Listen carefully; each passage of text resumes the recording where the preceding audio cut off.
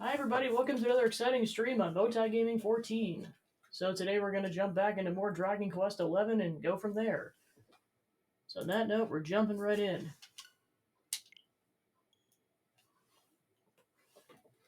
And like I said the last time, it's like, I don't even have to give a recap because the game does recapping. Let's just say the game is about the plot dump, essentially. Emotionally plot dump, but plot dump. Which is why I purposely paused the game when I did.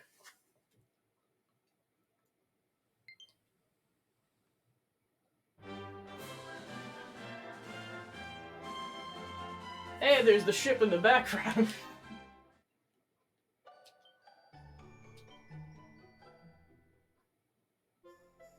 Here's what happened so far.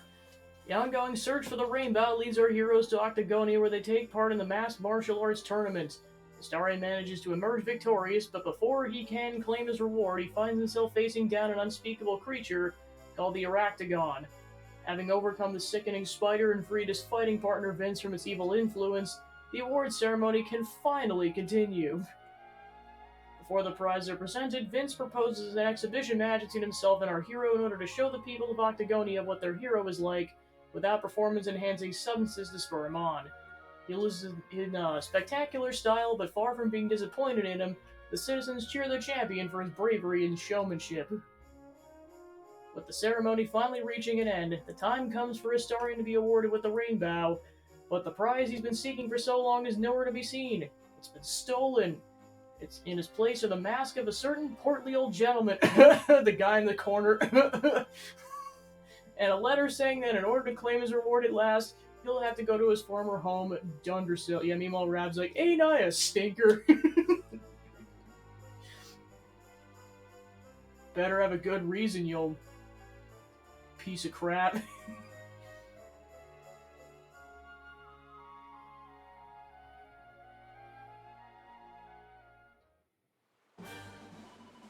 Yeah, meanwhile, none of the party is happy about it at all. Understandably.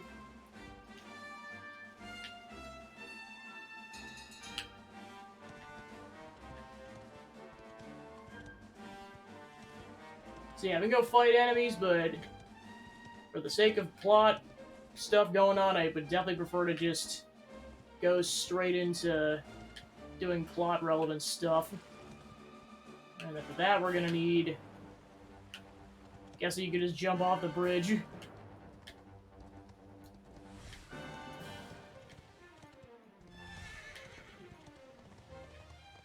I'll find out in 2 seconds.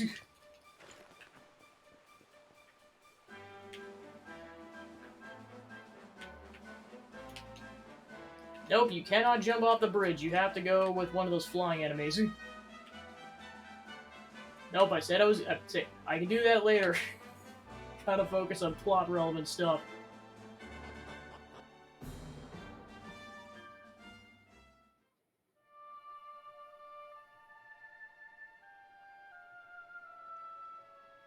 Man. So this is Dundersill. I'd heard the rumors about what happened here, but still, I never expected this.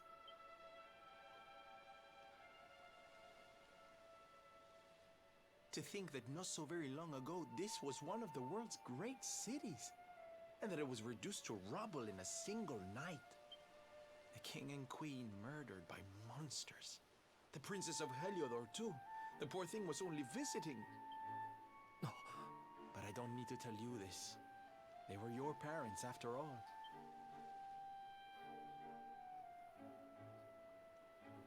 So where's the old guy from the tournament, anyway? And why'd he drag us all the way out here? Look! Those torches are lit! He must be in there somewhere, waiting for us.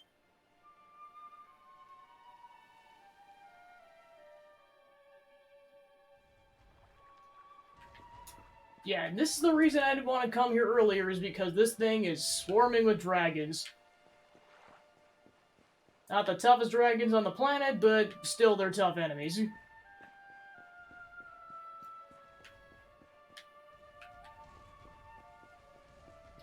So yeah, that happy city you saw at the beginning of the game, this is what happened to it.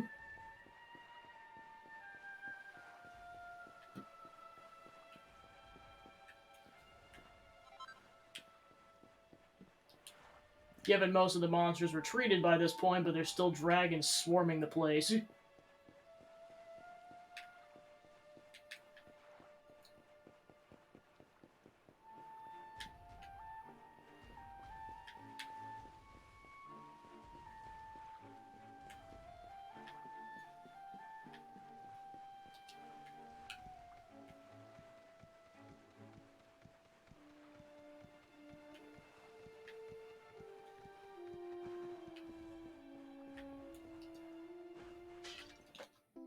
A mini medal.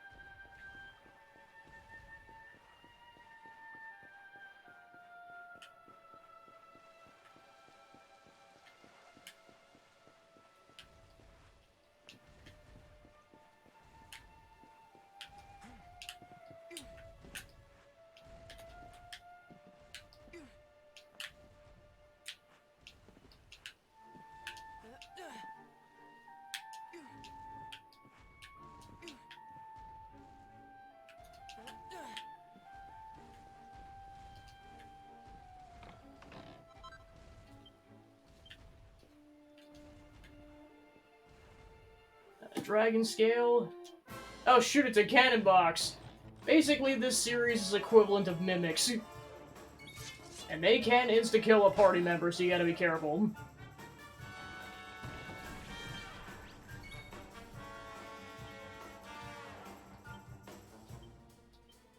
Rubble Rouser!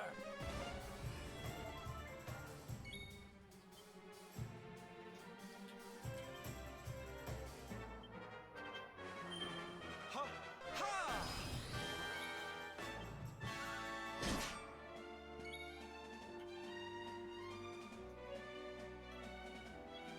Yeah, luckily she's finally got the spell that, I mean, given it's a 50% chance, but there's a chance you can bring someone back to life.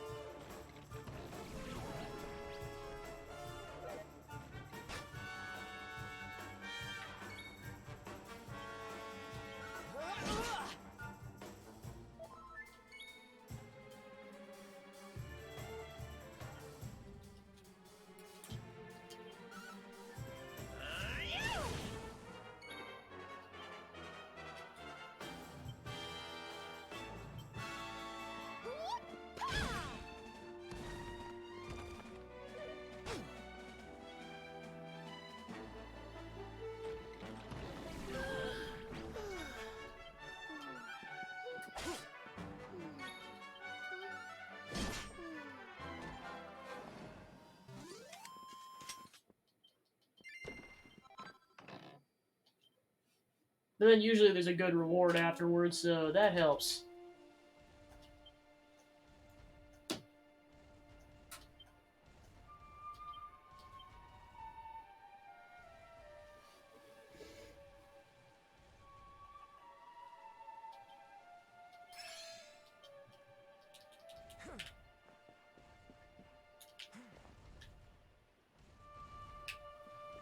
Hey, Maniacal, welcome in. Yeah, I was gonna say it's... And that's kind of what I did during my first playthrough, was just kind of gawking at the scenery. Of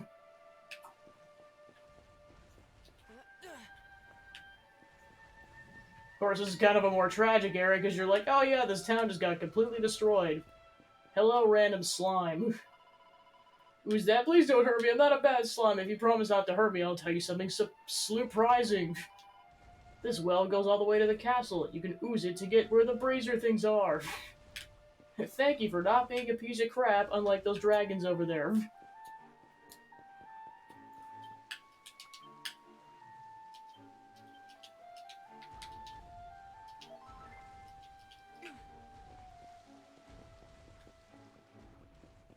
Alright, so I think I explored the entire town at least, so for plot relevance sake, I'm going to ignore them for now to go straight to go talk to Rab. Into the well.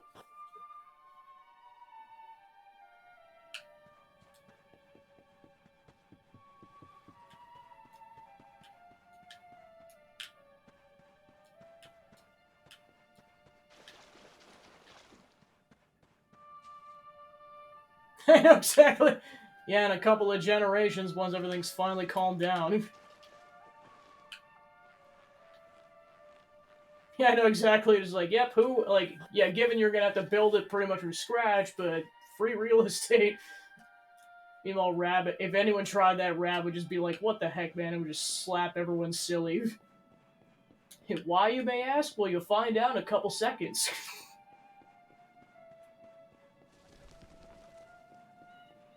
Alright, now give us the rainbow and no one gets hurt. So you made it at last. Everyone get your pitchforks. Is it just you? Where's your friend, the girl? She has duties to attend to. She'll be glad you came, though, as am I. It's not like we had much choice. Now, where's the rainbow? We need it. Oh, you do you?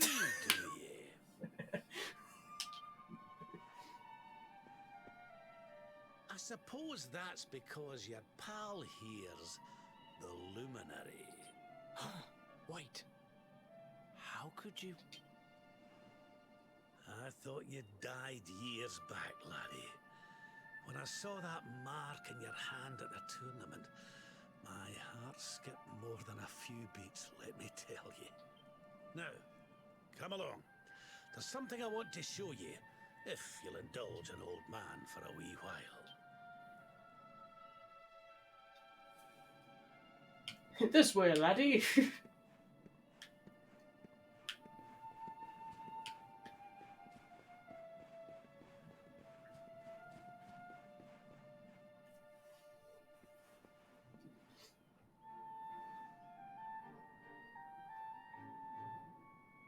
Aye, this place brings back some memories, sure enough. Look, are you going to tell us who you are or what? I'd already given up most of my duties by then. I spent most of my days in the city enjoying my retirement. Oh, we had us some fun.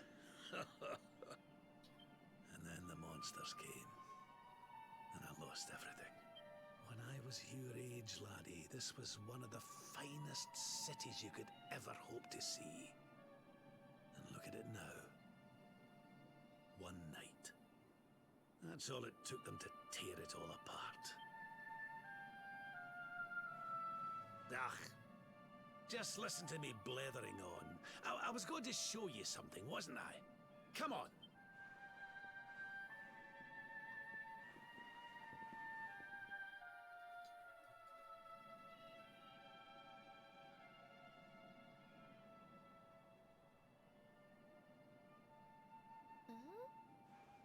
Is this somebody's grave?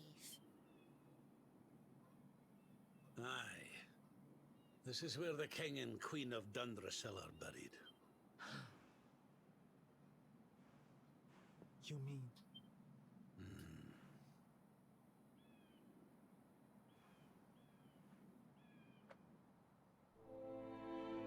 I do. This is your parents' grave, laddie. The grave of my daughter and son-in-law. Wait, but that would mean you're his grandfather. These two fine young souls died, and I survived. I came to believe there must have been a reason for that. That someone had a purpose in mind. I know, man.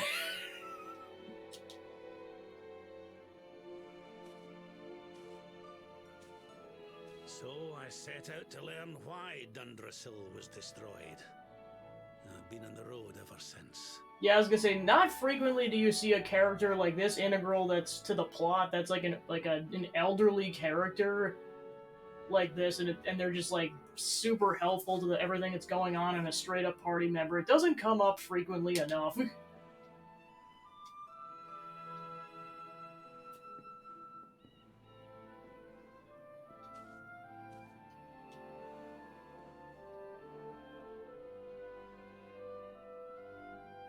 I've uncovered some of the truth on my travels. It was King Carnelian, you see. He changed. He once believed in the power of the Luminary more than any of us. But he became convinced that you were evil. That you were the Darkspawn. He's not a man I knew any longer. Folks say he blames you for everything, even the death of his daughter. How could you, old friend? There's something behind it all. The fall of Dundrasil, the change in my old comrade. I promise you, I will find out the truth.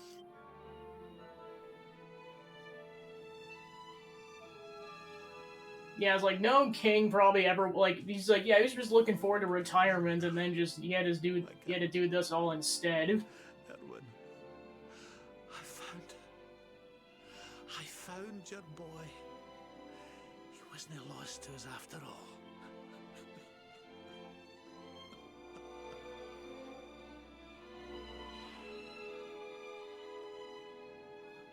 You're alive, laddie.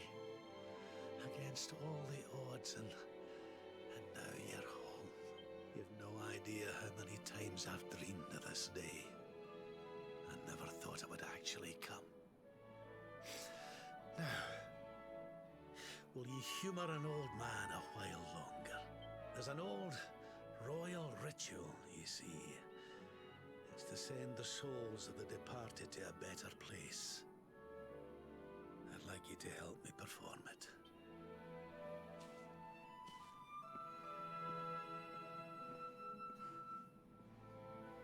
There's an altar up on the hill behind the castle. I'll be waiting for you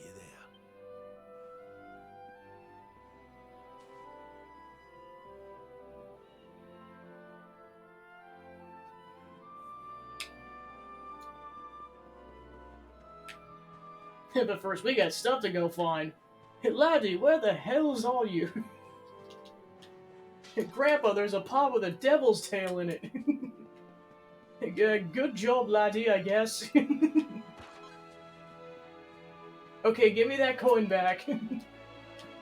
That's Dracilian property.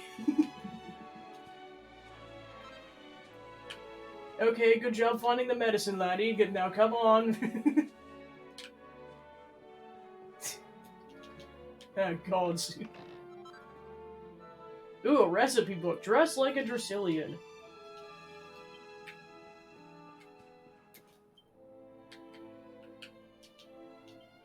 Oh, for Christ's sake, laddie. I know I don't believe in that, but I don't care.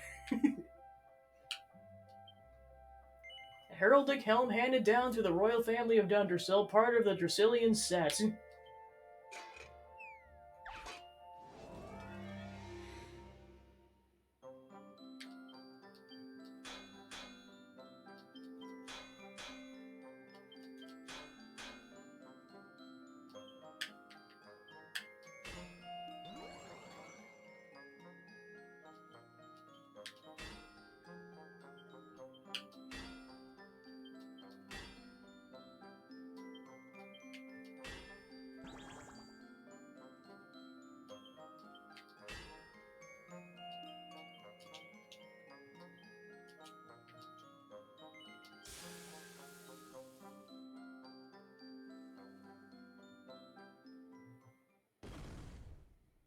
Yeah, it's like, if you want to, like, I mean, you can make the bare minimum, like, version of it at least. Man, it's like, that would suck if, like, if you failed, you wouldn't just be able to make it, period. But with this, I'm like, yeah, at least you can make it, even if you don't have the, means to make the best version of it.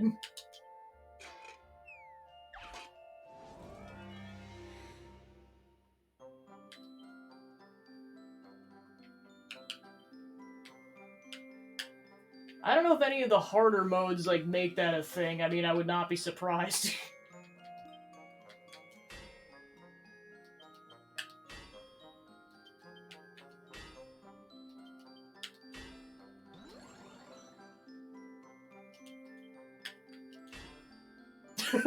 It's like, gotta be careful.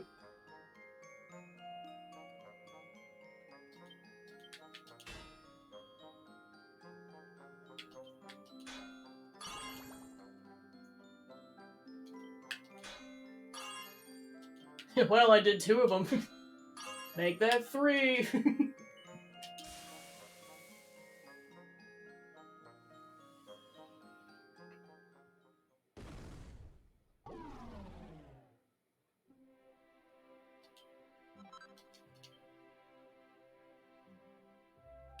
Hey, laddie, you done yet? No.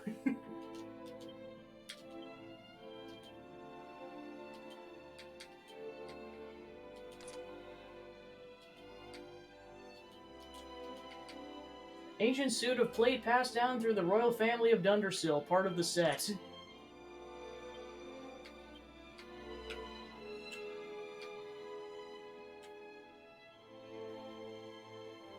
Sweet.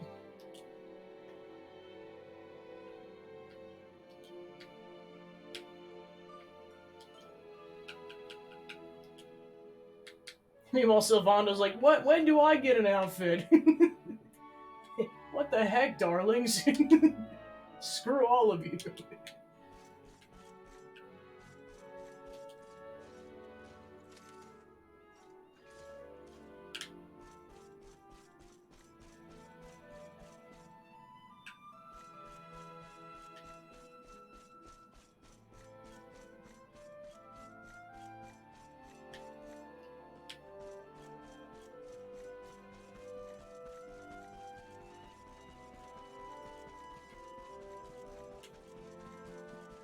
Laddie, where are you going? I'm gonna run faster than you, old man. Why the nerve?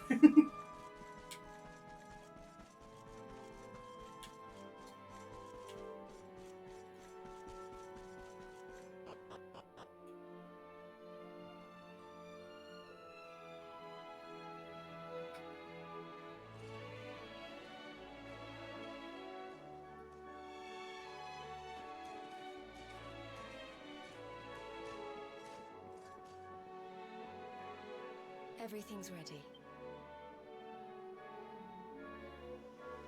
Thank you, Princess. It looks just perfect. Wait, you don't mean... If the rest of you wouldn't mind standing back here with me, only members of the Dracilian royal family may perform the ritual.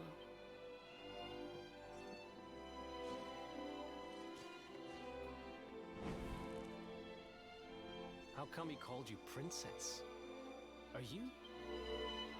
Quiet now. The ritual is about to begin. He's like, I'll explain in a minute, just let them do their thing. You just follow my lead. All right, laddie?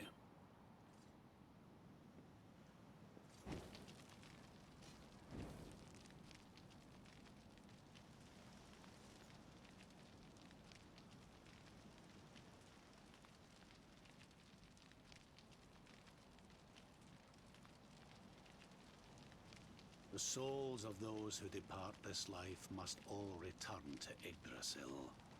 One life for each leaf of the great world tree, but those taken by monsters cannot return of their own accord. So our ancestors devised a ritual to send them on their way.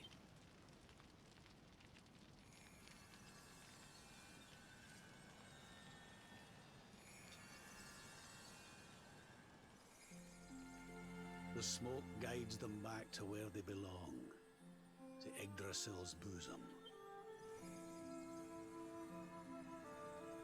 Each butterfly is a lost soul, and now they can all be at peace.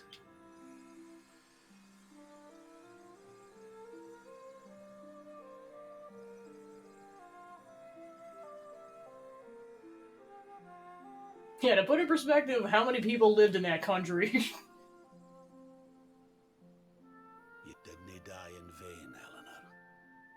saved your boy and the princess. It was a noble sacrifice you made. Thank you, my beautiful girl. And goodbye. I hope you don't mind me asking, but your mother didn't leave you anything, did she? Astarion hands Rob the Queen's final letter. Oh, no. She didn't, did she?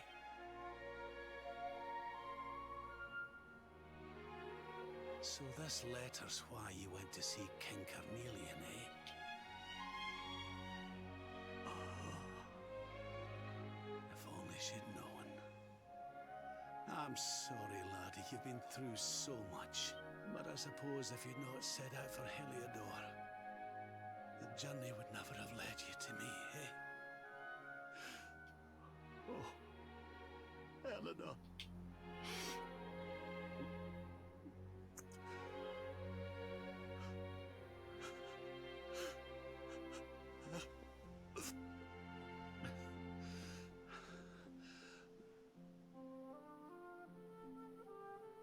Sorry, laddie.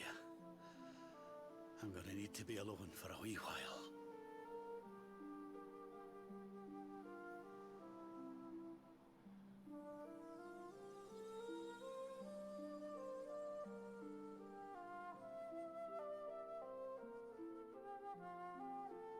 Yeah, I know he probably thought he was done with the grieving process, but this just adds a whole nother level. You can finally get some closure. I'm sorry, laddie. Would you mind leaving me be for a wee while? Things would be a lot easier if we could just fly up to Yggdrasil like those butterflies. Sorry, now is not the time to be saying silly things like that, is it? I mean, you're right, though. It would be very convenient. I think I figured out who that girl is. It's kind of hard to believe, though.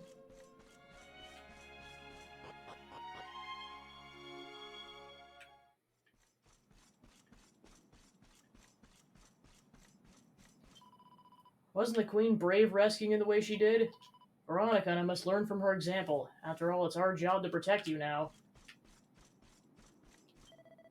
Darling, that ceremony was just beautiful. Her parents are at peace now, I'm sure.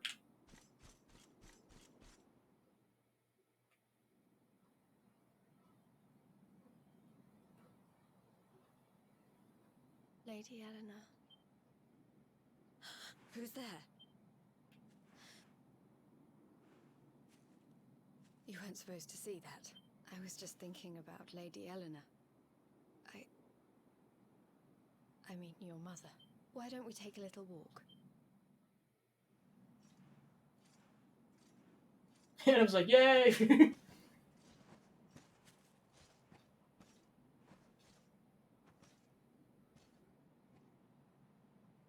My mother was a rather sickly soul by all accounts. She died not long after I was born, so in a sense, Lady Eleanor was the only real mother I ever knew. She used to read me stories, take me flower picking. I loved her so much. You can imagine how happy I was when I heard she was having a baby. I couldn't wait to meet my little brother.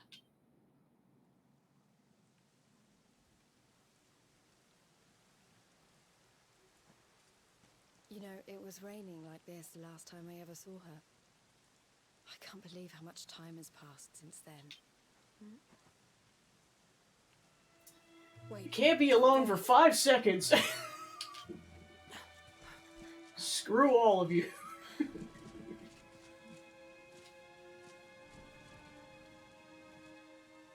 Something tells me they're looking for you and your friends. And there's only one kingdom that can send that many soldiers out on a manhunt. Heliodor. Come on. We need to get back to the others.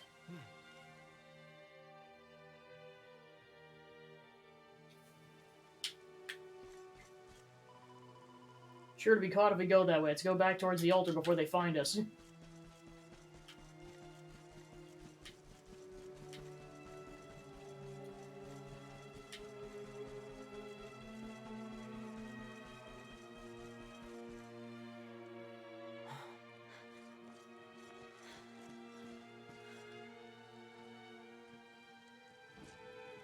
ones from the altar? No sign of them. What about the Darkspawn? No sign of him either.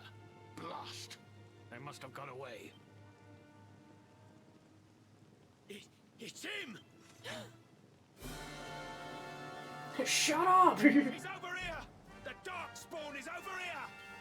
Man, and I got the new thing of armor as a disguise and everything. Exactly.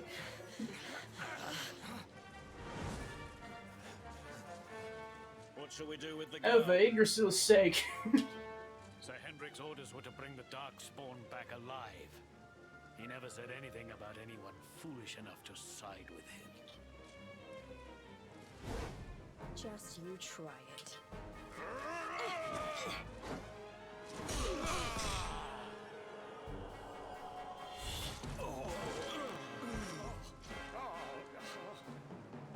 I can't be expected to take her on alone. Sir Hendrik! Sir Hendrik! She kicked our butts without a weapon! Come on. We'll head around the mountain and meet up with the others before he gets back.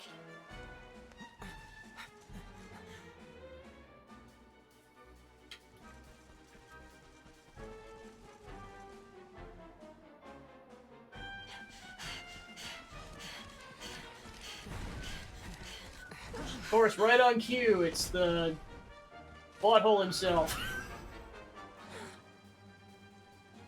I have you at last, Darkspawn. There is nowhere left to run. I kicked Jasper's ass, I'll do it to you too! Ignore the fact that I died along with Serena. I had not thought you would make it this far after I picked up your scent in Octagonia.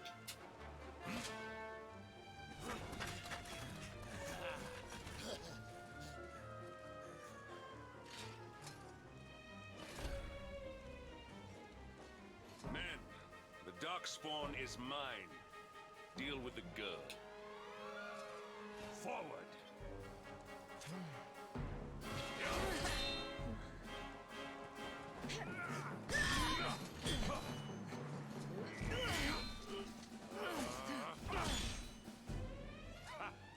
This is all the dreaded child of darkness could muster.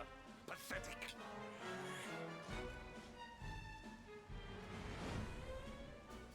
Time to go cliff diving again. You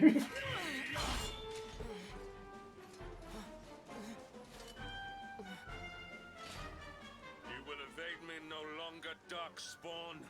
The chase ends here. He is gonna have nightmares about this afterwards. Poor dude. Hendrik! Don't you dare! I kicked the crap out of all your subordinates, literally. Don't test me. Princess Jade? Surely not.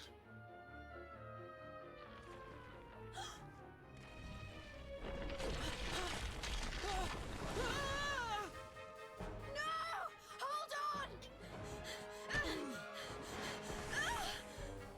Princess! Screw you!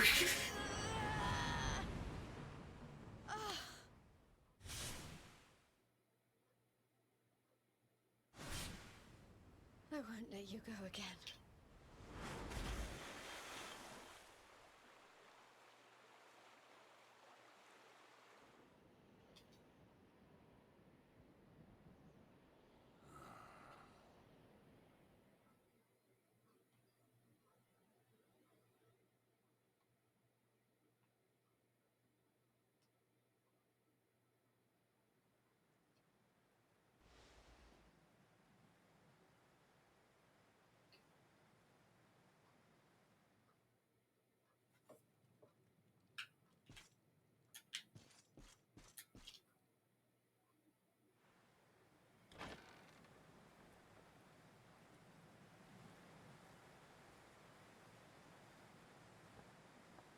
Oh, good.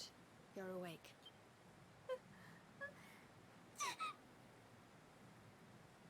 I'm soaked through. Let's get warmed up, shall we?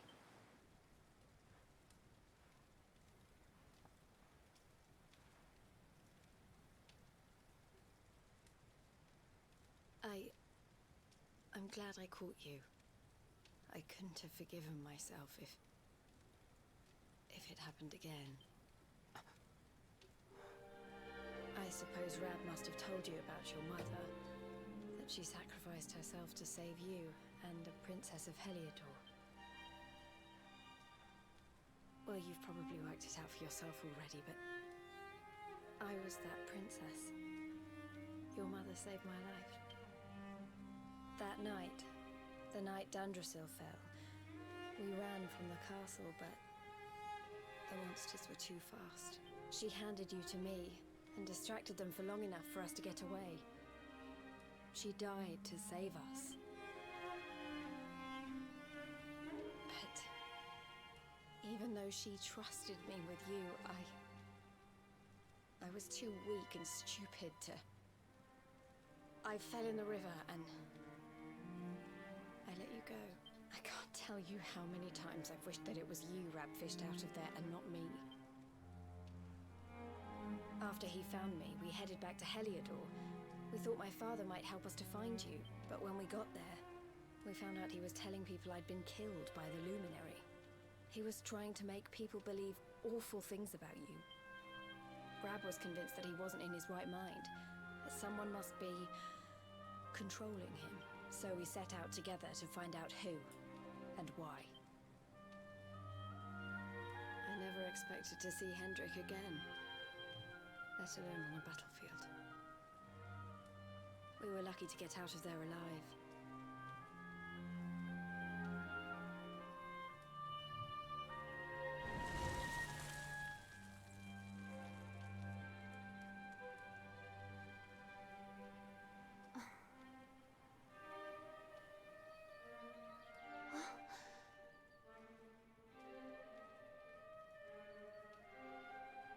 Looks like the rain's dying down.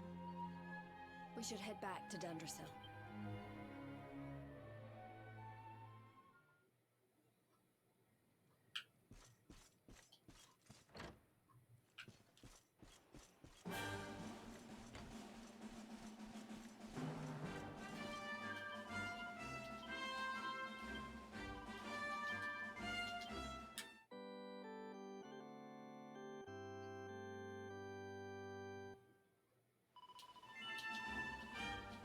Yeah, I was gonna say, just... I mean, she's gonna think whatever she thinks, but I'm just like, Jade, you were 8 years old. That was a lot of responsibility thrust on you at the last second. Yeah, 'cause she's canonically 22 at this point.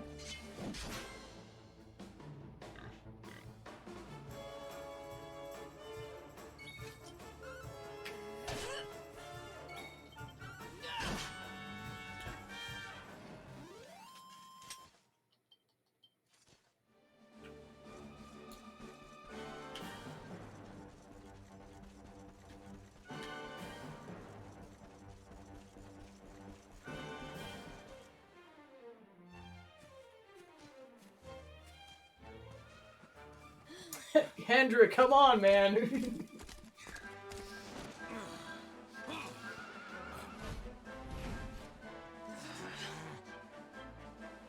So I was right. I had suspected it would take more than a mere fall to put pay to the Darkspawn. Sir Hendrik.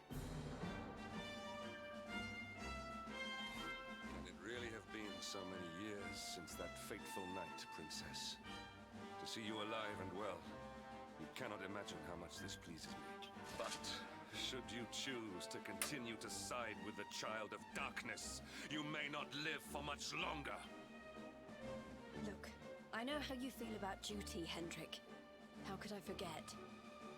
You don't understand how important this is. Please, you have to let us go. You would ask a sworn knight of Heliodor to disobey the orders of his king? You have been away from home too long, girl. Not long enough for the years to have changed you. Still loyal to a fault. Wish it didn't have to come to this. But it has.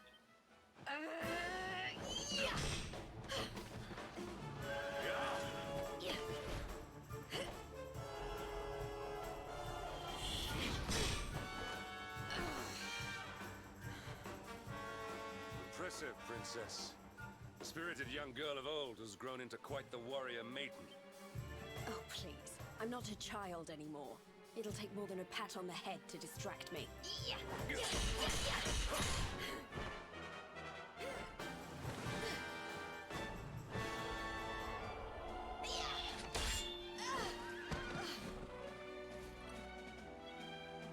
And what will it take to convince you that I am deadly serious? That if you stand on the side of the Darkspawn, I will have no choice but to destroy you. Yeah!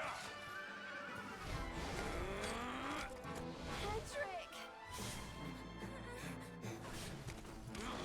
Princess! I'm sorry. Gotcha! Get on. Now hold on tight.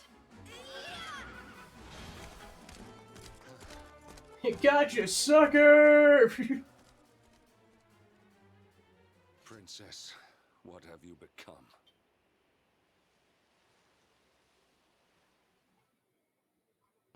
Joke's on you, he's my horse now. Alright, and we're back. Oh, so this is where you guys were at.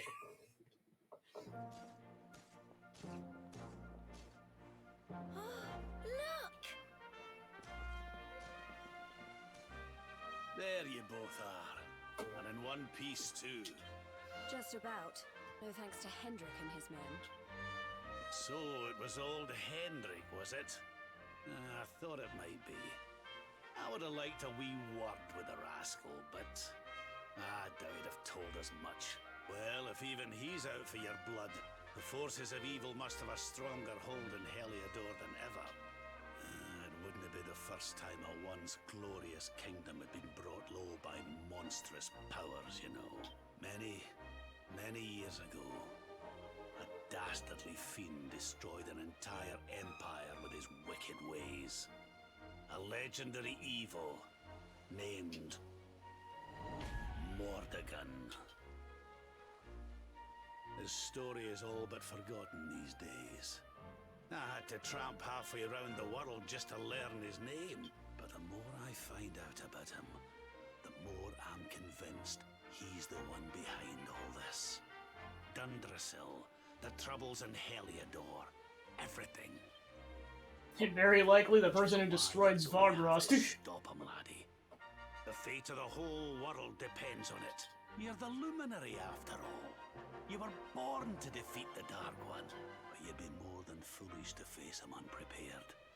He's a master of darkness, the like of which the world has never seen. Then we must make our way to Yggdrasil as soon as we can. The legends of Arborea tell of a means of fighting the darkness that can only be found there. Veronica, that must be why we're supposed to take him there, mustn't it? Here you are, laddie.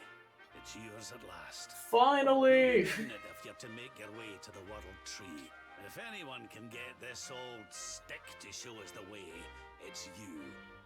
Lead on, luminary. Astarion finally receives the rainbow. Well, can you see anything?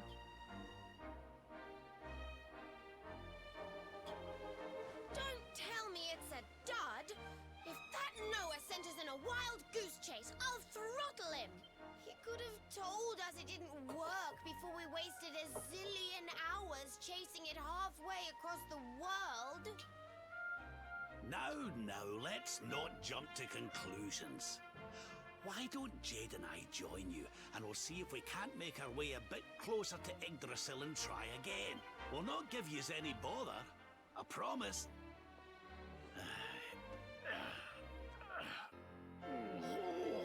Rab's like, I must assume a cool pose. I must tickle my mustache. And thus we have 7.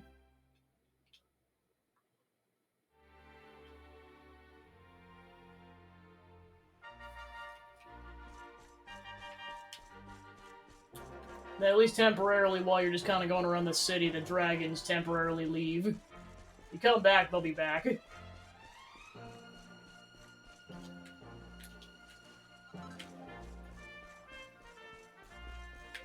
And I'll kind of go into their stats in just a second, because there is going to be another cutscene before we're let loose.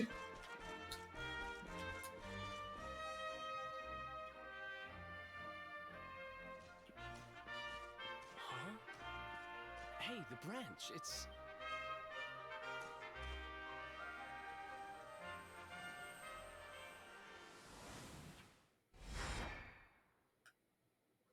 Hey, look, it's the Smash Bros. Stage.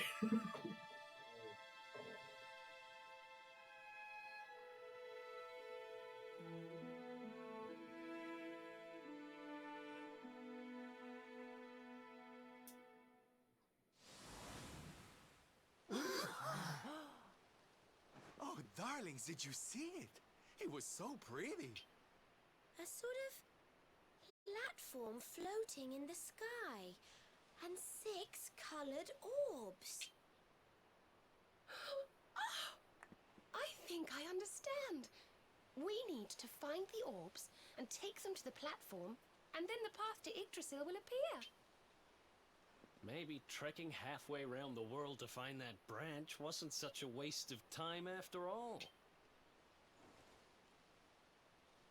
And we've already got one of the orbs we need, too.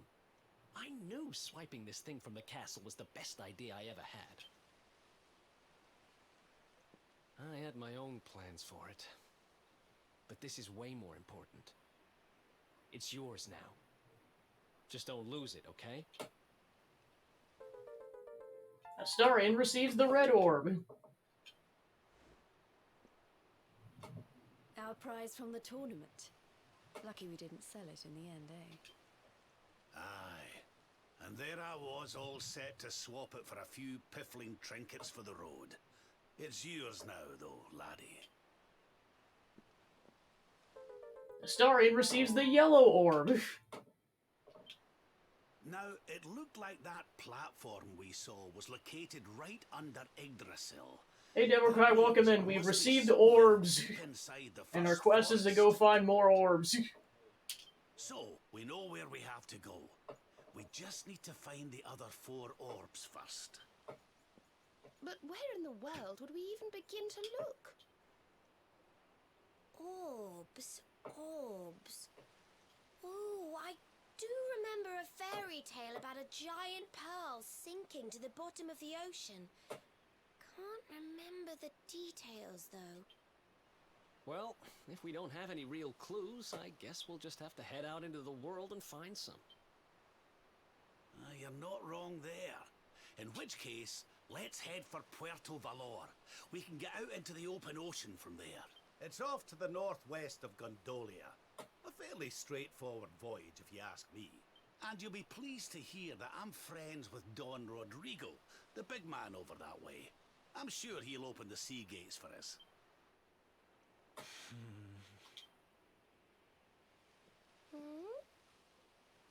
Right then, let's get moving, shall we? The sooner we get our hands on those orbs, the sooner we can make our way up to Yggdrasil. Alright, with that, we are finally cut loose.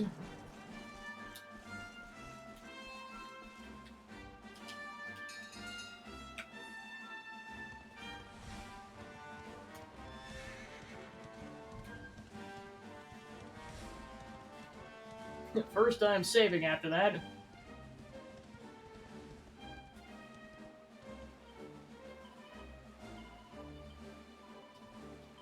Yeah, that's how underleveled the rest of the party is in comparison. The fact that Rav and Jade start at 23.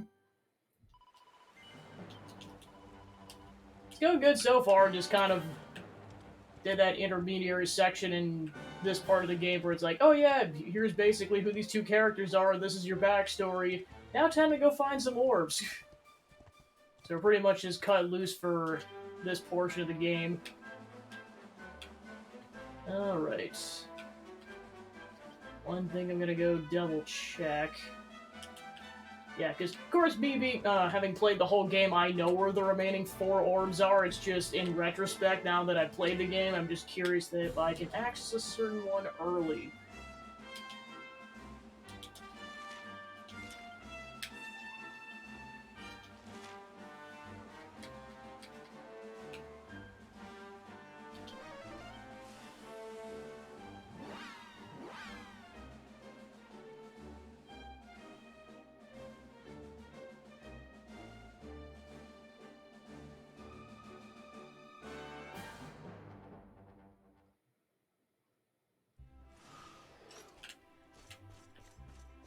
If not, I'll come back for it once we've basically done, like, basically, 2 of the orbs require doing, like, a whole dungeon section, and then 2 of them you kind of just go out scattered. They're, like, scattered in the world.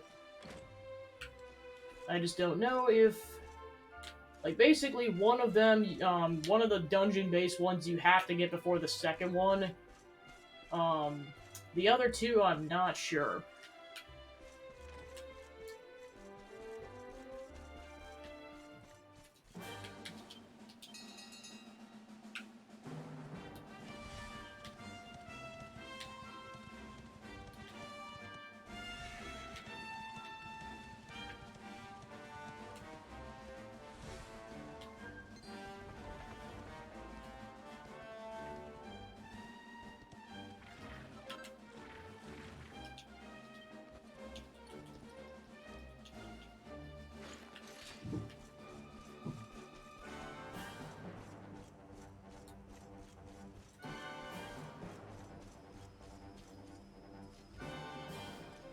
Okay, the answer is no. Basically, long story short, the purple orb is beyond this door. It's just... we have to do something before we can have access to it. We will be coming back here because, like I said, that's where the purple orb is. Because that was the one that the Svardrustian royal family had before that kingdom crumbled. So we currently can't access it until we can break that seal.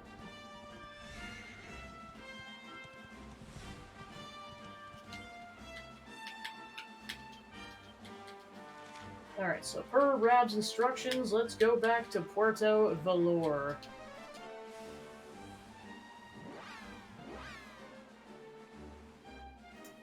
There's 6 total, so I'm trying to be as vague as possible to not spoil the game. Yeah, and that's the thing, is I've only played the definitive edition, because I know, like, some things that got added, like, there's one particular, like, section that, like, basically, it kind of just went from, like, a certain part of the story to another, but then there was, like, content they added as, like, an intermediary. Like I said, I'm trying to be as vague as possible to avoid spoiling stuff. So yeah, maybe it wasn't in the original version. It's in the definitive edition for sure. Don Rodrigo lives in that grand old place over yonder. Let's go and say hello, shall we? Oh, and don't go mentioning my royal past, will you? There's no point in causing a fuss. Okay, so that was added too. As far as he's concerned, I'm just his old pal Rab.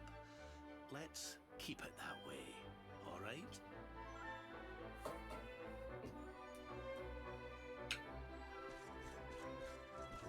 Man, they added more to the definitive edition than I thought they did.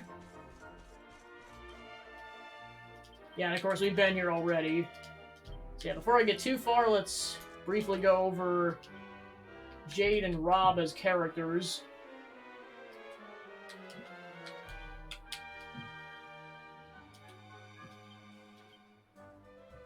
So yeah, Rob can use magic, and then you can also use basically knuckle weapons. So you can go either or. So yeah, you can have him just have that as like a bait, like essentially his magic stick, or you can have this be like his physical weapon. Yeah.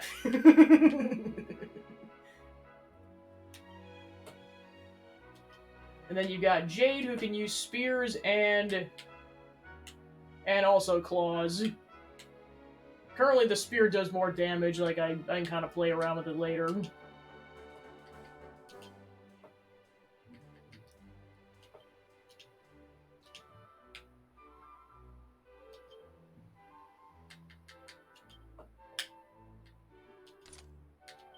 Yeah, I might as well actually use these. Protects against curses and dark attacks.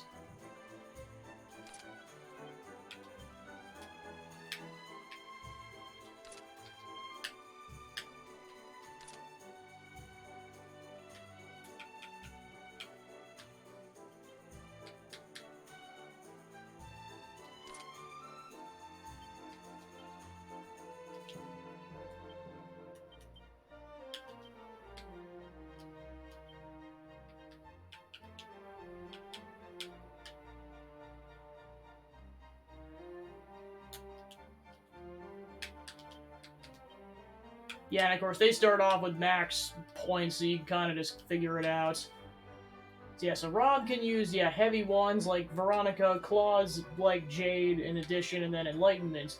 Skills and stat boosts available only to masters of the meditative method. Includes improvements to a range of attributes, mainly MP, and also some secret arts of the ancients.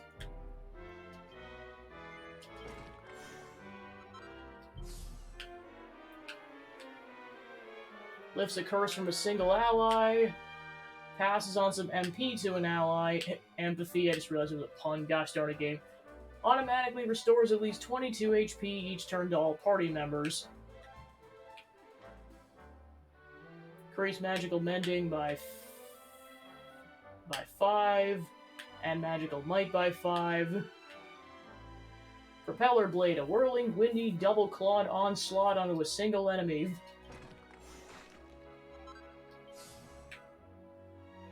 Dodge chance up. Can opener. A metal rending strike that can make light work of mechanical enemies.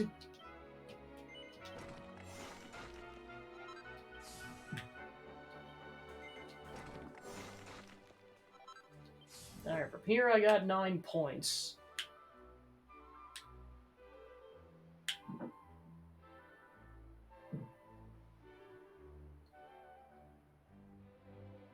Beazle freeze, an attack that can deal heavy damage to demons and also paralyze them in the bargain.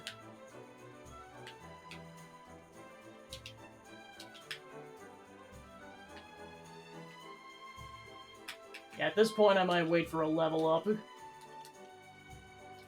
Alright, then she's got, basically those 2 weapons. Fisticuffs, skills and stat boosts for flailers of fists and feet. Affords improvements to strength and agility and also offers some deadly dexterous techniques. And a lure, strengths or skills and stat boosts which send the user's charm through the roof and employs various wicked wiles to send enemies loopy with longing. Hip drop, a jumping bump that deals big damage. A life-changing charm offensive that can leave an enemy utterly enthralled. Leg sweep, an unbalancing blow that can send an enemy sprawling. And Harvest Moon, a brutal back-flipping kick that makes contact in midair and is especially effective against flying enemies.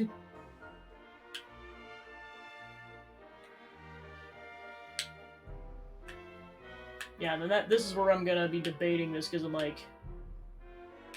Yeah, I'll probably go the spear route for now.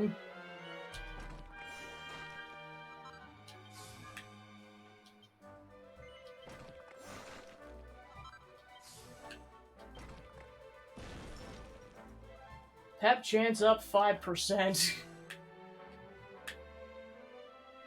Doesn't connect often, but when it does, it causes a critical hit. And a Sanctified Spear that can deal heavy undamaged. So yeah, basically that's one that Serena has already.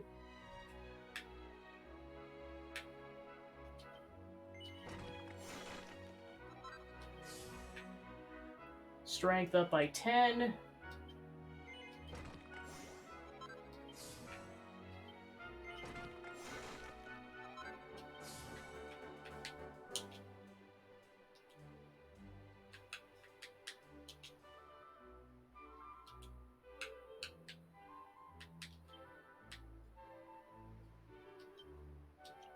Alright, so in terms of his spell list, he's got a lot right off the bat. He has mid-heal right off the bat. Can basically cure someone of poisoning, confusion. Has the Zing spell already, so has a 50% chance of bringing someone back to life. Cures a single ally of bedazzlement or blindness. And then there's his offensive spells, so pierces a single enemy with icicles. Icicles on a group of enemies. Summons bullet-like blobs of black energy to blast single enemies, so kind of like dark magic. And then Whack, a cursed incantation that sends an enemy to the hereafter. It's not a guaranteed insta-kill, but it can insta-kill an enemy. Forms a barrier that protects a single party member from breath attacks. Builds a barrier that reflects all spells. Significantly reduces the defense of a single enemy and all enemies. Reduces the spell resistance of a single enemy, puts someone to sleep, and coats someone in illusions. And then she doesn't have any spells, so she's more of a physical kind of a character.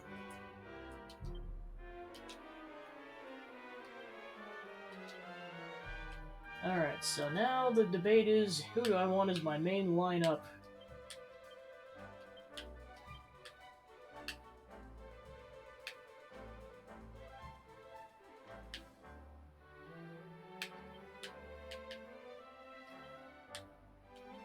Probably replace Serena and Eric. Now the question is, who do I want as my fourth party member?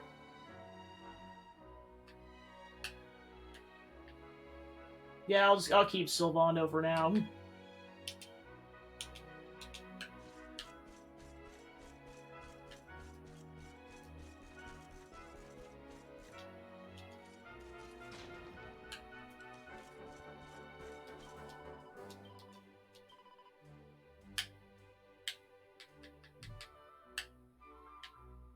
Yeah, and because it's an earlier town, unfortunately, you can't buy upgrades for claws yet, so you just have to go with what you got for Rob's equipment.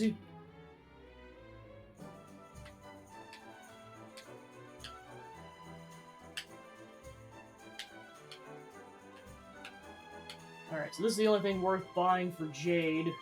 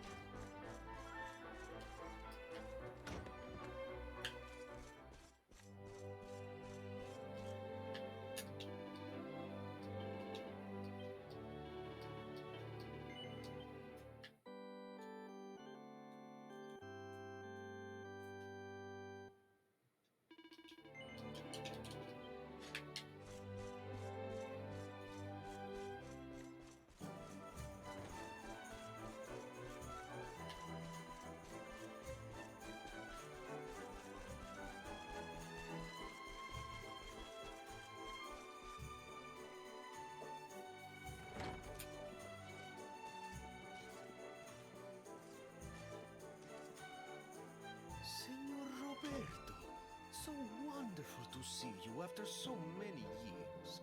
And your companions too, of course. Good to see you looking so well, Cervantes. Now, I don't suppose Don Rodrigo's about for a wee chat, is he? Lo siento, senor, so sorry. But I am afraid he has gone to Eliador. He is instructing the guards there in the art of swordsmanship, you see. Ah, now that's a shame. I do so love our wee chats about fighting and horses and fighting. Don Rodrigo will be sorry to have missed you too, senor. He often speaks of your visits very fondly. Well, I'm sure we'll have a chance for a proper chinwag next time I'm in town. Now, there's something I was wanting to ask you, Cervantes. I was hoping to head out to sea in search of more interesting topics of conversation. You couldn't open the sea gates for me, could you? It will be my pleasure, Senor Roberto. Can you imagine how angry Don Rodrigo would be if I refused? I will open them right away. If you go on board your ship, you will be able to sail straight through. You're a good man, Cervantes. Thanks a million. And give my regards to Don Rodrigo, won't you? Thanks, Grandpa.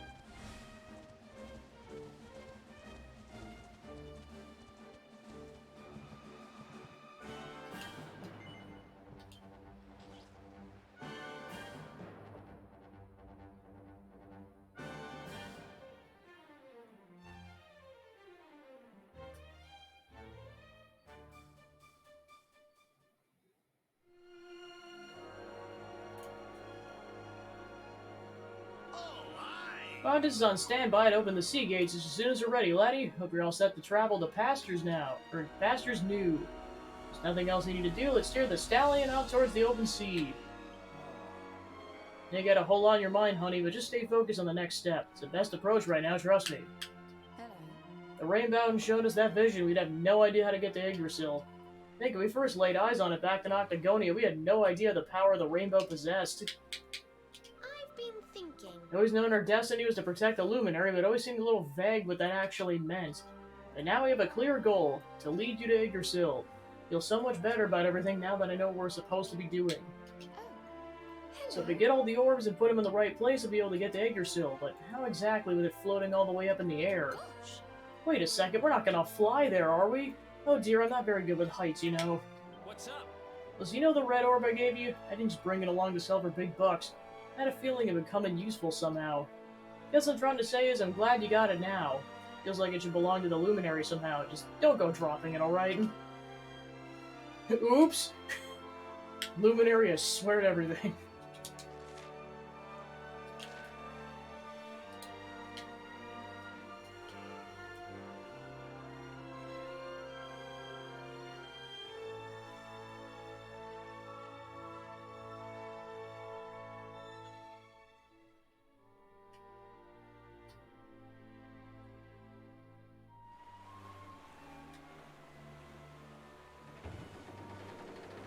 Open the gates! I mean, you know what I mean. Lower the gates! There's our pal, Cervantes. Give him a nice thank you wave, everybody.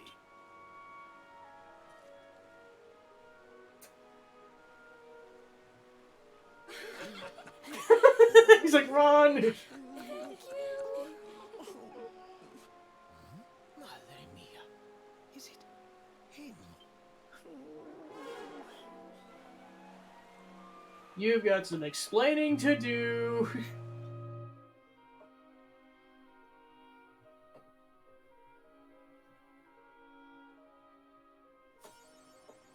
Awarded for opening the seas of Puerto Valor and gaining access to the open ocean.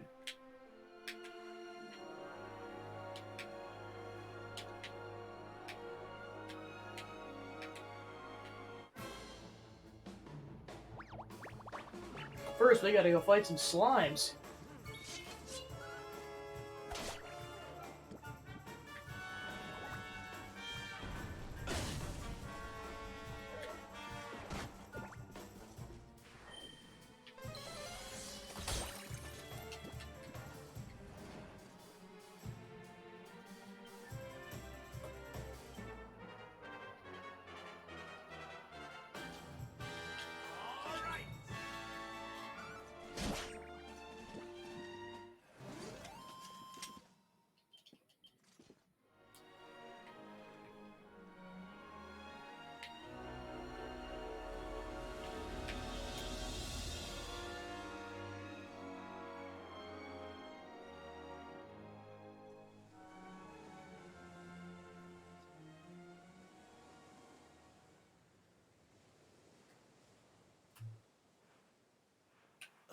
Where did all this horrible fog come from? I can't see a thing. Hey, Sylv, what's going on? I'm truly mystified. But whatever it is, I don't like it. Steering hard a starboard!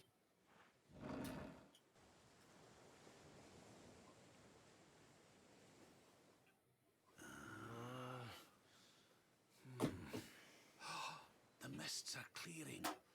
I can see light up ahead.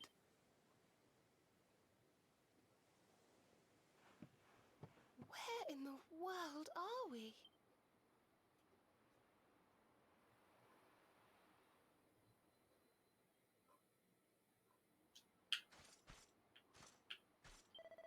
Sorry, honey, but I haven't a clue where we are. This island doesn't appear in any of my maps.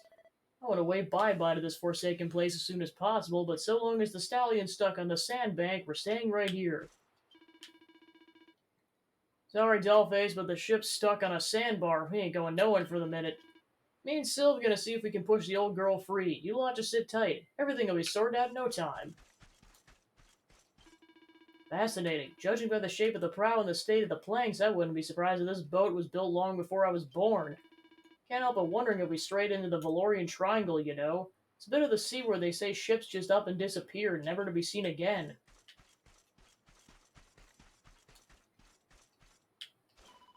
A pretty little island this is. Looks like the one in the picture book I always used to read when I was little.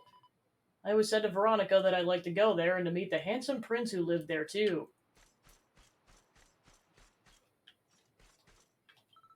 It's absolutely nothing here. Let's not waste any more time than we have to. As soon as the wind picks up, we're getting back on the hunt for the orbs.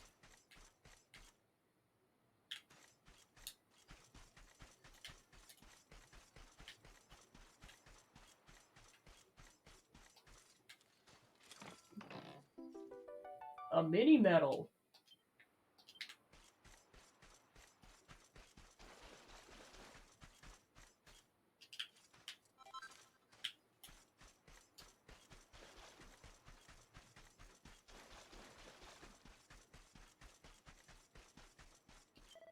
Something's not right about this place. No wind, no waves. It almost feels like time stopped altogether.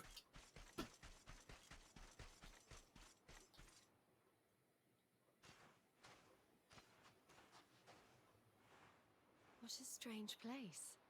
It's almost like being in a dream.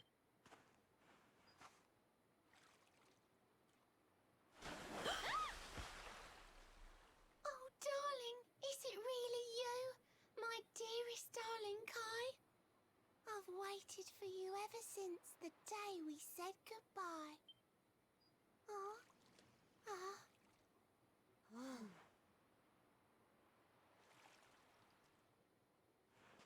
Hey!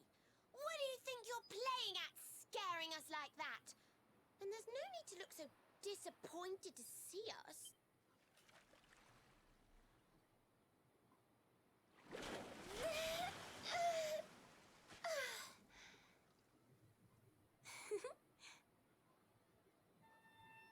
Wow! Hold on. Are you a mermaid? Serena, get over here! Don't scream or try to catch me in a net. You're different from most other human beings that I've met. My name's Michelle. I'm sorry if I gave you all a fright. It's just I thought my Kai was back and I got all excited. Wow, I can't believe I'm talking to a real live mermaid. But anyway, who's this Kai you keep talking about? He's a tender-hearted fisherman from Lonalulu Bay. He promised he would meet me here upon our wedding day. Your wedding day? I didn't even think humans and mermaids could get married. At first I was the same. I thought we'd never be together. I thought the mermaid's burden would keep us apart forever. For if a mermaid leaves the sea and makes the land her home, if ever she gets wet again, she melts away to foam. But when I told my Kai I couldn't come to live with him, he said, "In that case, Shell, you better teach me how to swim." And so I got the blessing of the Queen beneath the sea. He's going to come to Nautica and live down there with me. Oh, that's wonderful news. Congratulations. But he's supposed to meet me here so we can be together. And I've been waiting for him now for what feels like forever. I know he'd never break his word. He's not that sort of person. But the longer that he stays away, the more my worries worsen. I know it's rude to ask you, but I beg, I plead, I pray. Could you go to Lonalulu and make sure my Kai's okay?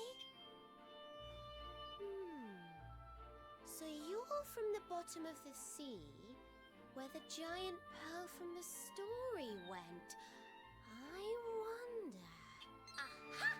How about this? If we go and check on your fiancé, will you take us down to see the Queen? To pay for such a kindness, it's the least that I can do. I'll sing my song and safely sink your ship and all your crew. If If anyone knows the truth about this giant pearl, it's the Queen of the Sea. If it leads us to another one of the orbs, it's worth helping. Wouldn't you say? Heck yeah! Thank you, all of you. I'd be indebted to you. If you could try to find him in the town of Lonalulu. I'll mark the village on your map. It's to the south of Hotto. A beautiful blue bay behind an isolated grotto. Maikai is a famous fisherman, as rugged as the ocean. A hanky-janky sailor stuffed with smouldering emotion. Oh, now I'm all embarrassed. Don't tell him what I said. Just bring my darling back so we can finally be wed.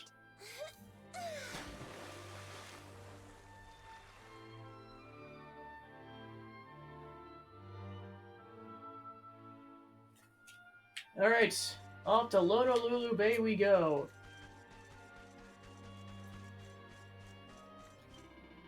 Had a word with that Michelle. Lovely girl, you're gonna believe this. She's only gone and used her mermaid powers to get the stallion moving again. You can leave whenever you're ready.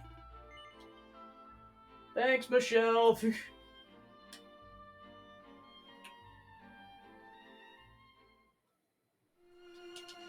Alright, so we're headed all the way to the other corner of the map. At first, let's go check out some of the islands.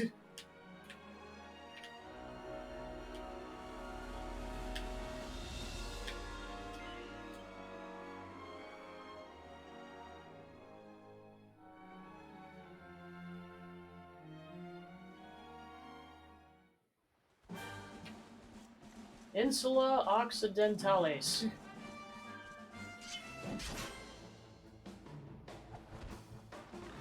A group of enemies appears. Boo.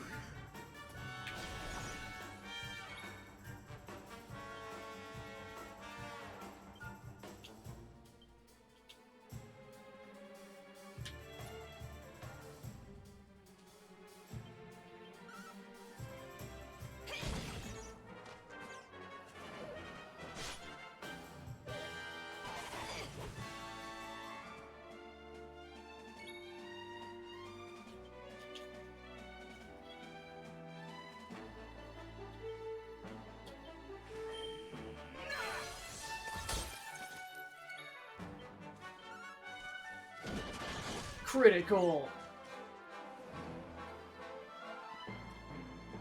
I'm on fire!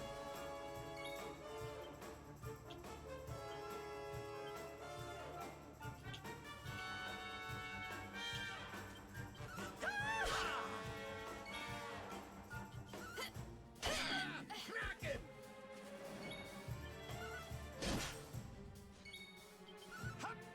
Fabulous! Not bad at all.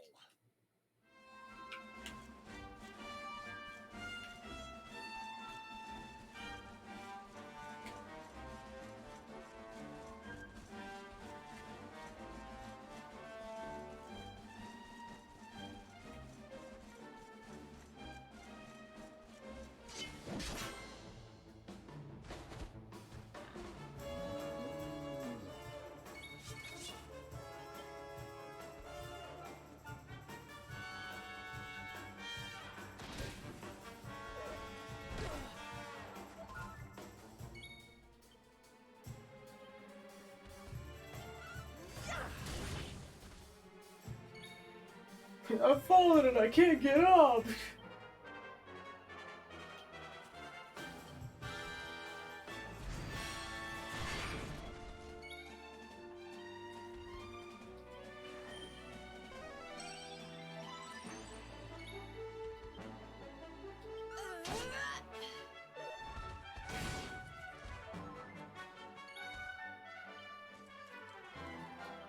I'm on fire!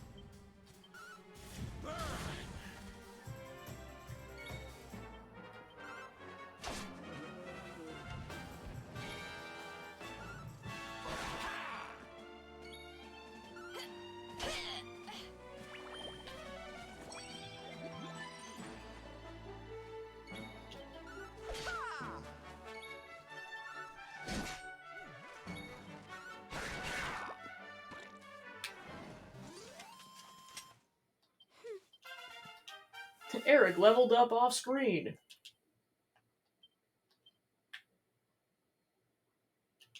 Yeah, and I definitely want that, because that allows him to wield 2 knives at the same time, so I'm definitely saving his points up.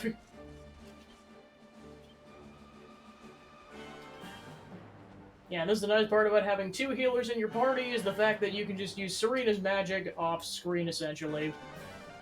You don't have to waste Rob's MP to do that.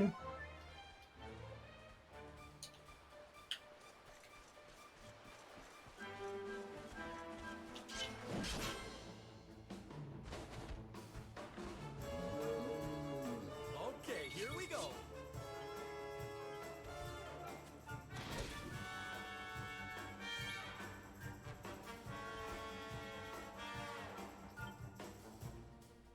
Darkness, hear me!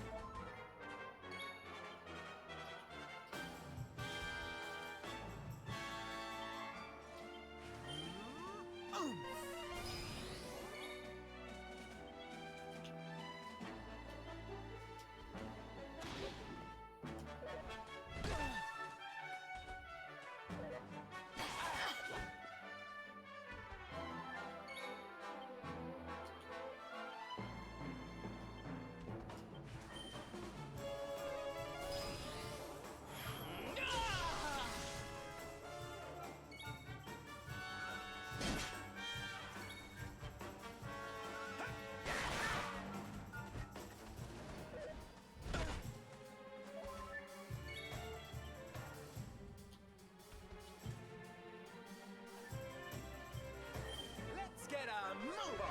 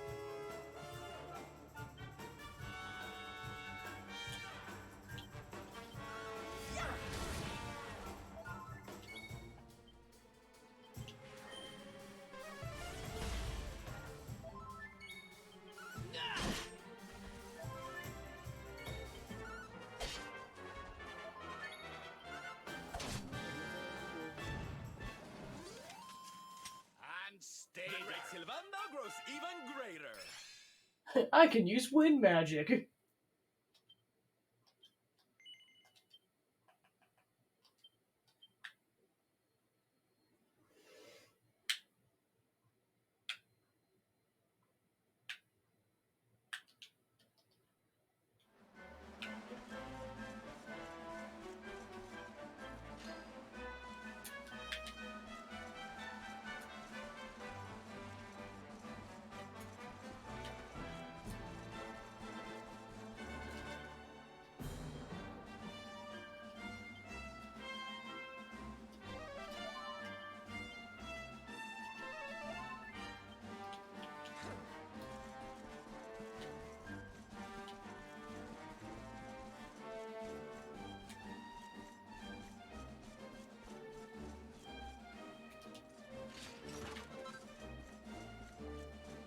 More money.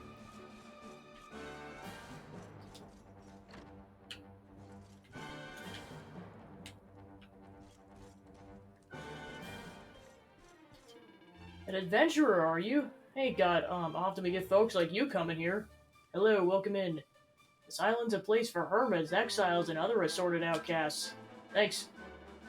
When I was younger, I got into all sorts, pirating and pillaging and the like, but now I spend me days just staring out to sea. This ain't no place for a globe-trotting traveler like you. I reckon it's high time you were on your way. Don't tell me what to do! I will kill as many orcs as I darn please, you random sailor.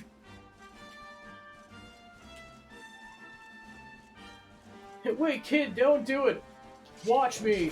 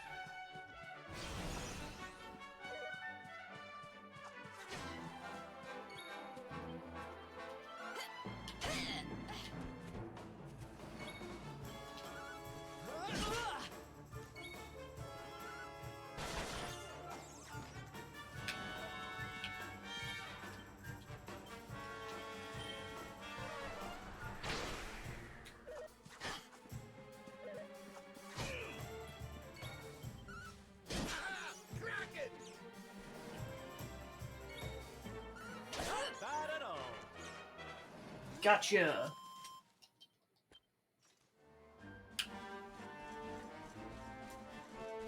Alright.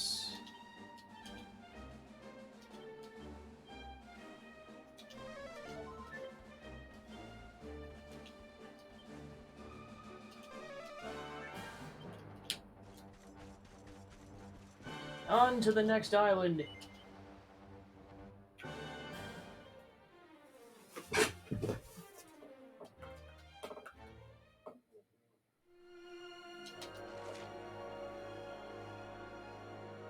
Alright, we are going to be coming back to that part later, so for now, southward we go.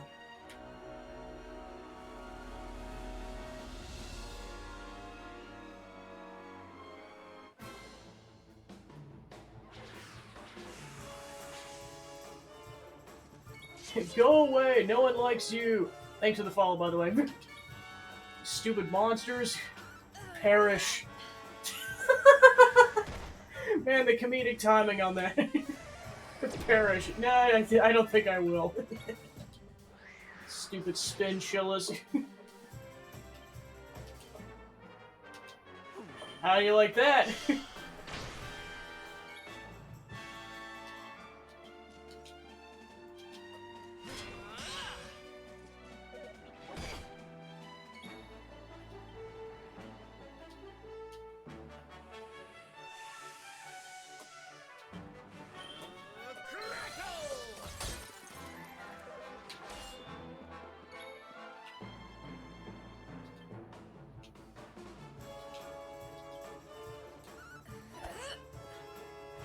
Wow, that is 2 misses in a row. Good job, Jade.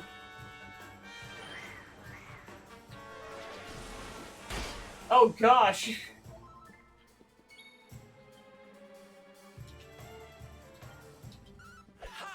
Oh my gosh! Guys, stop missing, please.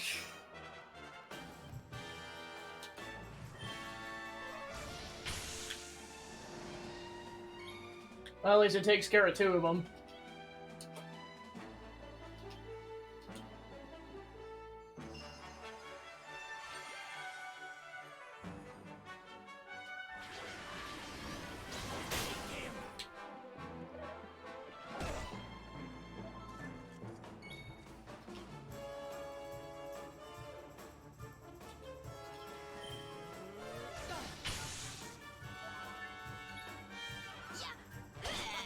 Haha, gotcha. Wow. Got him on the second one with a critical. Good job, Rab.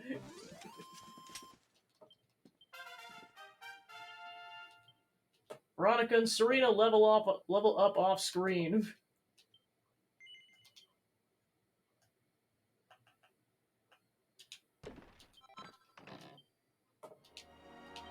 Now let's heal the party before any of them die.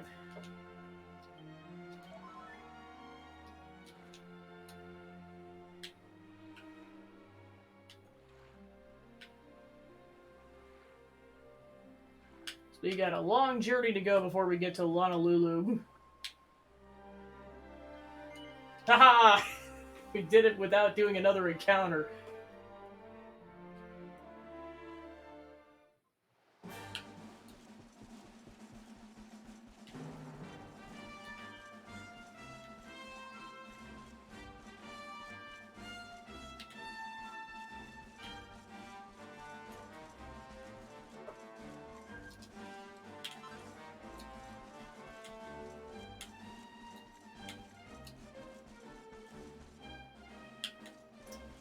Gonna quietly avoid them.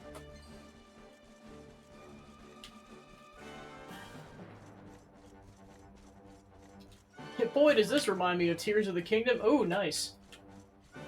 I will gladly take that Idgarso leaf.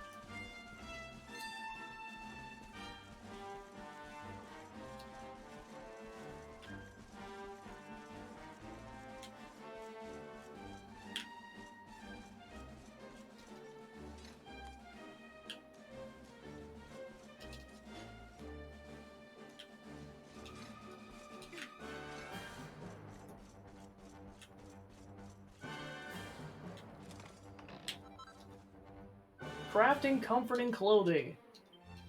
And make robes of serenity.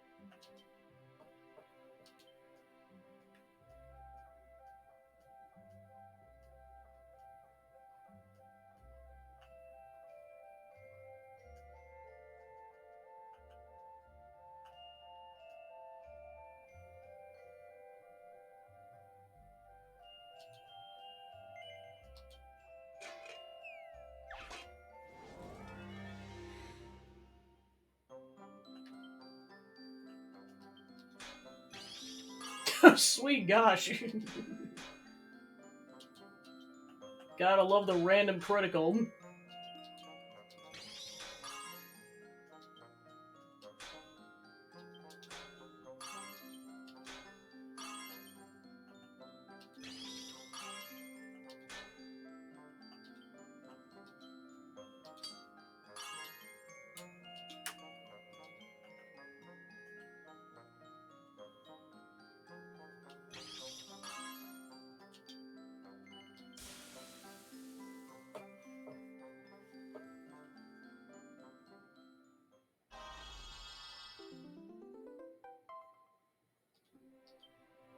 Wow, I got a +2 despite the fact that there was one portion I couldn't finish. Nice.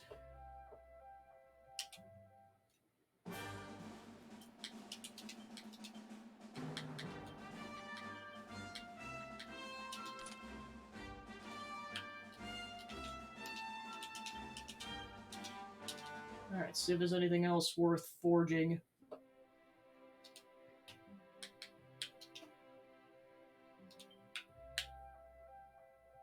Yeah, and that only gets her 1 extra defense, so I'll probably pass on Veronica.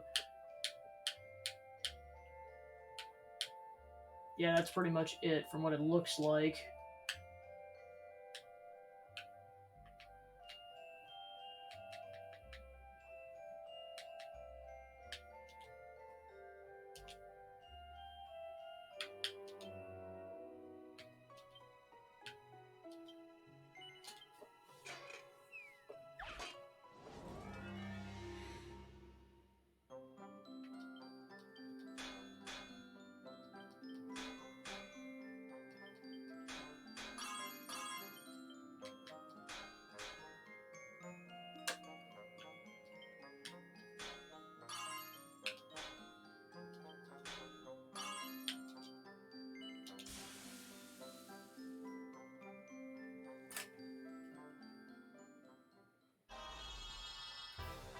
Woohoo!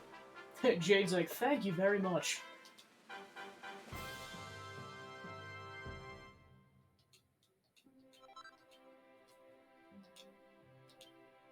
Alright, so I got 5 more pearls.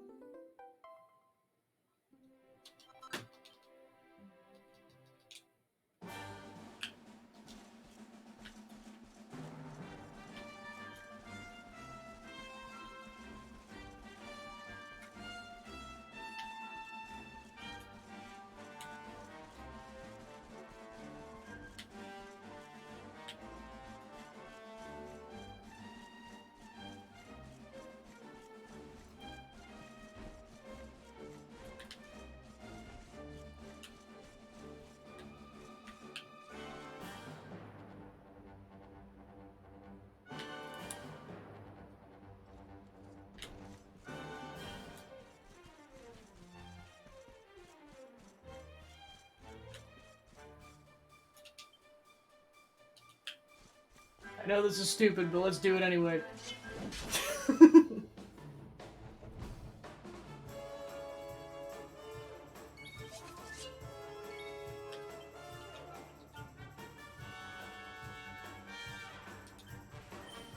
get a move on!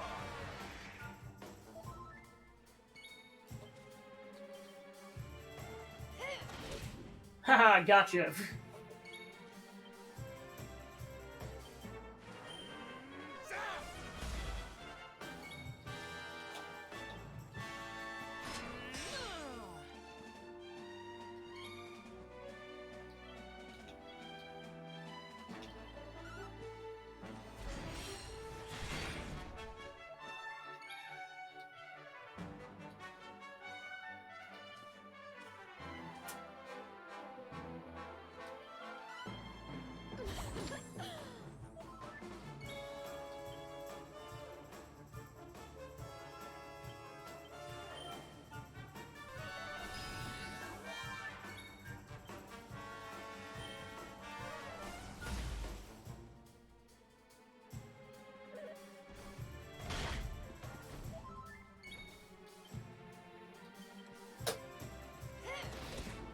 Haha, got you again.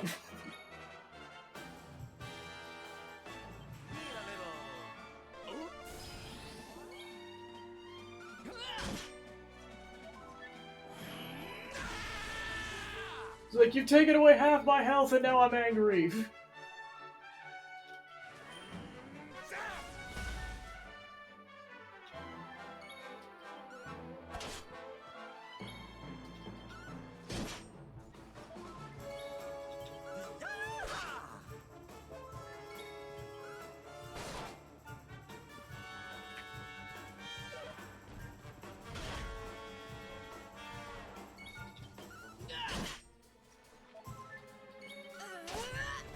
Haha, we felled the Cyclops! We did it, darlings! And Astarion leveled up.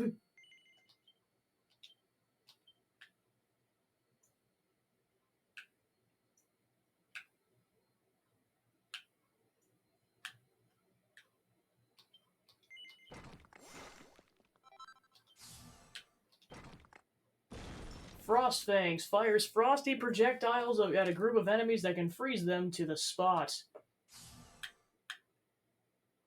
And Helichopter swipes at a group of enemies with a great swing of the sword. Defeated 100 different species of monsters.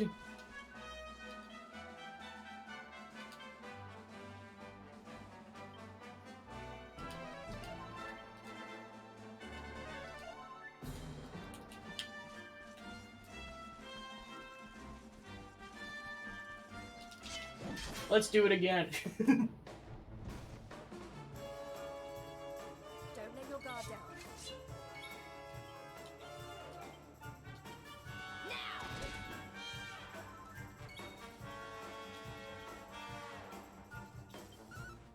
I'm on fire!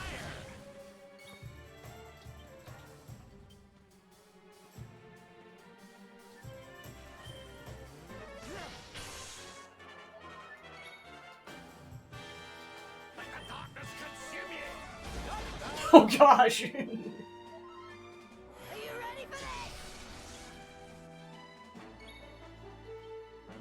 this? Scorch and sweep, a blazing barrage of flames aimed at the feet of a group of enemies, or Wacky Sack sends a ball of pure blackness smashing straight into a group of enemies. Let's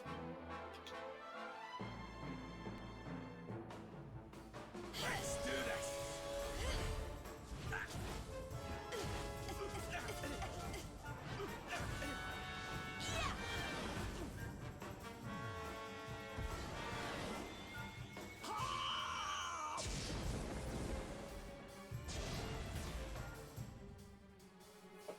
It somehow does less damage than his critical spell. Darkness, hear me! Another critical spell.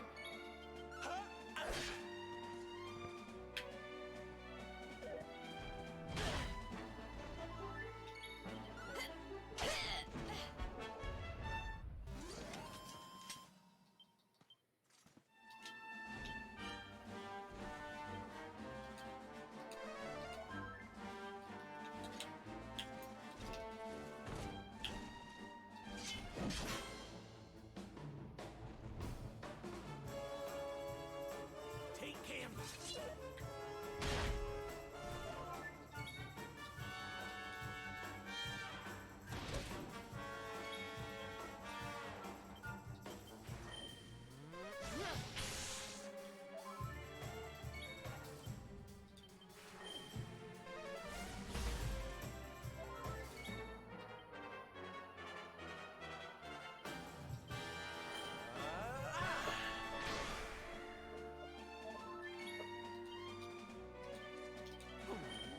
Whoosh!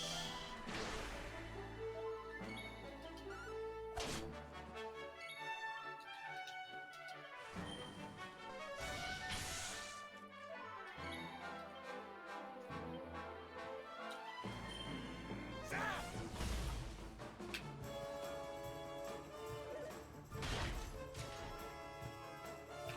Casually, Astarion dies.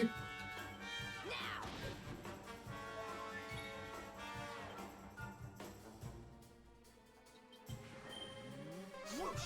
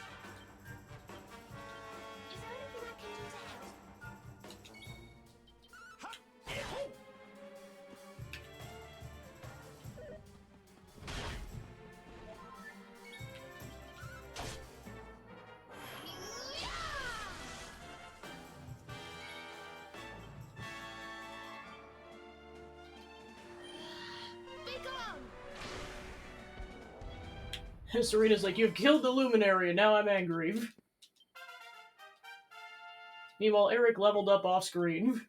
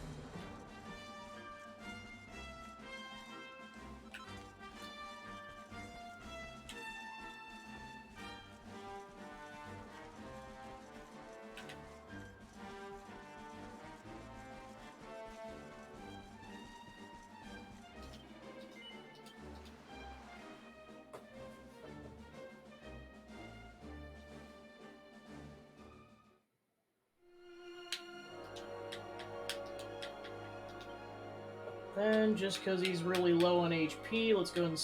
Well, I guess Serena's also low on MP. Now let's leave it for now. Yes. Veronica looks angry. Alright, so we gotta go all the way to the east part of the map.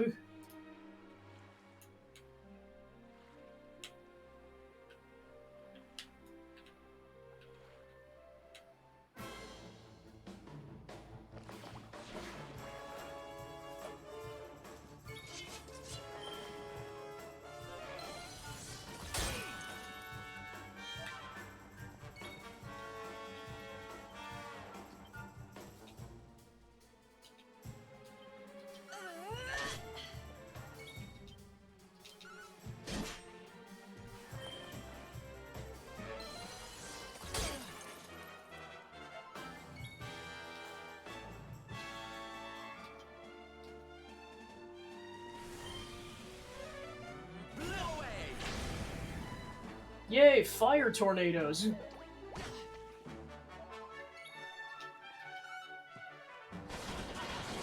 Alright! Haha! The nice part is the enemies run out of MP after a while. It's like, yeah, you just can't keep spamming the same attacks, you dingus.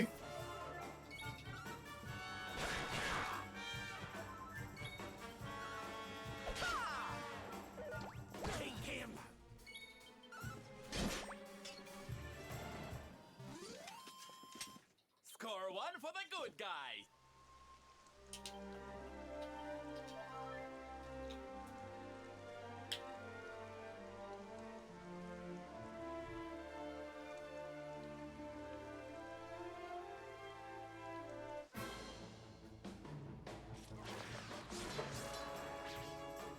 Great, more crabs. And ice-casting mer people.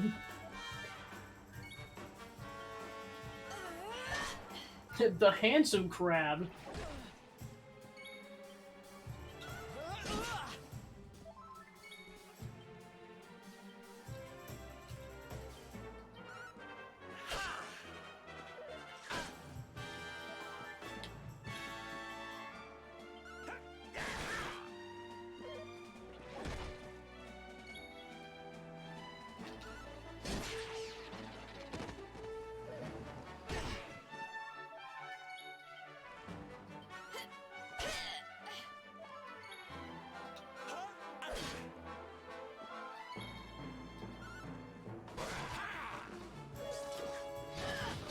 Sweet gosh.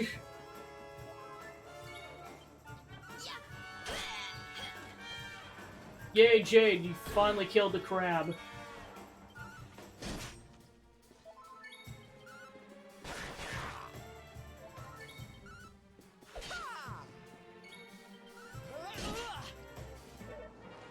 Stay focused.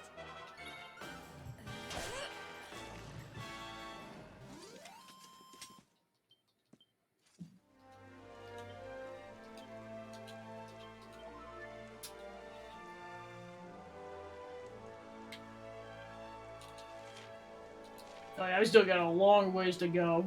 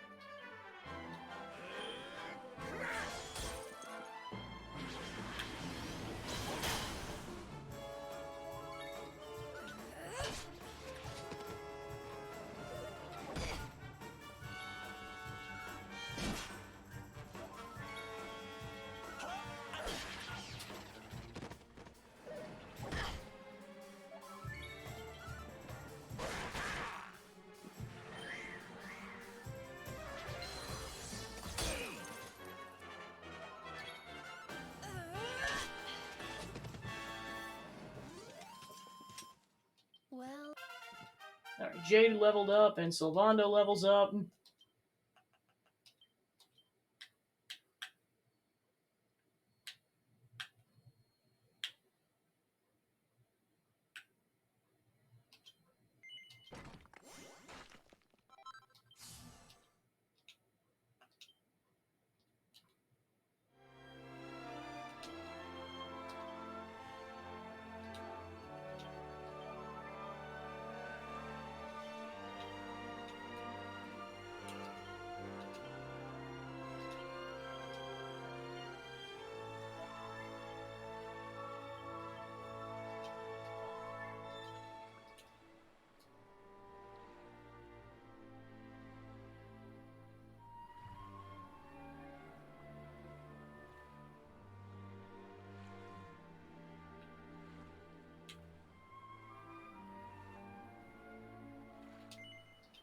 Alright, we made it.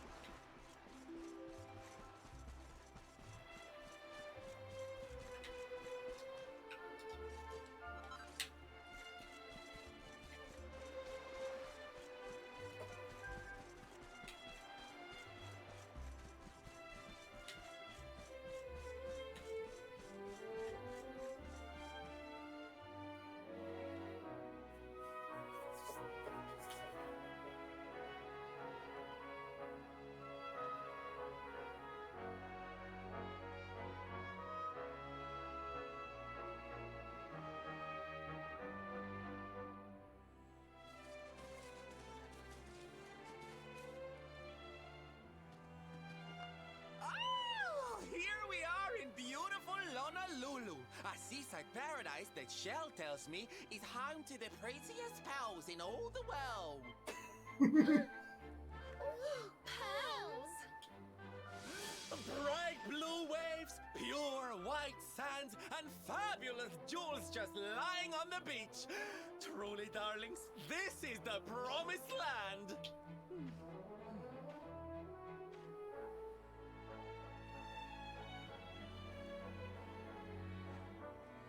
Although it does seem a little less promising than I expected, where is everybody?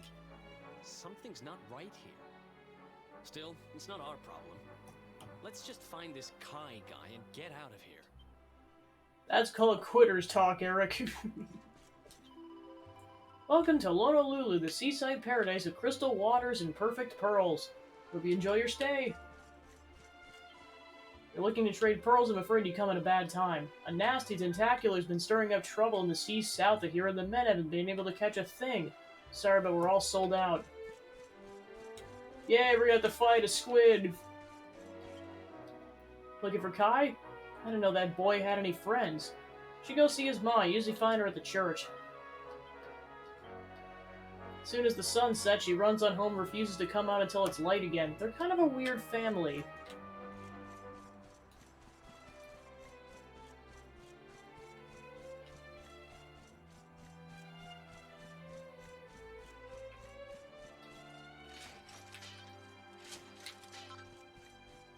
A dollop of horse poo. Good job, Astarion.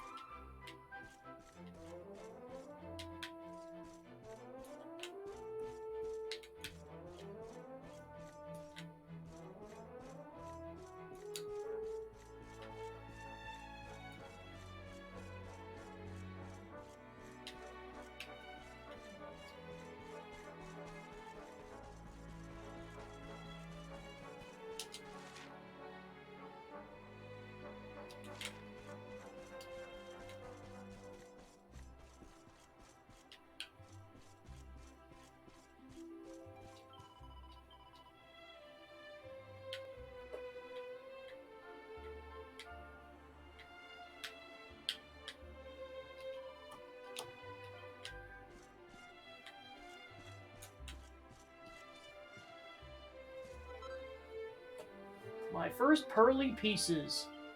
Can make pink pearl rings and rosaries. Laddie, why do you always have to bring out the fun-sized forge? Eric's got me addicted, I'm sorry.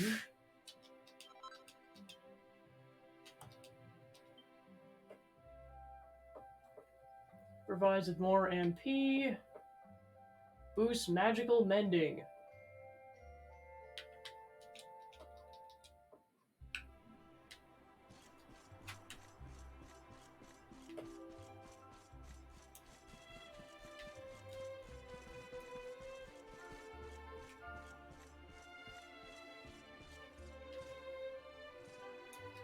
Memoirs of a Treasure Hunter, Volume 2.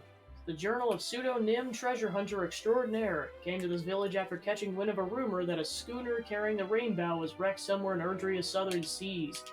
In exchange for a couple of my best maps and charts, I enlisted the aid of the finest fishermen here. We dredged near enough the whole blessed ocean, but all we came back was a few tasty scallops for tea. So I've been spending a quiet evening in the bar enjoying our tasty catch, the villagers' local brew, and the company of the landlord's beautiful daughter. Tells me my friend the fisherman is engaged to be married. He doesn't seem too keen on the arrangement, though. Shouldn't be surprised if he turns out to have his eye on someone else. But it's too late and growing dark. May not have found the rainbow, but had a lovely day amidst some even lovelier people. The traveler's life suits me down to the ground.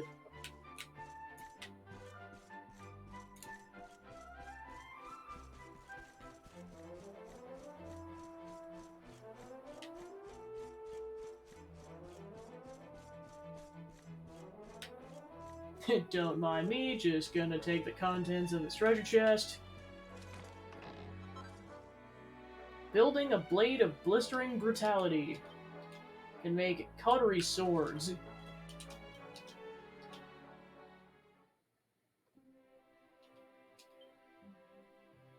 So that would increase his attack power by 7, heck yeah.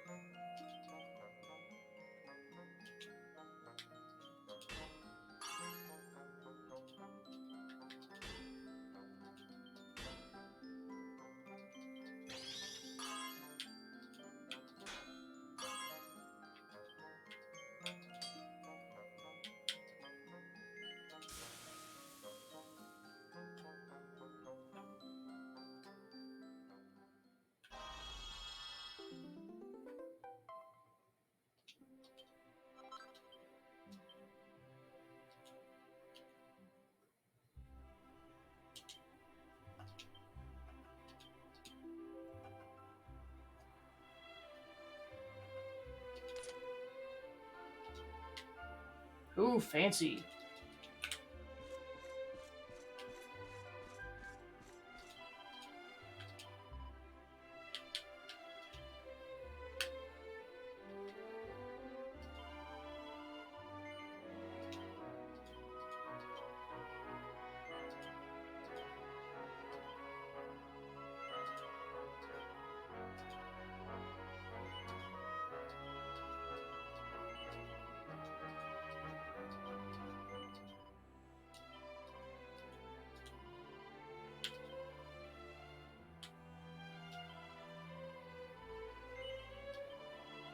Good thing I just sold all that stuff, good gosh.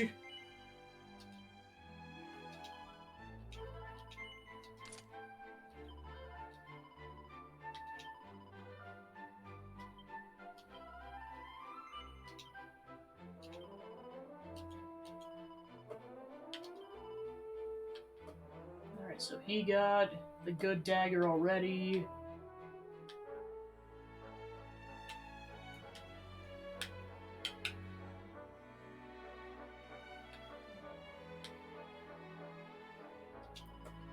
I might as well get him some better things.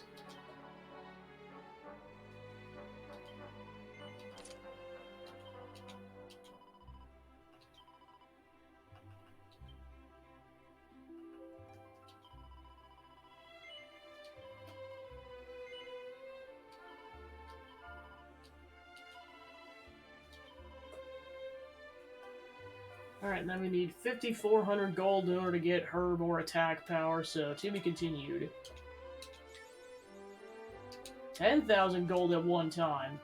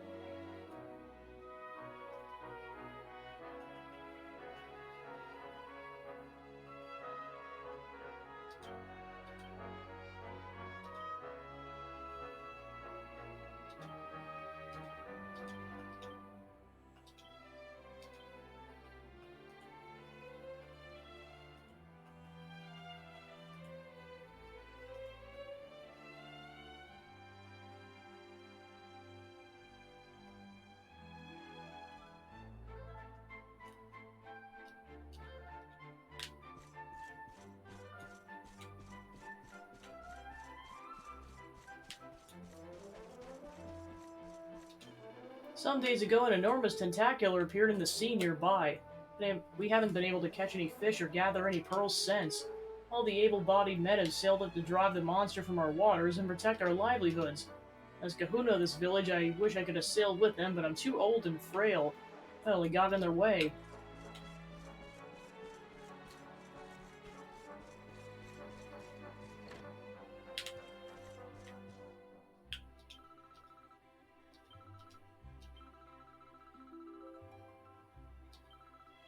Yes, please, we're all dying.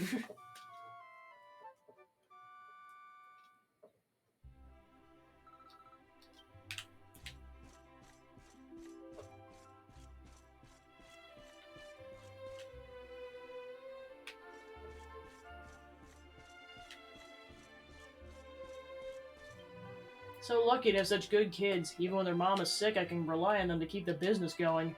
I don't know what I did to deserve them. So thankful I could cry.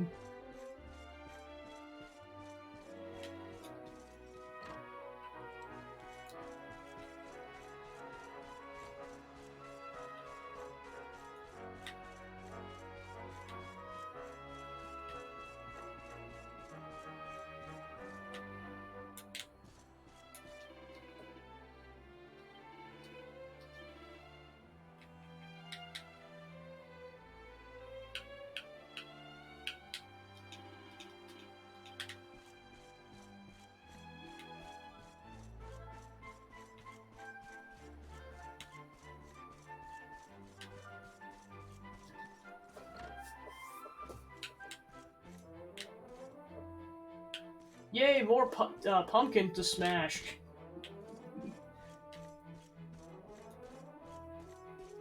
Number of days since Gabby has made a smashing pumpkins joke, 0. This is too easy.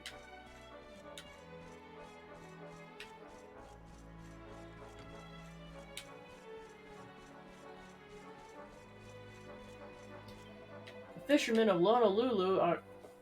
Oh man, don't even... I was gonna say, now I'm hungry for that. Oh man. Fishermen of Honolulu are the life and soul of this village, and the lifeblood of this bar. I've known every one of them since they were little cakeys. You're asking if I know Kai? Sure I know him. Quiet kid. Tell the truth, I never liked the idea of him sailing with the other men. He asked me, the boy's trouble.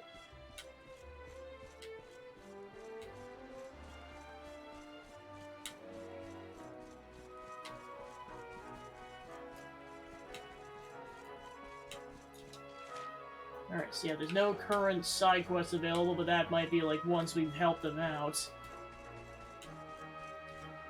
There's scary monsters called mermaids in the sea. They sing pretty songs to put people to sleep, and then they eat them all up.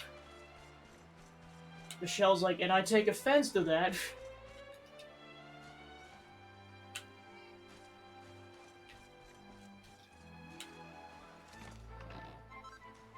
Ooh! Yay! That's why you explore, because you just randomly find money, let alone lots of it.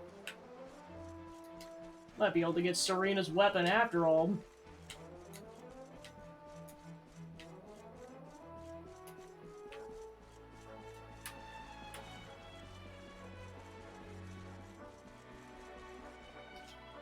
I only got married last month, and now my honey's gone away to fight the tentacular, praying he makes it back in one piece. Please, I beg of you, keep my husband safe. There's a crazy woman who lives in our village. She's totally, pupil. Every morning she goes to the top of the cliff and fires a cannon. And it's like, Gani, Kanono. Boom, the day's begun. I don't know why she does it. Guess she must have something against sleepyheads. Man, I'd hate that. I mean, I guess if it's tradition in this village, fine, but... Man, I'd hate that. You're just like, you're just sleeping and then just out of nowhere a cannon just goes off. Man, what the heck? Someone needs to go slap that woman. Because that's not okay.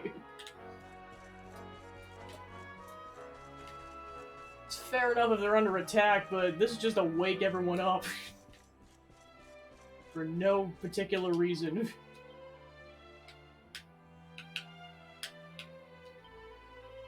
Alright, enjoy the new weapon, Serena. It's 5,400 gold.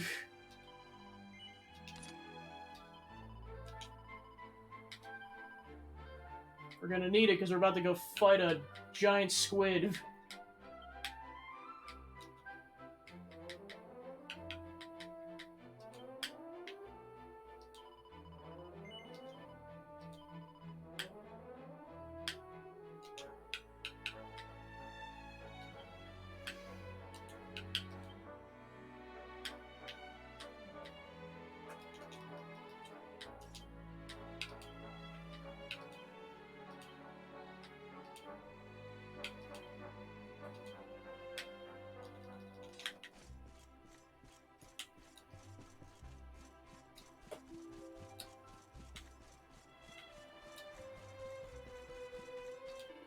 Came all this way to the far-flung backwater to buy some of their famous pearls, but it seems a certain giant squid had other ideas. It's making a nuisance of itself on the coast and stopping the fishermen from doing their job. Now they're completely out of stock. You come here to looking for pearls too? Afraid it looks like all we can do is pray that the locals finish off the horrible thing quickly so they can get back to work. Well, speaking of praying, there's a little church behind the village elder's house at the top of the stairs if you ever need one. Yes, please, because I haven't saved in a while.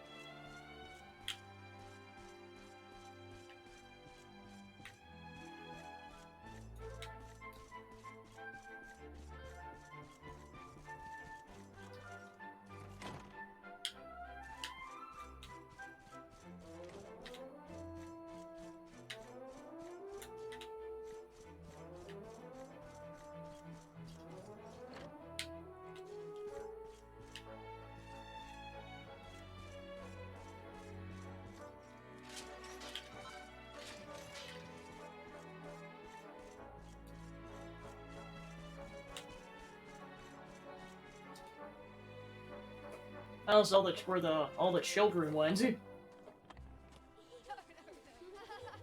look! Auntie's here! The show's about to begin!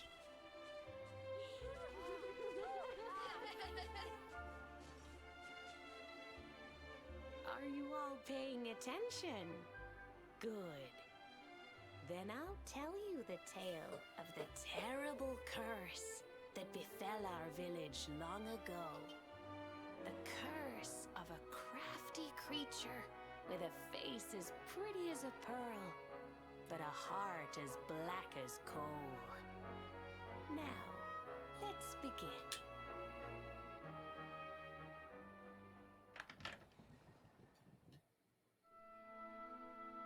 Once upon a time, a master fisherman lived in Lonalulu. He caught more fish and gathered more pearls than any of the other men in the village. The mayor of Lonalulu, the big kahuna, was very fond of this fisherman and offered him the hand of his beloved daughter. The fisherman and the kahuna's daughter agreed to be married, and the future of the village looked bright. Until the day of the storm. The fisherman was caught up in a terrible tempest, and he and his catch were thrown into the ocean.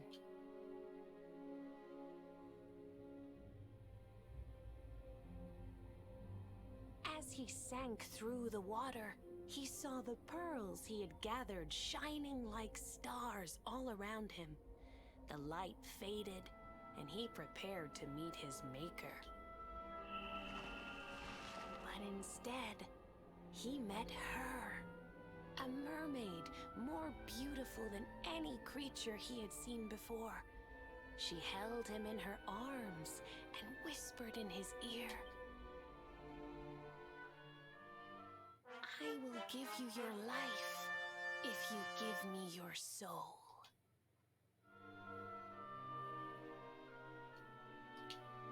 Many days passed, and the fisherman did not return. The people of the village thought him dead and held a funeral for him on the beach. But just as they were beginning to sing his soul into the next world, he appeared, exhausted but alive. The kahuna's daughter was overjoyed to have her beloved home and stayed by his bedside night and day, nursing him back to health. But the fisherman was no longer the man she knew. All day he would stare out to sea, muttering over and over, "I must marry that mermaid."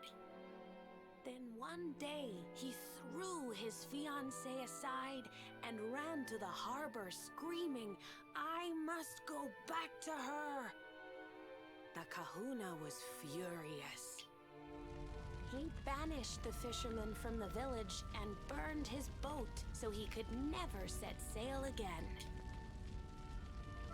And so, the man who was once the pride of Lonalulu spent the rest of his days alone on Saikiki Beach, haunted by the mermaid who stole his soul.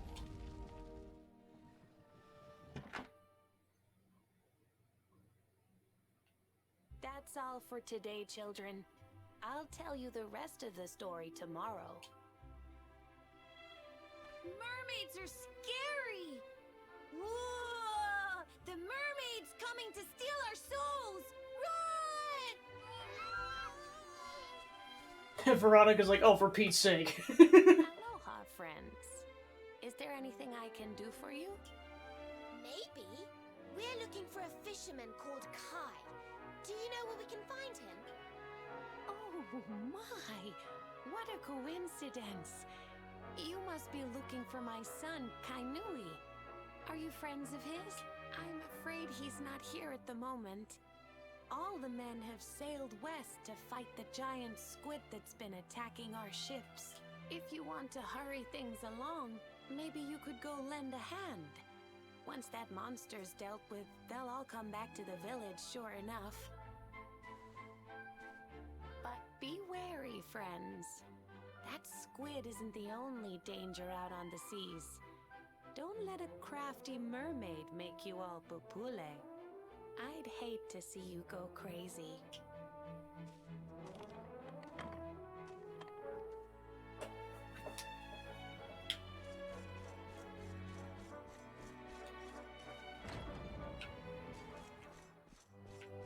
Yay, a save point!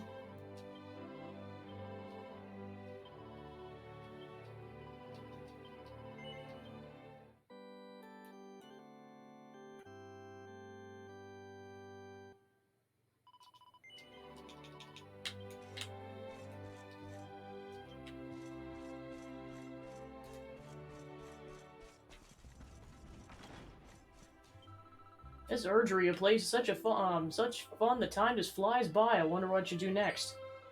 Ah, visiting the Luminary himself. How long were you Actually, never mind that. I'll tell you my password if you promise not to tell the mayor I was slacking off. You can now visit Chateau Felix via the Altar of the Cursed King.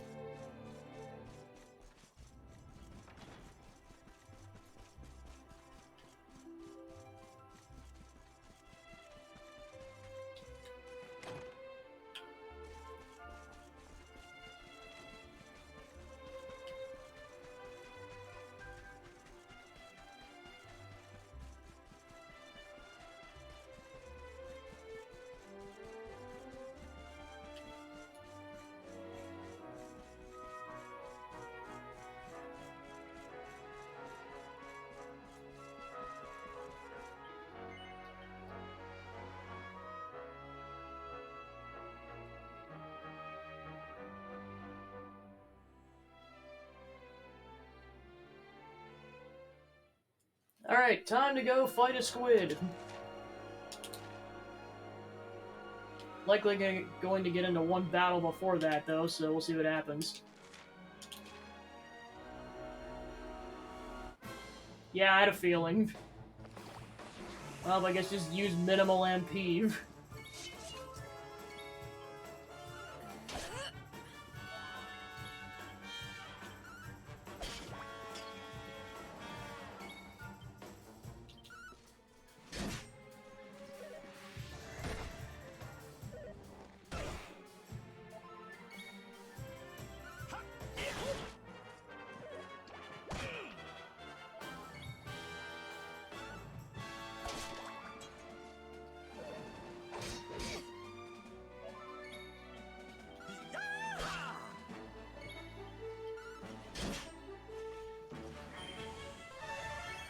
Boo!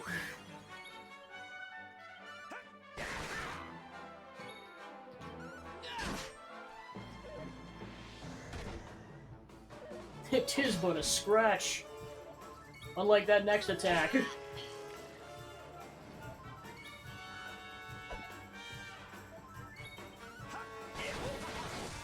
Ooh, a nice critical. Another day. Ho ho! I'm fitter than ever. Ooh, just in time, he learns a more powerful healing spell.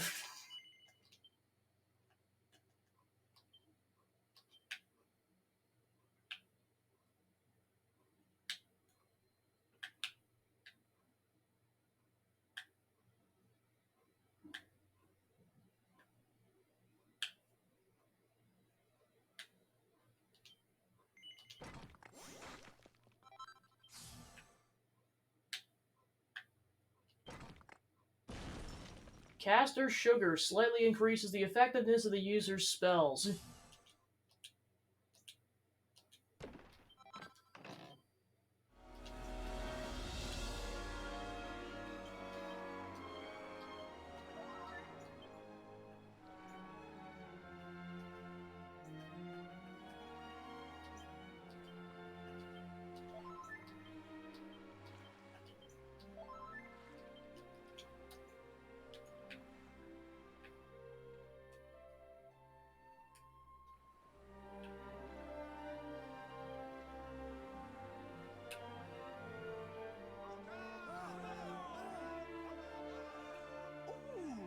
must be the gallant squid hunters.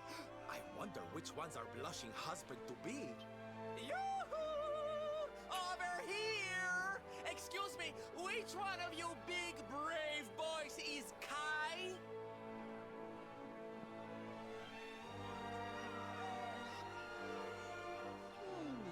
They look like they're saying something, but I can't quite make it out. A good view? I love you? You're soon gonna be lamb stew. Above you! Above you? Look out! Up there!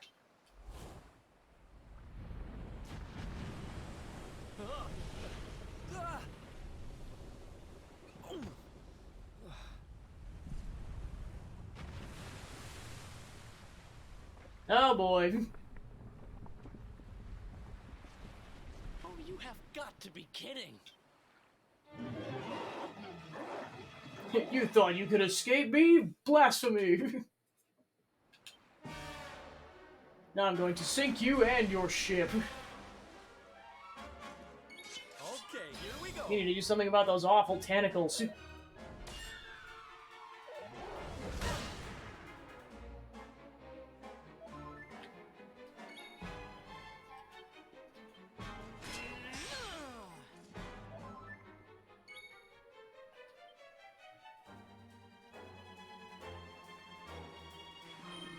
Ha! Ha!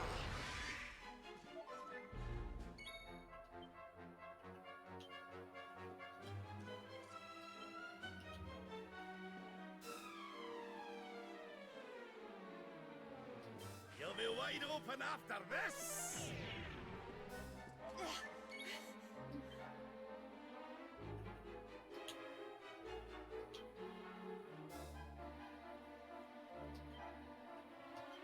Take this!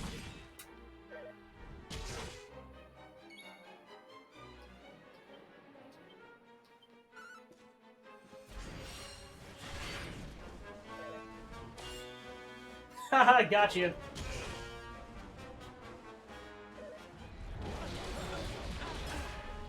Stop cheating.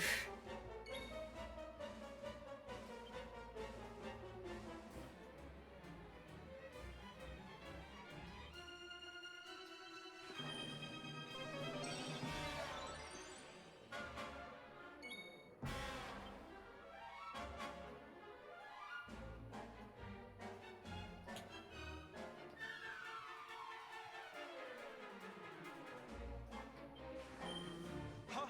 Ha!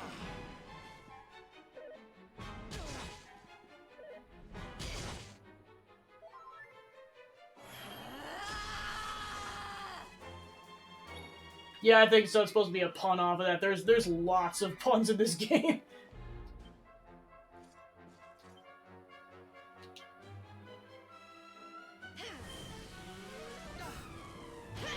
Fabulous! Haha!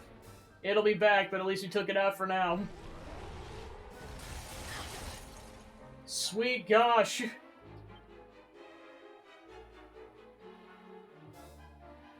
Yeah, that doesn't surprise me.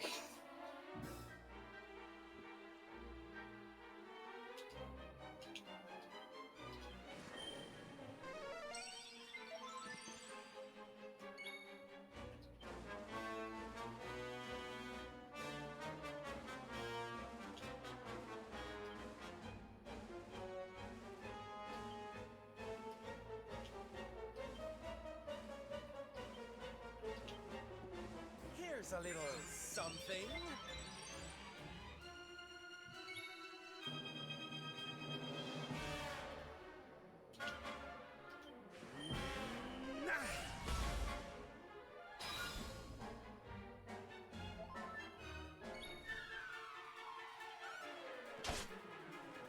Nice damage.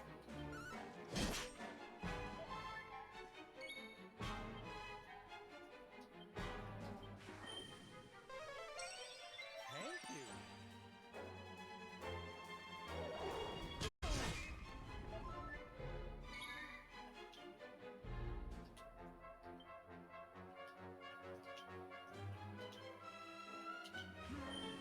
Ha! Ha!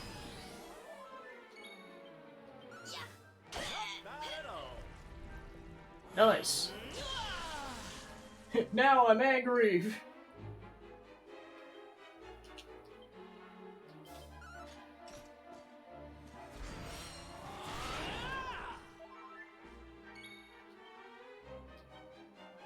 Here you go, laddie!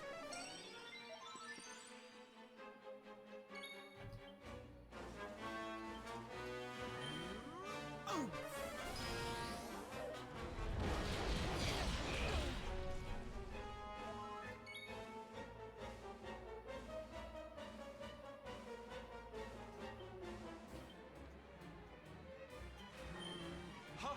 Ha!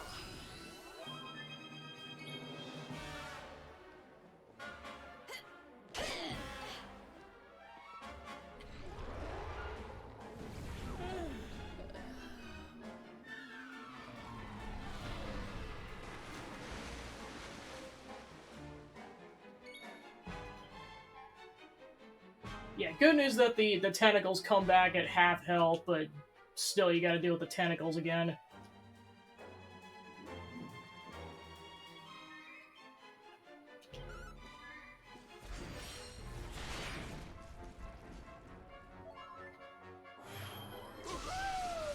Woohoo!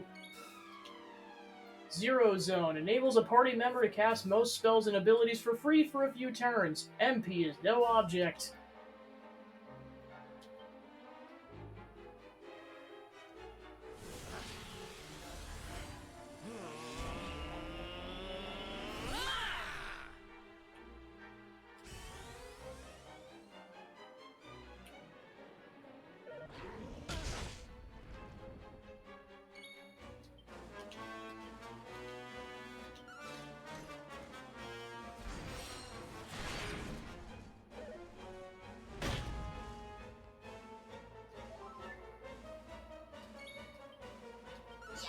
Fabulous!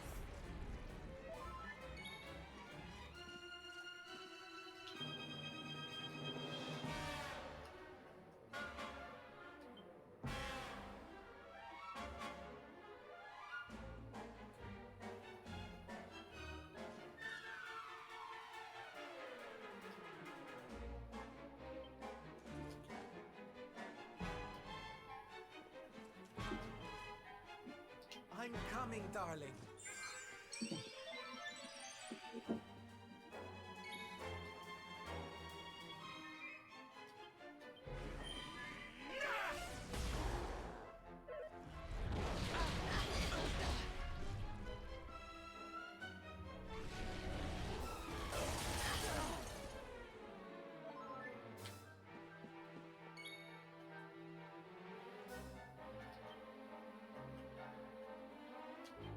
Uno, dos, tres, ay!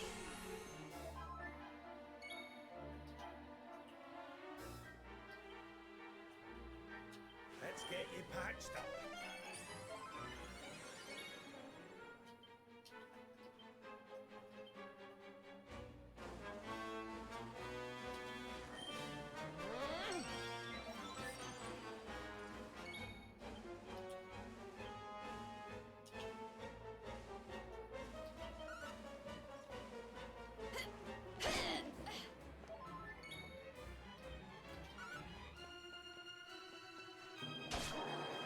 Nice damage.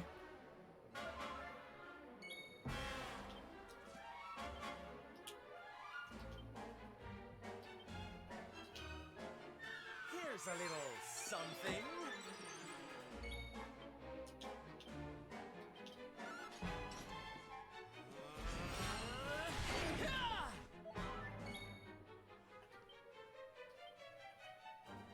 Leave it to me.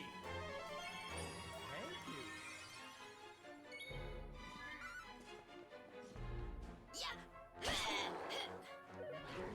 Watch out. What the?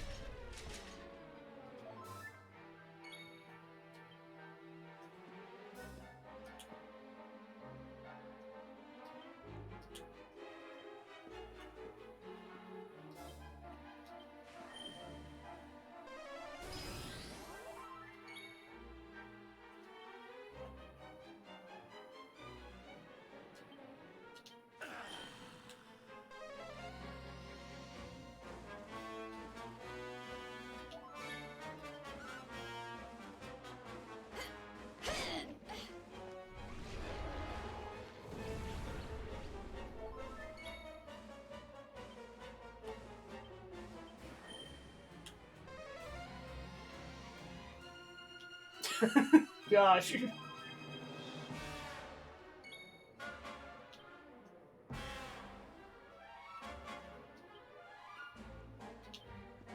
Oh, darling!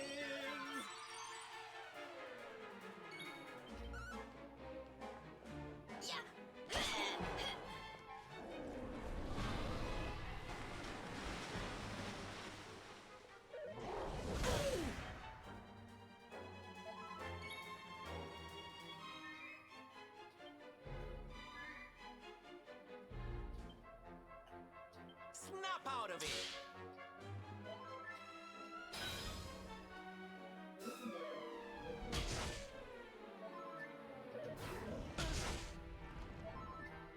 I'm on fire!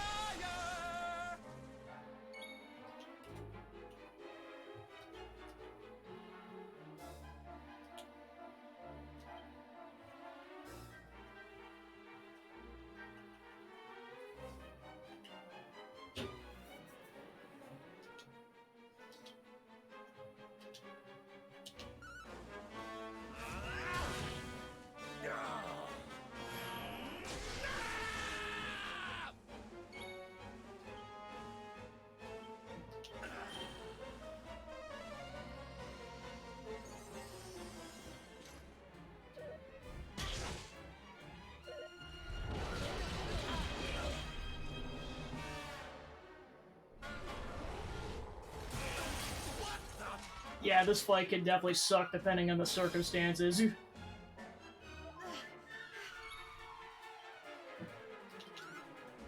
bad at all.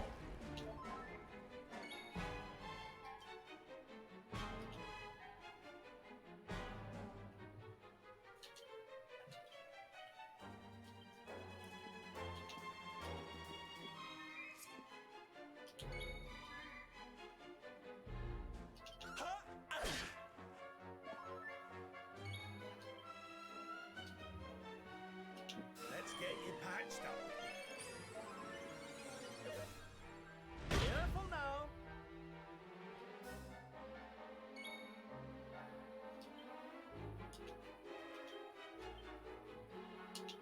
Rubble Rouser!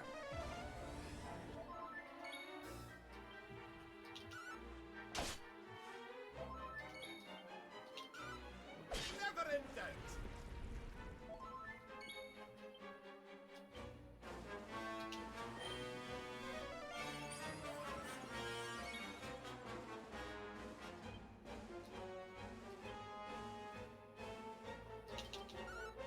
You want some? Alright. Yeah, this is why having like more than 4 party members is great, because yeah, if somebody dies you can just swap out. Because yeah, unfortunately, guess who is holding the only Yggdrasil leaf? The current dead party member. Stay strong, my loves!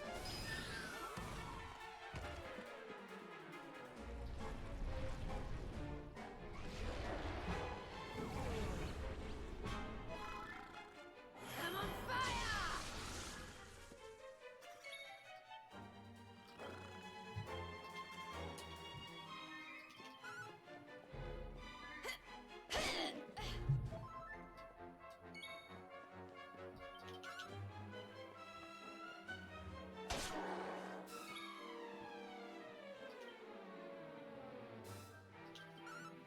Night-night!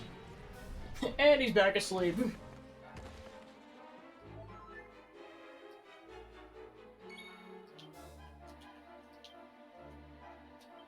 Wake up! Here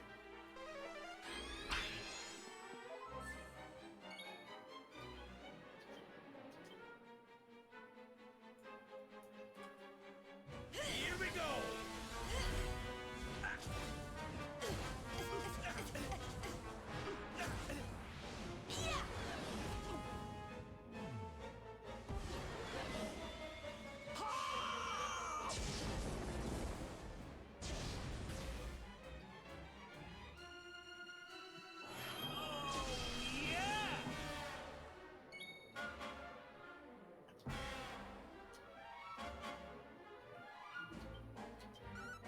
You're not gonna like this! Woohoo!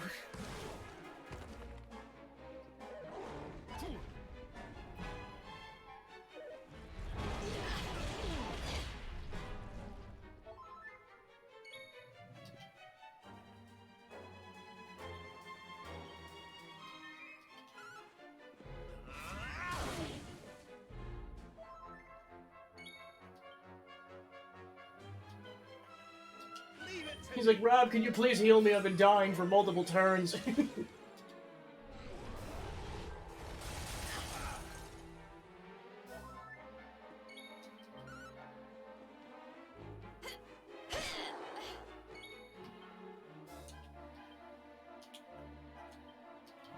Rubble Rouser!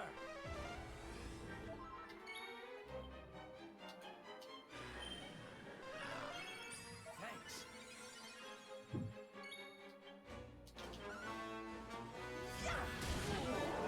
Alright. Good job, team. Victory! The great Sylvando grows even greater.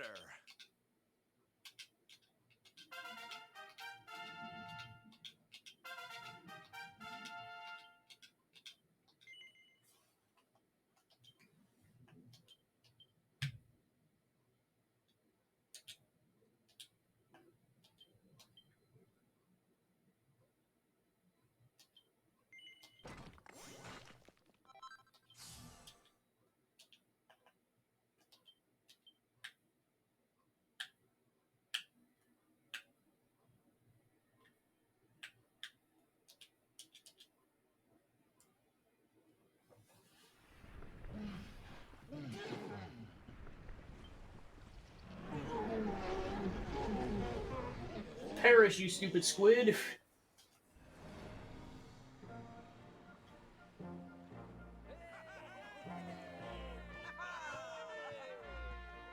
Oh, thank you.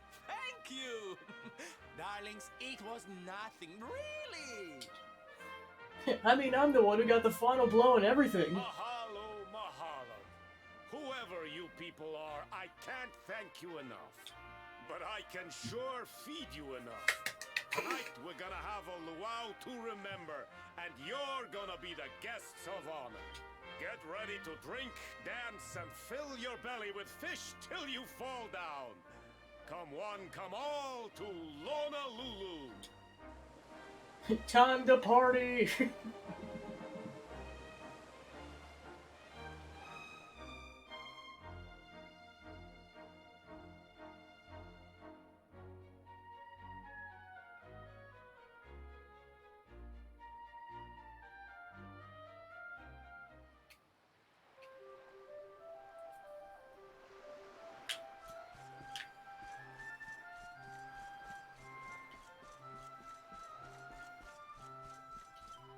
I might have had a few tasty beverages, but I can still speak with the Spedham.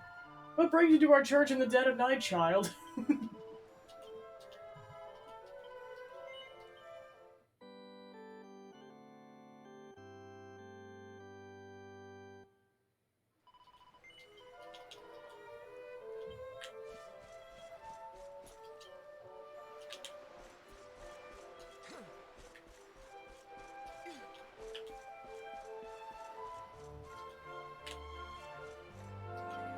You're amazing in the battle against the Tentacular. In fact, I composed a song to commemorate your victory. Would you care to hear it?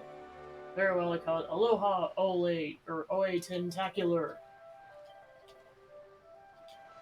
Masterpiece, wouldn't you agree? To think I wrote it in a single night. Sometimes I surprise even myself. So much fun sailing with Sylv on the salty stallion. He's my best mate. Even Dabe's here drinking. Like Rakai, keep looking. Your friend's a real cutie pie and strong too. He can whisk me on my feet any day of the week. Now the Tentacular's taken care of, all the fishermen have come back to the village. One of them's gotta be the guy we're looking for. Still, finding Kai can wait. We're the guests of honor here. For now, just kick back and enjoy the party.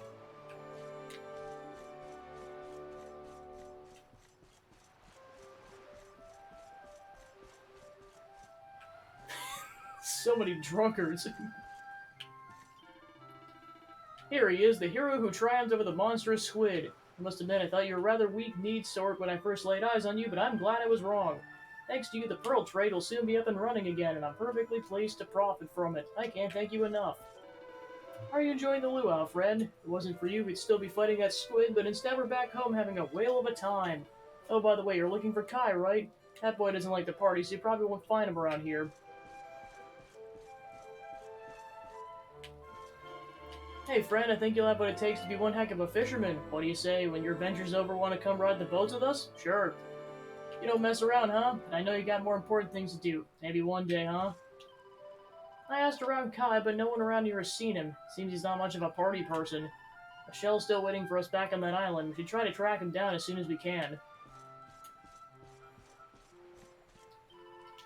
That Kai really grinds my gears. The whole village is here having fun, and he's nowhere to be seen. What's his problem? Can't thank you enough, friend. If you hadn't bailed us out, I never would have made it back here to see my favorite girl shaking your stuff. That stinking tentacular ripped a hole in the side of my ship, but Kai said he'd fix it up for me. He's a good kid and a great fisherman. Count on him for pretty much anything except maybe cracking a smile. Feels so good to finally let our hair down after all these days of worry. Thank you, friend.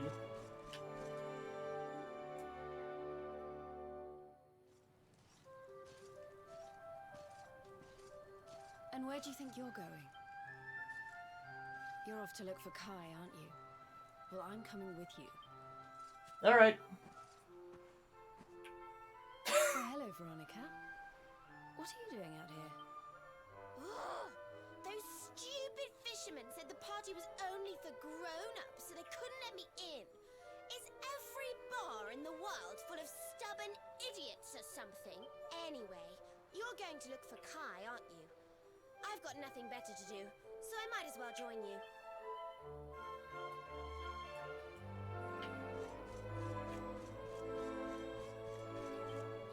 They're having the biggest luau in a generation, and Kai still won't join in. Made some excuse about having to go down to the dock to fix his friend's boat.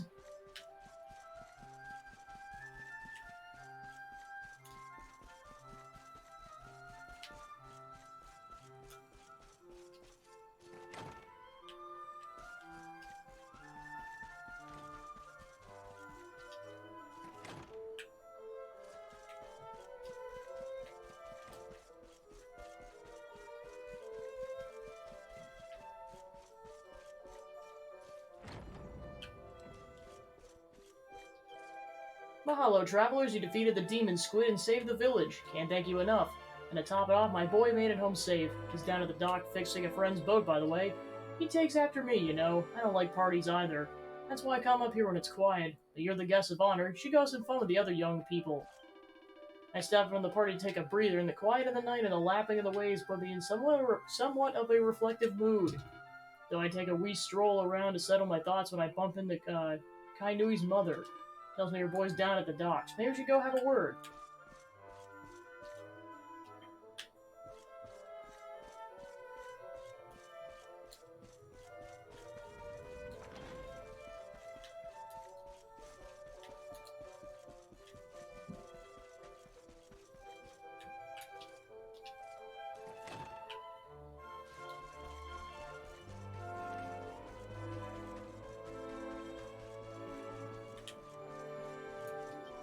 Helping to treat the wounded soldiers, but something rather strange is going on. They keep coming back to me with new injuries.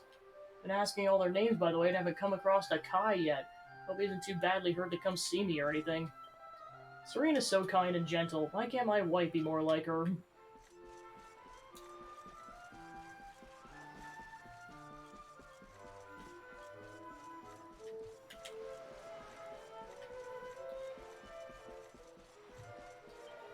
Oh hey, you're the guys who beat the Tentacular, right? We owe you one for sure. Should get back to the luau. Bet the rest of the men will be missing their guests of honors already, unless you got some business with me? You're looking for a guy called Kai, huh? Sure, that's me. Kainui to my mom, but everyone else calls me Kai. What do you want? Mind Kai, Michelle's waiting for him?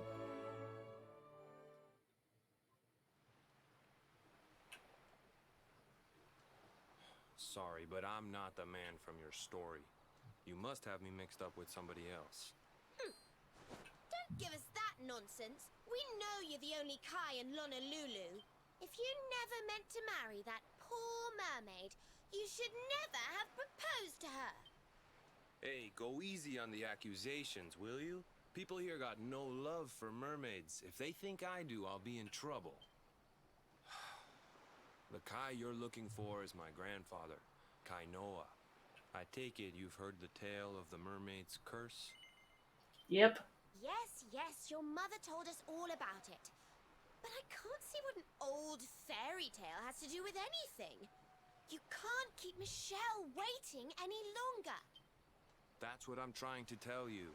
It's not a fairy tale, it's true.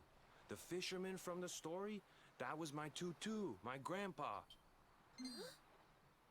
It all happened 50 years ago, and it happened just like my ma tells it. But the story didn't end there. 10 years after Grandpa got chased out of the village, the kahuna's daughter, Leilani, she married another man, and they had a kid together. After the baby came, the people started to forget about Kainoa and the curse the mermaid put on him. Till one day, another great storm struck, even more violent than the one that sent my grandfather to the bottom of the sea. The kahuna's boat went down, and him and his daughter's new husband went with it. The men who survived went to break the news to Leilani, but when they got there, her and the baby, they were nowhere to be found. The villagers said it was the mermaid's revenge, that she took all 4 of them because she couldn't have Kainoa. So they lit torches and they marched to Saikiki Beach to confront him. When they threw open the door of his hut, they couldn't believe what they saw. He'd been living all alone for the last 10 years, but there he was with a baby in his arms. And the baby, it was dripping with water.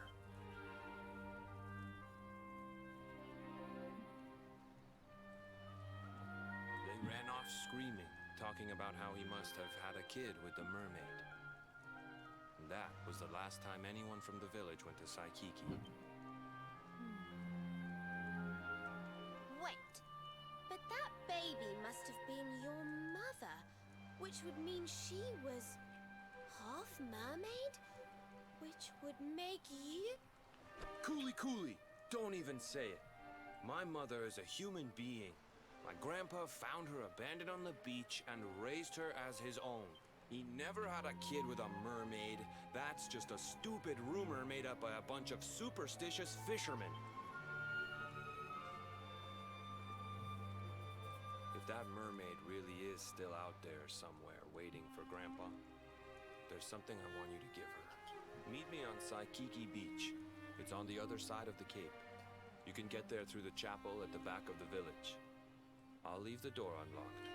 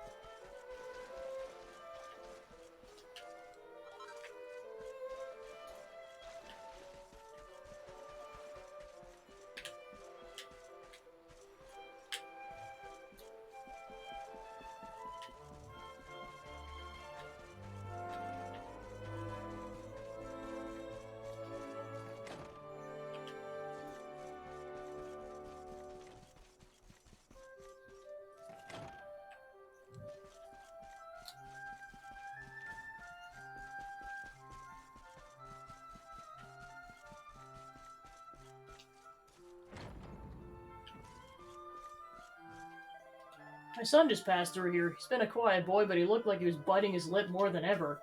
The door leads to Saikiki Beach, home to the village graveyard where the souls of the departed are returned to the ocean. Kainui always hated that place. Why would he go there now?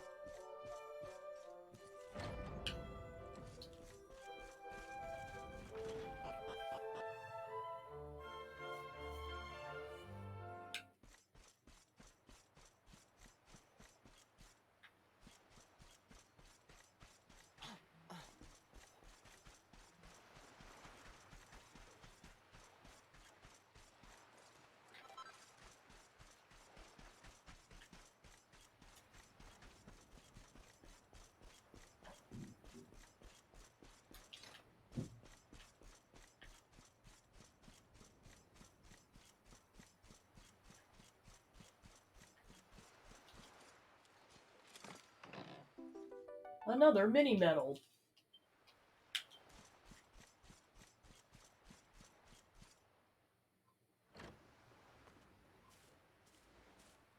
This veil was my tutu's. Ma said when she found him after he died, he was just lying there holding on to it. Guess there was a reason I never threw it away. If you really know where to find that mermaid, I want you to take it to her and tell her he's dead. Receives the Lover's Veil. Look, I'm sorry if I was kind of short with you back there, but it hasn't been easy for me and my ma. After Grandpa died, they let her go back to the village and marry a local guy. But it didn't stop folks talking. But she rose above it, turned it into that story show of hers. And now that's how she makes her living. She's a smart woman. Tough, too. I hate that mermaid for what she's put us through. And I don't want my kids to suffer like we have. The Kahuna's finally letting me sail with the other men. The curse is nearly undone. Please, take the veil and let that be an end to it.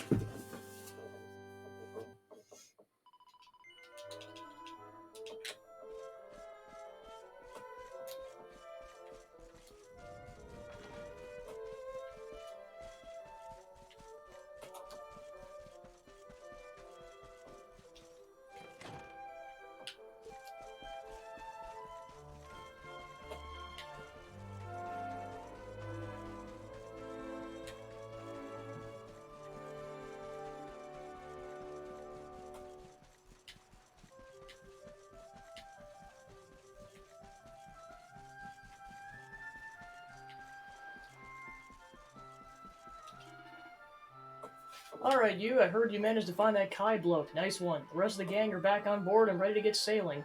Let's head to the Strand and let the mermaid know what's happened to her bloke, shall we? Back on the boat we go.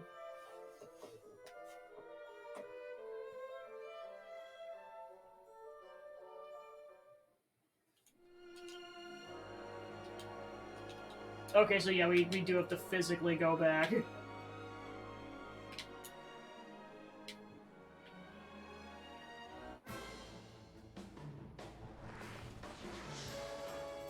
Bam! It's time to kill a snake and a merman! With a spear!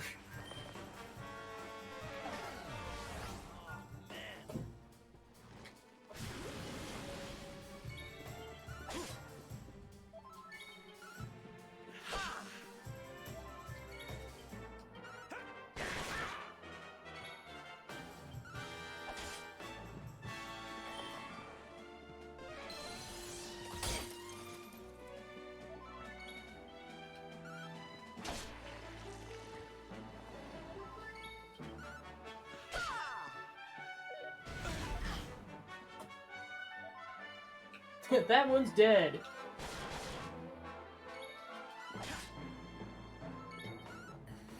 Not at all.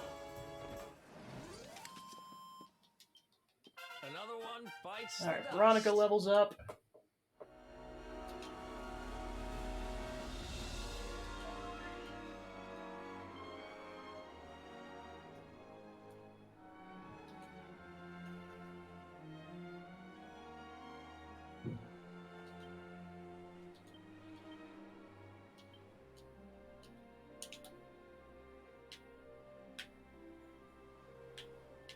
We...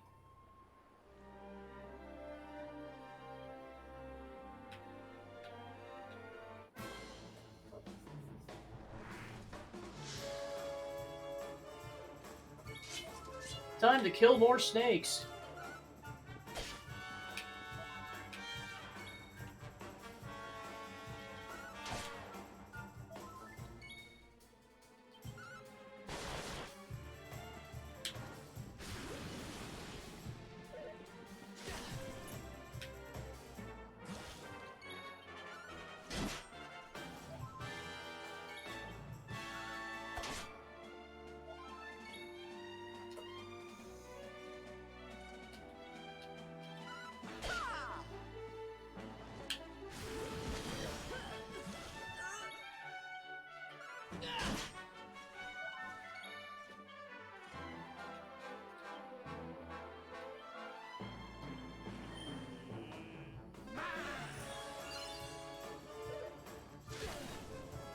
And then he immediately got poisoned again, oh gosh.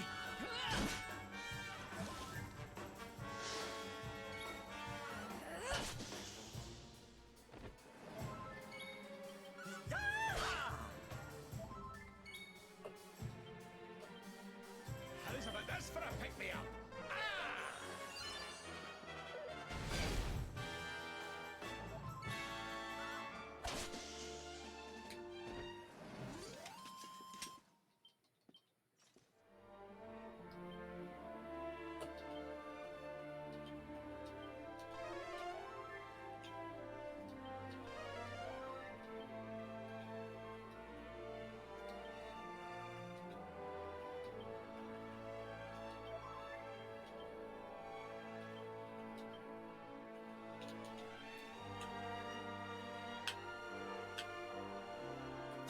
He's been poisoned, crap! I didn't think it was possible, but here we are.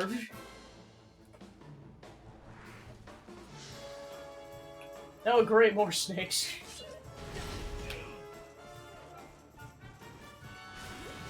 Snake!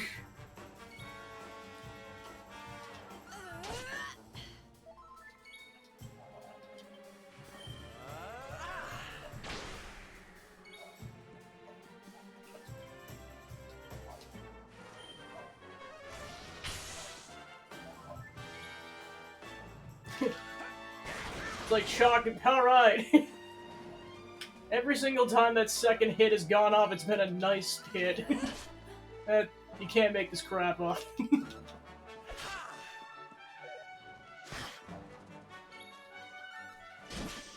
Nice slash. Alright, Serena levels up.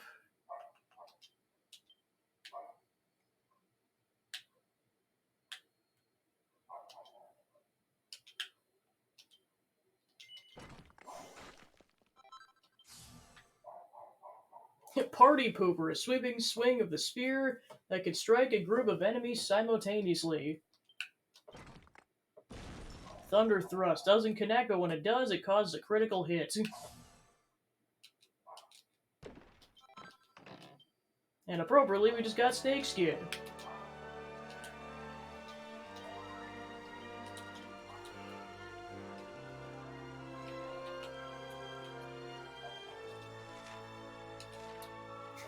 I know this is like the biggest case of are we there yet? Are we there yet? Are we there yet? No, we're not there yet. Or so help me, honey, I will turn this boat around.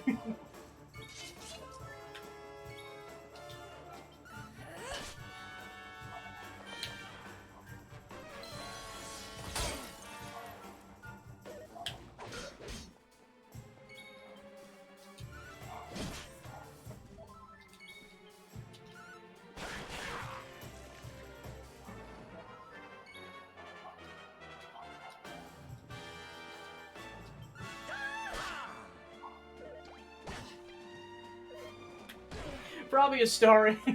He'd definitely be the most likely to complain. Then again, if that one Animaniacs, or Animantic is, to be considered, I guess Shadowheart would also complain. And Will will be the person to tell everyone to shut up. Be like, enough already. Also Gale.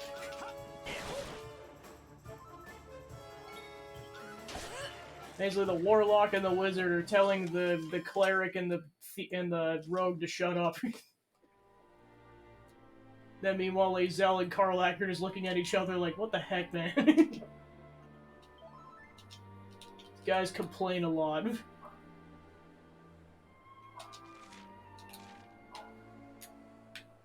Then Minsk is like, I'm just happy to be here, and then Jaheira would also be telling him to shut up.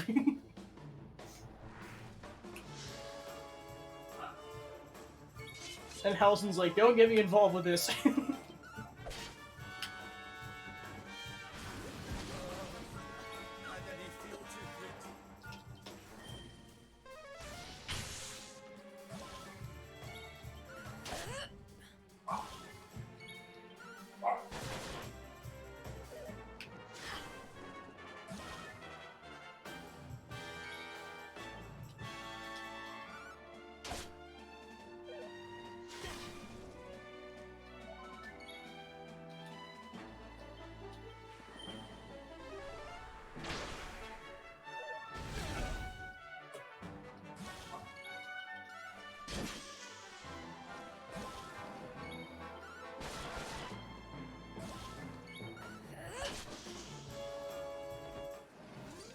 Like, how many stakes are we going to have to kill? Yes.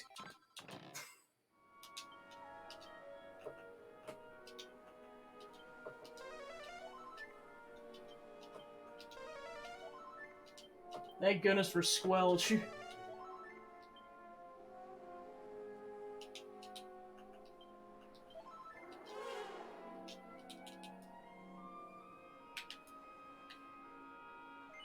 Alright, we made it.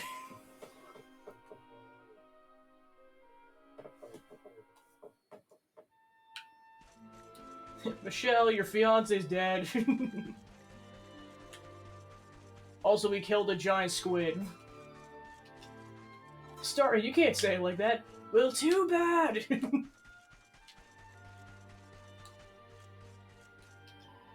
Hello again, my friend. I'm so happy you've returned. It's been so long since you went off, I got a bit concerned.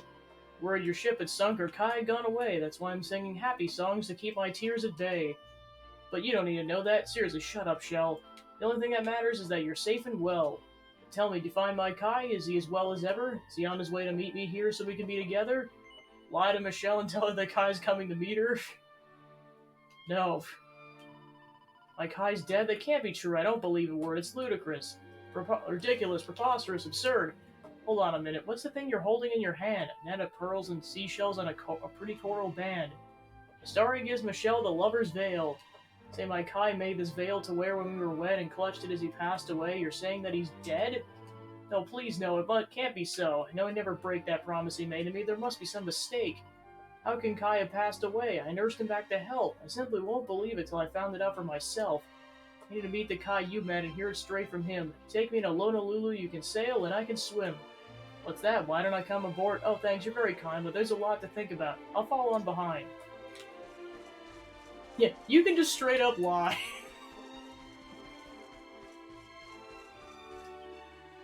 Sorry for earwagging, but I heard what Michelle told you, so we're heading back to Honolulu? Leave it to old Dave. Starry and his friends sail back to Honolulu.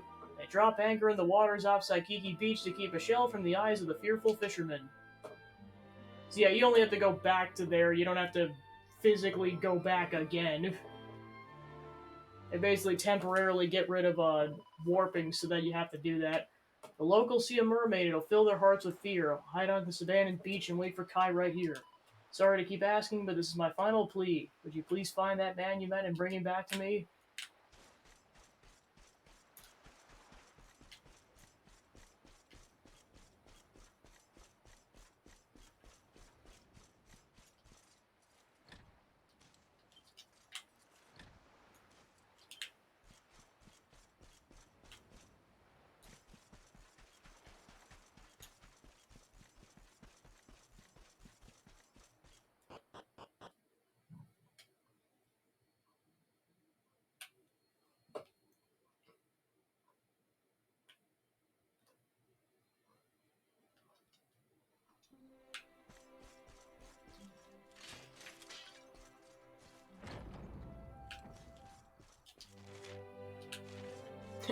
Kai is appropriately in his house.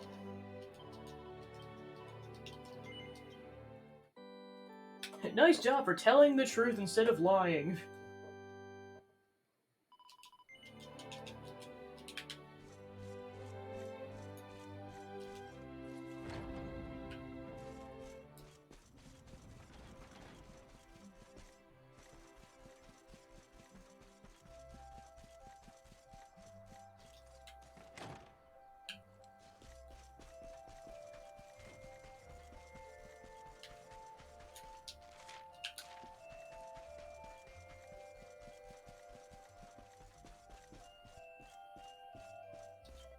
So did you give the mermaid the veil? Mahalo. Thanks, friend. Sorry for making you take care of that for me.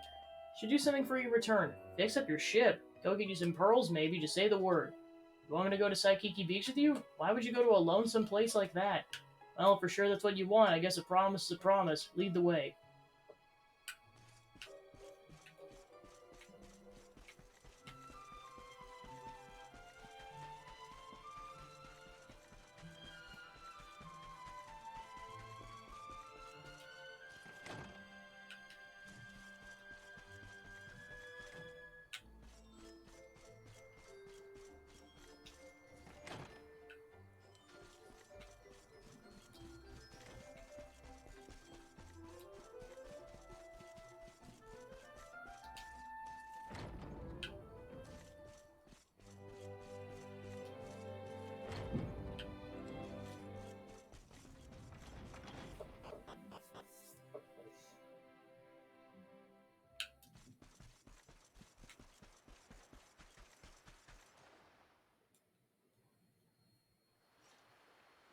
Why have you brought me here?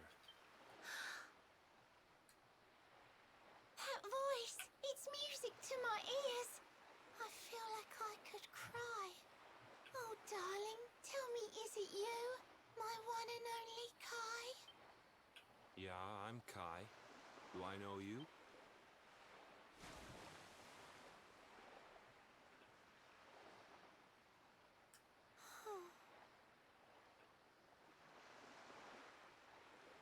What? You're a mermaid. Oh, silly me. I'm always far too quick to jump for joy. You don't know me, I don't know you. You're not my darling boy.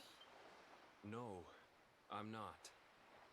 The man you loved, he was my grandfather. But he's not here anymore.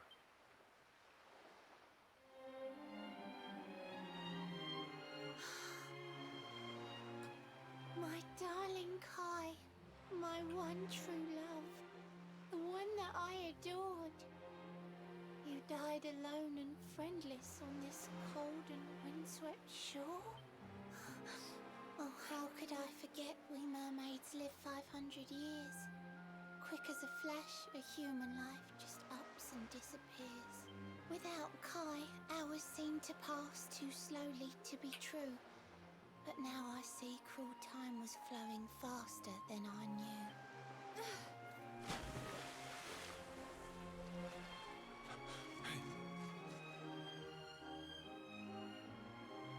Thanks for finding Kai for me.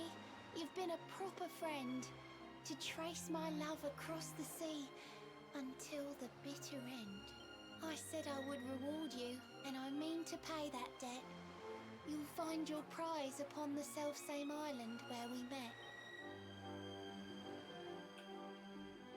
I'm sorry I can't come along and see you on your way, but now I'm here, I can't go back. I think I have to stay.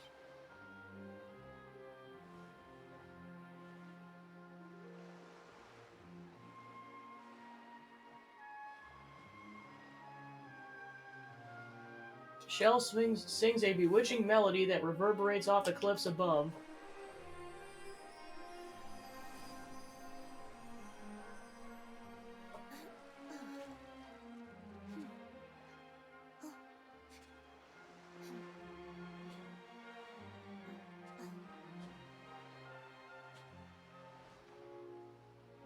I waited for you so long, through sun and stormy weather.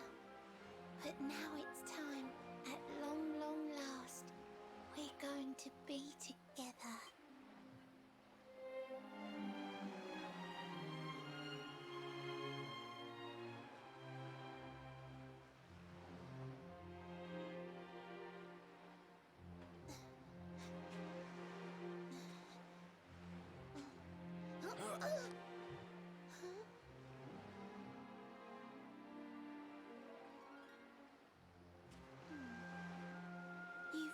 Granddad's hands, you know.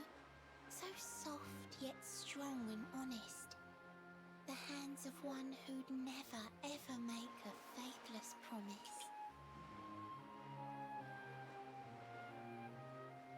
A mermaid who sets foot on land will perish in the brine. But that's alright. I got to meet my darling one last time.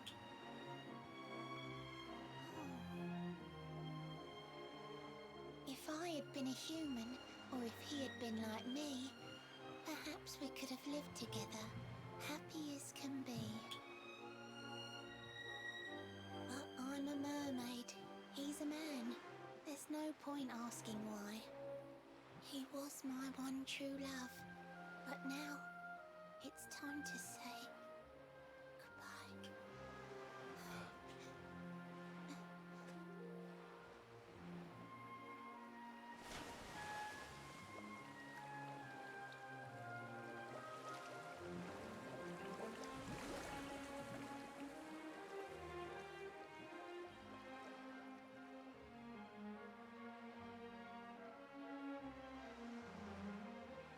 I can't stop thinking I've seen her somewhere before. Of course! Grandpa's cabin! Yeah, I was like, rest in peace.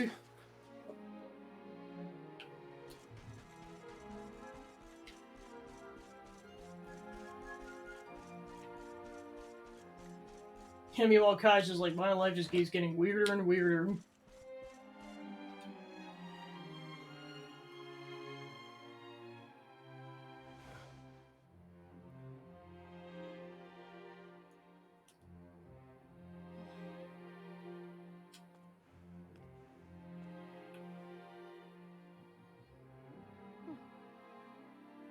What's this?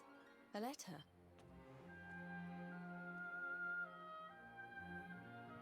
This is Grandpa's handwriting. Dearest beloved, ever since you saved me on the day of the great storm, the dream of one day being reunited with you is all I have lived for. But now I fear that dream is over. Forgive me, my darling, but I cannot keep my promise. Some years after my boat was burned and I was exiled to this beach, the fishing fleet was hit by another great storm, and many people lost their lives. The kahuna and his daughter Leilani's husband were among them. One night, not long afterward, I saw a woman standing on the cliffs. She had a baby in her arms. It was Leilani, the woman who was once to be my wife.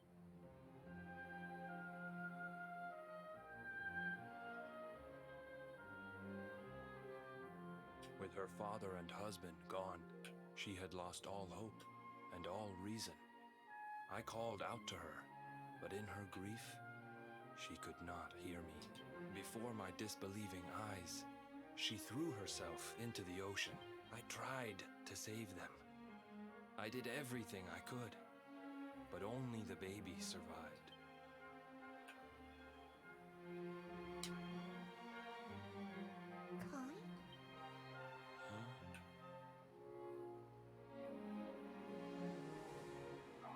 You're sure you're fine to row back home?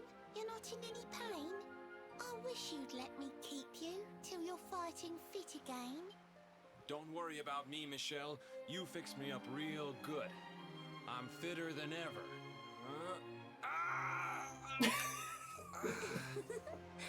Like, my arm is still broken.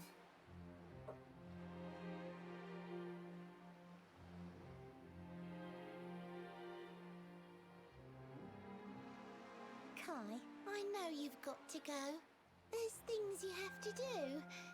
Just promise me you'll be back soon. I'll wait right here for you.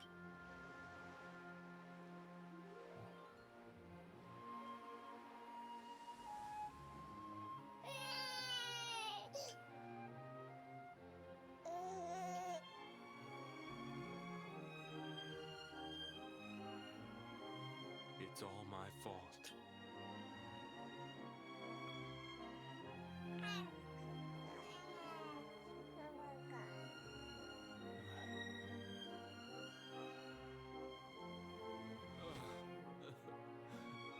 I'm sorry, Michelle. I can't leave.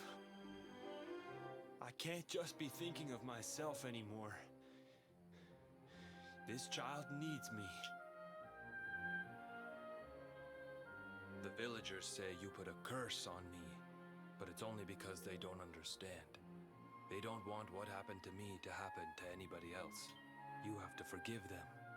They don't know you like I do. They don't know you at all, and what they don't know, they fear.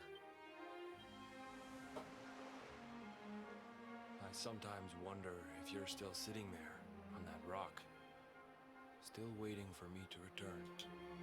But it's too late for me now. I'll never make it back there. I'll understand if you can never forgive me, but I want you to know one thing.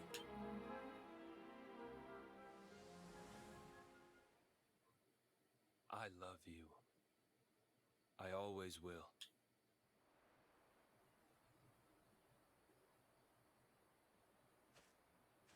I'm sorry. I shouldn't have been so hard on you. Without you, I'd never have known all of this. Never met Michelle.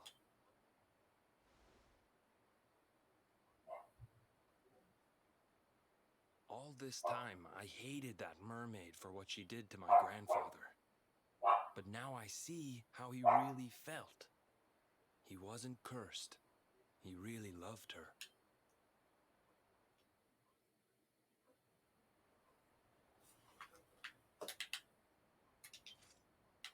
It's a painting of a beautiful mermaid wearing the lover's veil.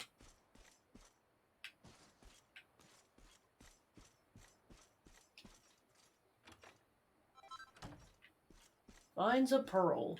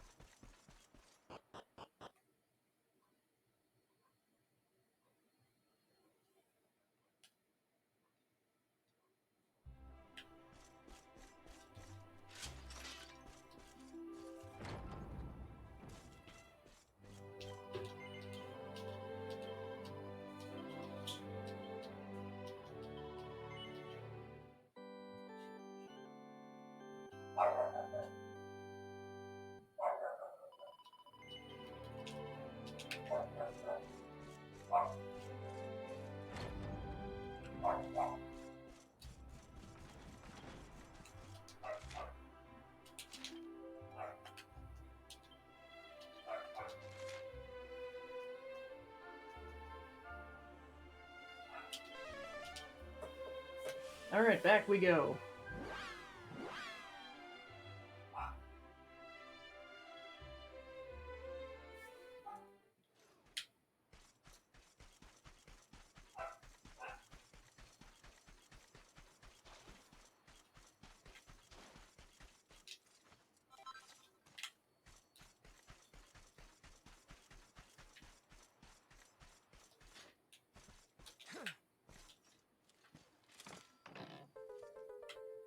Finds Laurelie's harp.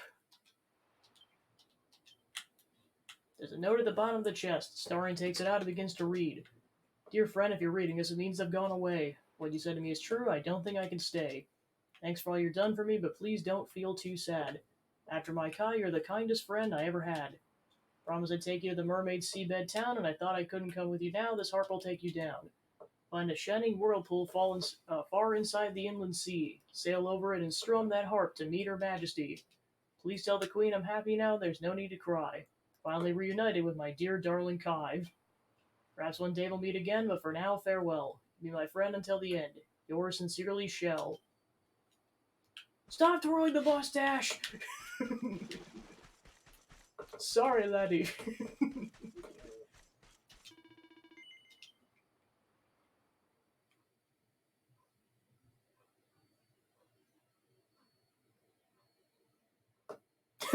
And that.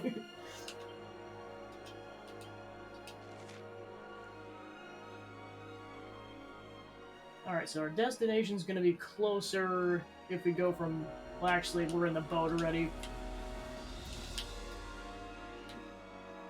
Let's just stay on the boat.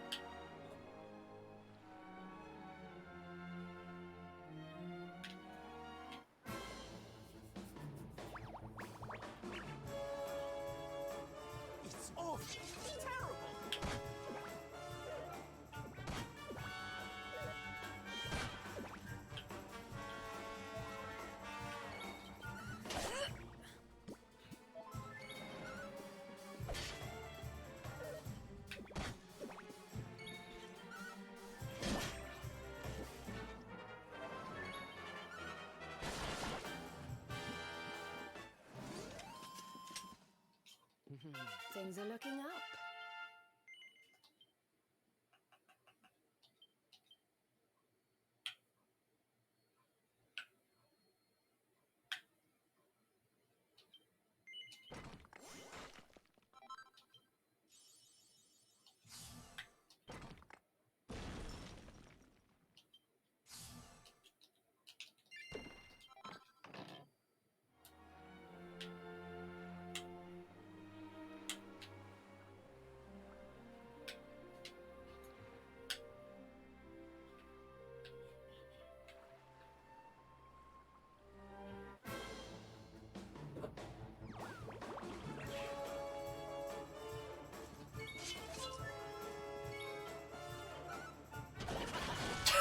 Oh gosh.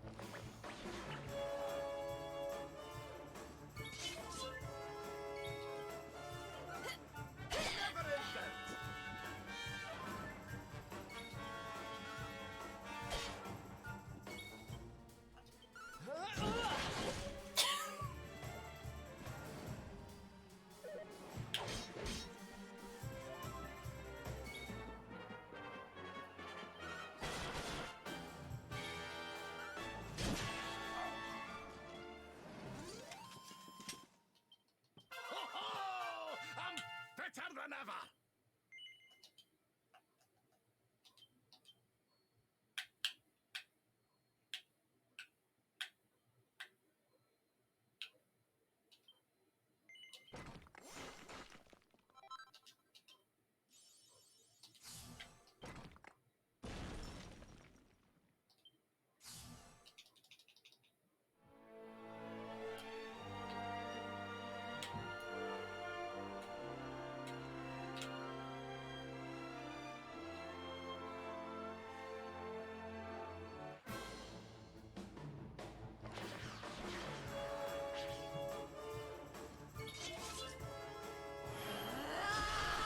He just gets pepped up right at the start.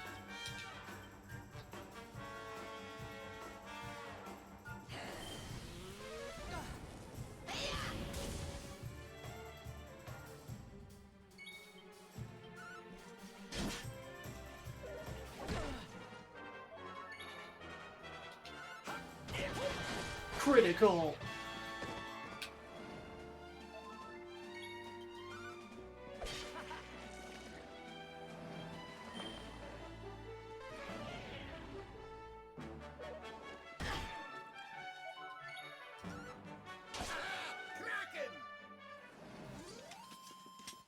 Score one for the good guys.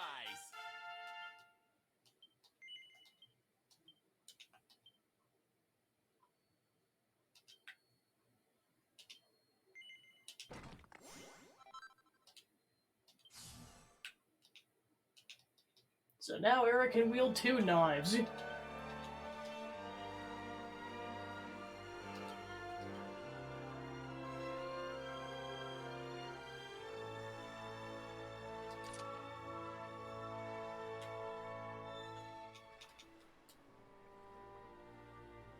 Now you can slice things twice as fast. Time to go meet the merfolk.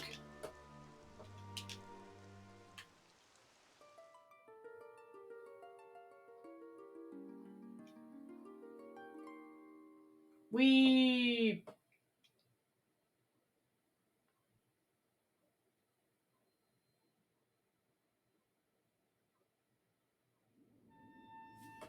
welcome to Nautica, aka Whimsyland Ahoy.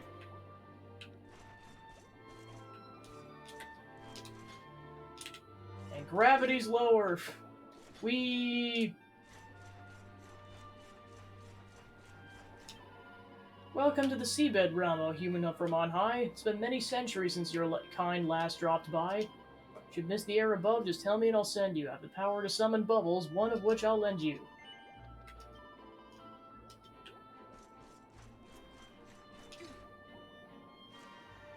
The rainbow glows brightly. One of the orbs must be nearby.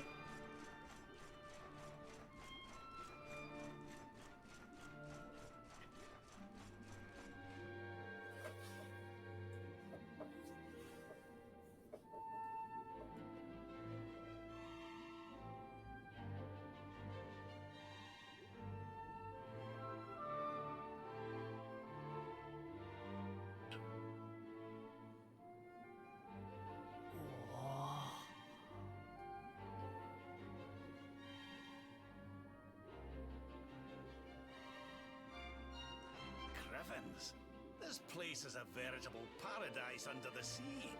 Just when you think you've seen it all, you find yourself in Mermaid Town. So we can breathe underwater now? That harp is something else. Well, now we're here, I guess we can find out if that story about the giant pearl is just an old wives' tale or not. Finding the orb is important, but we need to talk to the Queen first. We have to tell her about Michelle.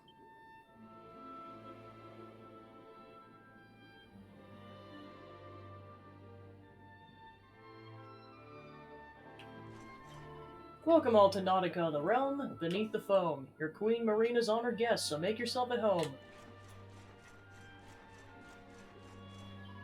Music of the Mermaids is the power to ease your pain. In some discomfort, shall I sing a soothing strain?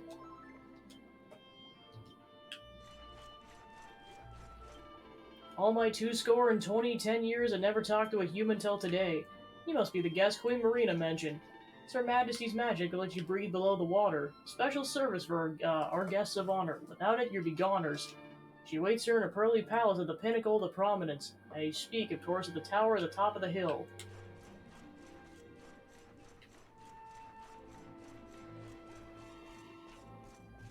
It's a shark! There's no reply. Doesn't seem to understand what Astarion is saying.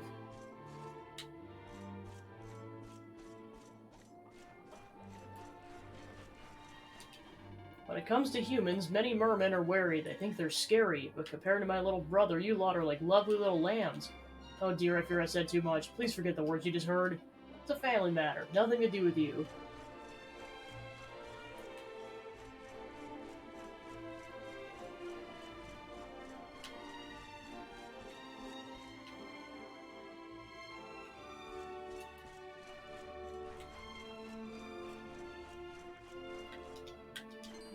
Humans, what are you doing here? Aedas won't give you eternal life. All you get is eternal strife. You're looking for an enormous orb-like pearl? I don't know what you mean, but my wits aren't that keen. You want someone keener, go see Queen Marina. No gills, no fins, a pair of limbs just where his tail should be. My goodness, it's a human being underneath the sea. Hope to meet a human ever since I was in school. Now there's one in front of me. Wow, this is really cool. Hello, random angler fish.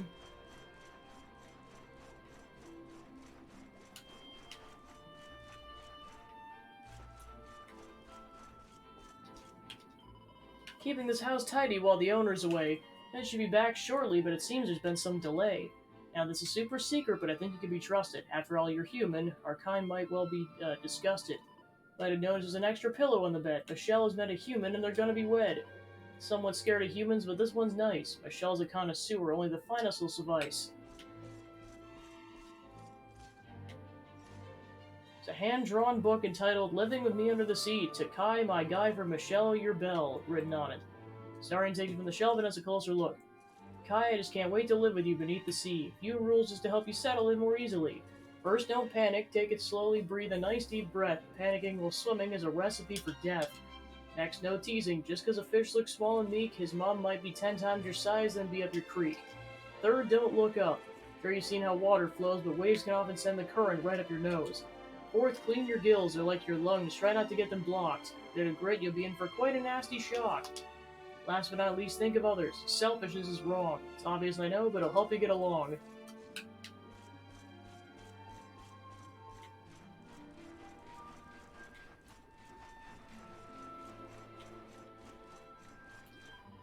Obsessed with humans about 50 years ago.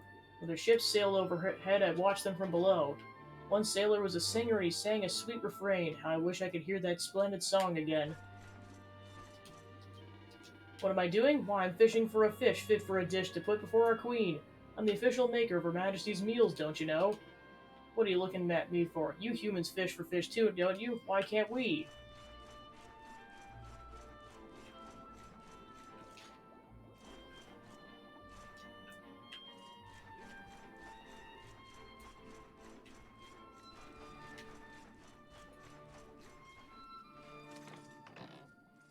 Another mini-medal.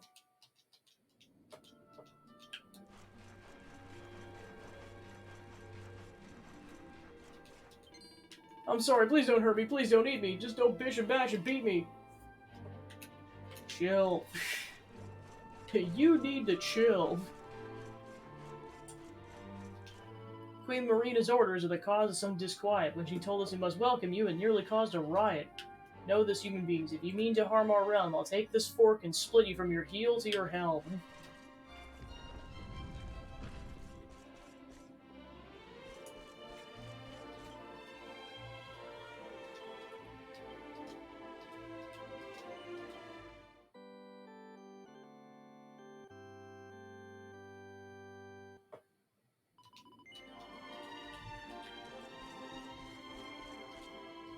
Welcome to the Palace of the Queen Beneath the Sea. Her Majesty awaits you in the throne room presently. Alas, the hall is high above and we don't use stairs, but if you'll permit me, I'll carry you up there. Take my hand, I'll take you up, as simple as can be. So tell me, are you prepared to meet Her Majesty? Very well, hold on tight, we don't want you to fall. A moment's swim will be in the Queen's audience hall.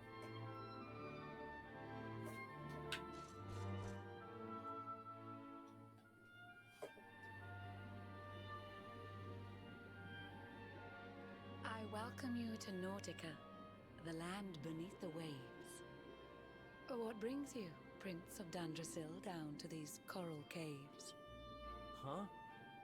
How do you know he's the Prince of Dundrasil? Well, he's wearing their armor for one, but alas. I have a second sight that touches every quarter, by which I keep abreast of all the news above the water. Of doomed love between men and mermaids, let us later speak. First, allow me to present the item that you seek. Behold the shining sphere of green, the orb you humans need. The treasures of the world above are marvelous indeed. Consider this my thanks for what you did for dear Michelle. Pray take it kindly, travelers, and may it serve you well.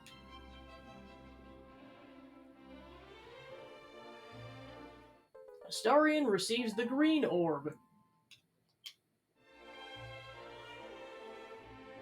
I witnessed the whole sorry tale. It always breaks my heart. The tragedy of man and mermaid doomed to live apart. But while the mermaid's burden holds, such romances are blighted, and love between man and sea maiden fizzles unrequited. For years now I have sought a way to remedy this curse. Alas, my every effort ends in failure or worse. You humans cannot help but seem a fragile kind to we, who live 500 years and more down here beneath the sea. But though the flame of human life burns short, it burns so bright. You never cease to struggle, No, you push, you strive, you fight. And so your kind admire our kind, but we admire in turn. It is the World Tree's will that from each other we should learn. It was the World Tree's will that brought Michelle and Kai together. I pray that in their next lives they may stay that way forever. So too was it the World Tree's will that brought you here today. But now, dear Luminary, you must be upon your way. So set sail on the tide of time that flows ceaselessly on. And if Yggdrasil wills it, we shall meet again anon. Remember, though the paths we walk are filled with twists and turns, all roads lead from the Tree of Life, and to the tree return.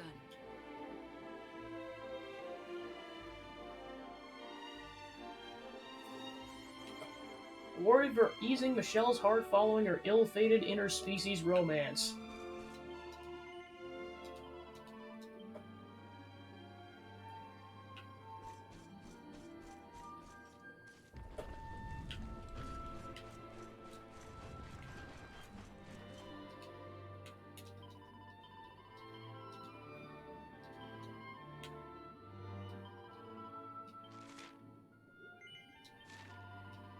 Thank you, let me tell that all I can recall of him was so very long ago my memories grow dim. His ship was brightly colored, silver, gold, chartreuse, and pink. A word was painted on the prow, Gondolia, I think. Does that mean anything to you? Is this some sort of clue? Please find that boy again and have him sing his song anew.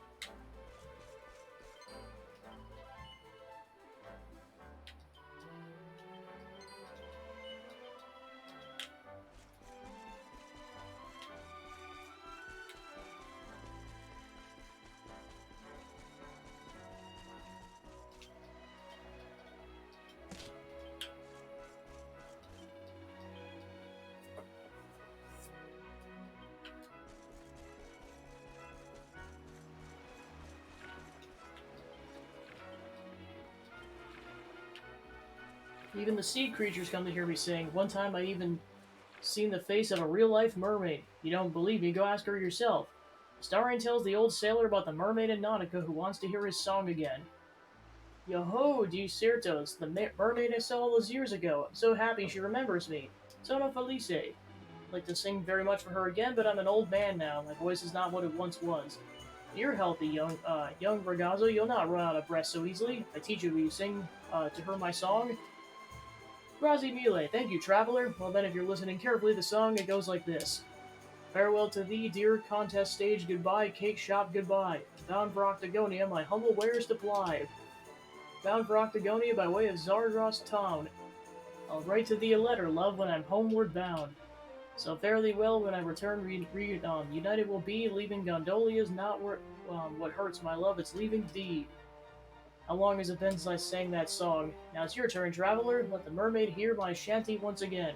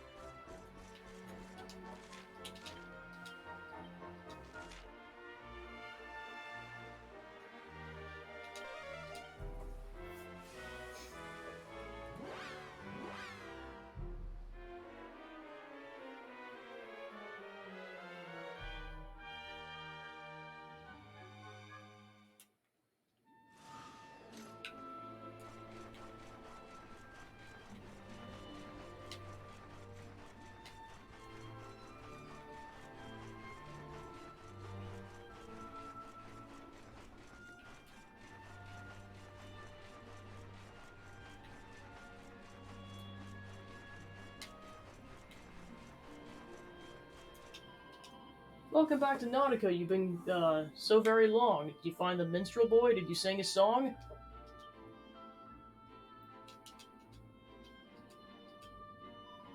That's the one, the pretty little song that I adored. It seems yesterday I heard him strum those sunny chords.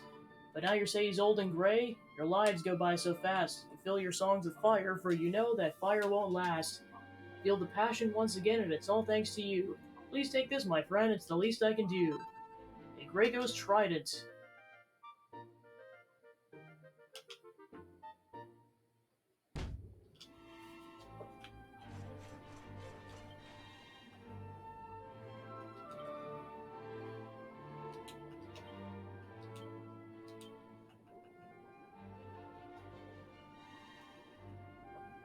Polearm favored by the undersea overlord that can mesmerize nature-based monsters. So yeah, it has the same stats as her current weapon, but just it has that ability.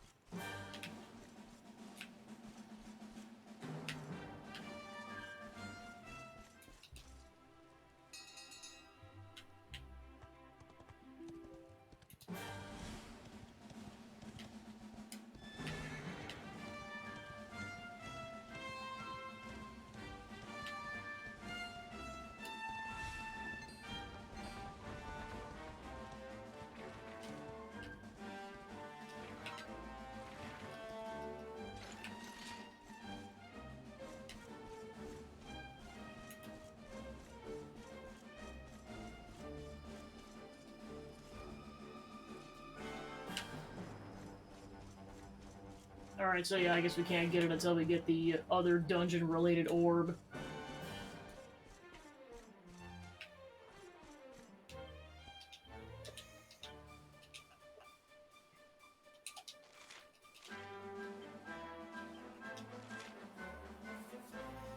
Alright, so basically the other dungeon-related orb is going to be in that snowy region off in the northwestern corner.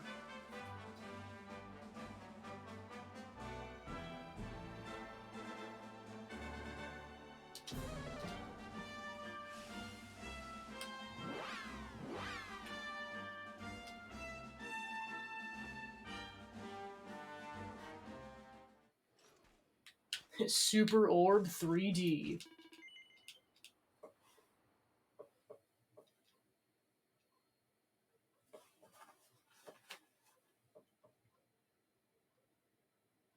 It's a little known fact he's the youngest of 3 brothers.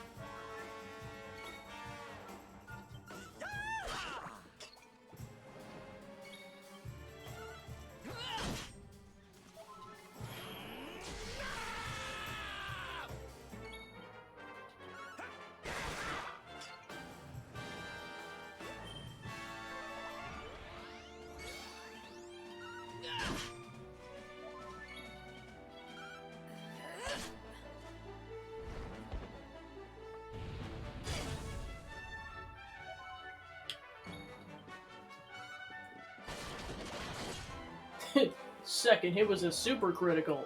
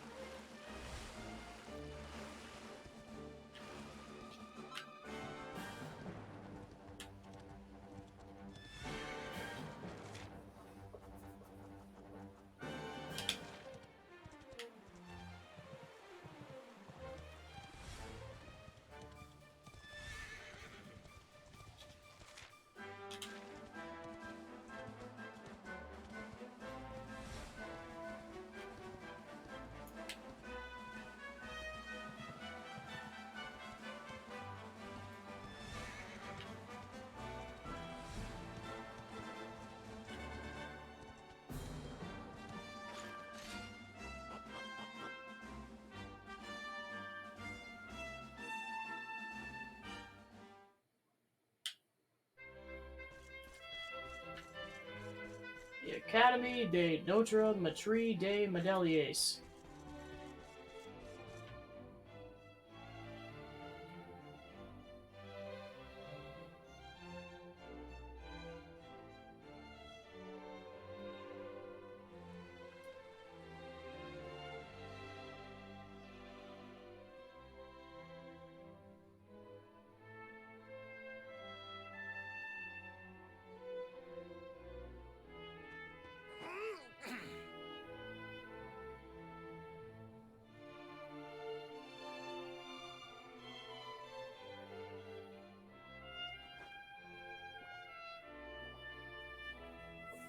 Nath the branches of the birches, daffodils sway and swing.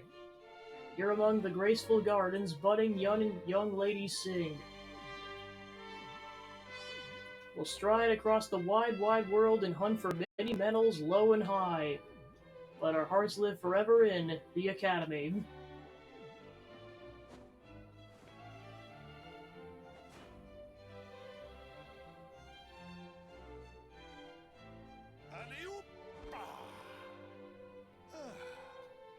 Très bien. A splendid rendition, girls. Now, to your lesson.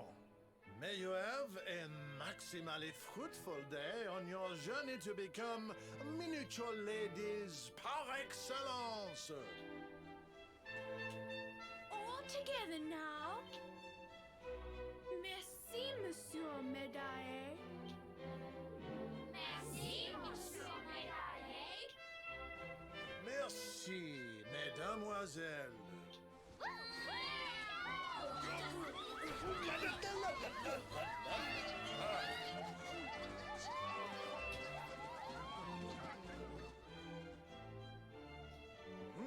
What have we here? It is not so often that we receive les visiteurs. It is a minimally common occurrence, in fact.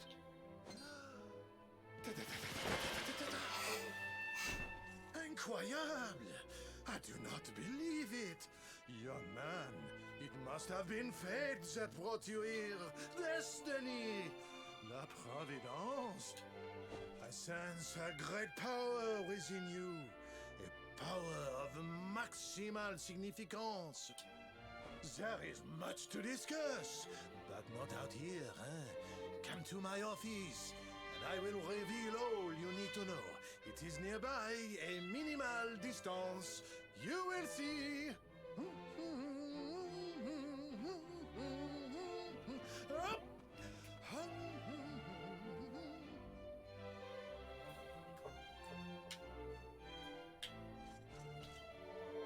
Bonjour, traveler, and welcome to the Academy.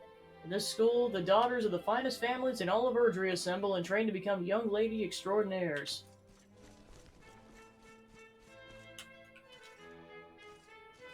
And the first thing we do at this esteemed academy is go in a well. There's a whole tunnel down here.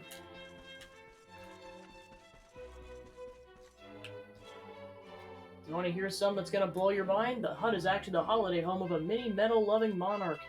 Comes to stay whenever he wants to get in touch with how mini metals feel, hidden away in the shadows. Rich people have such silly ideas all the slime.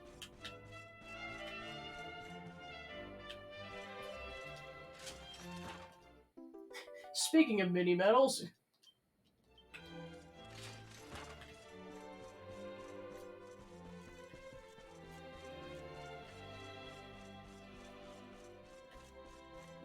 yeah, it'd be fun.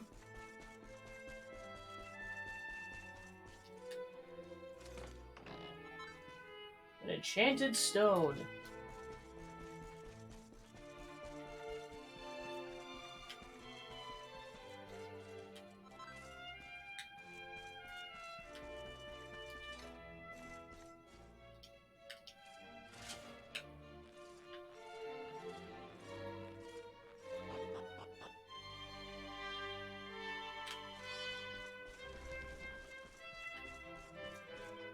Oh, hello there. Welcome to the Academy. Have you met the headmaster? He collects mini medals from all over the world. If you're looking for him, you try his study. It's a little cottage just inside the main building.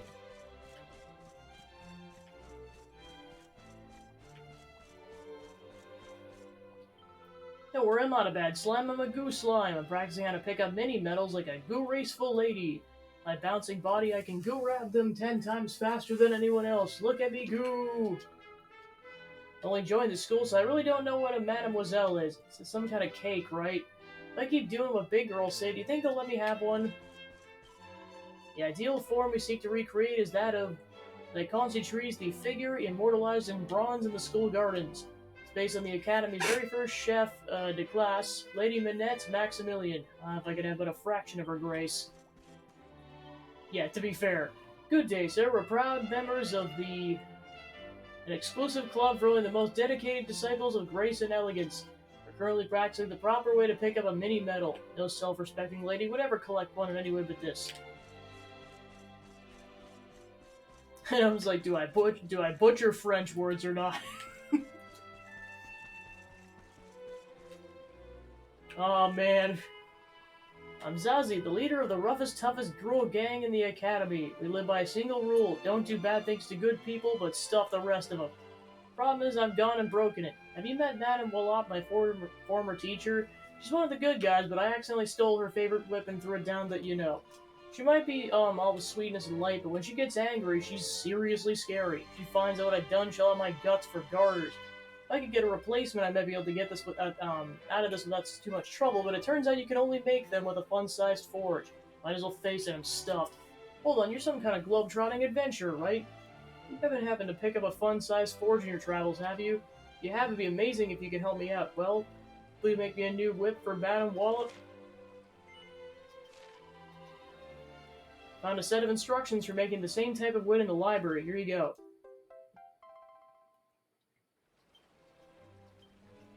Queen's Whips.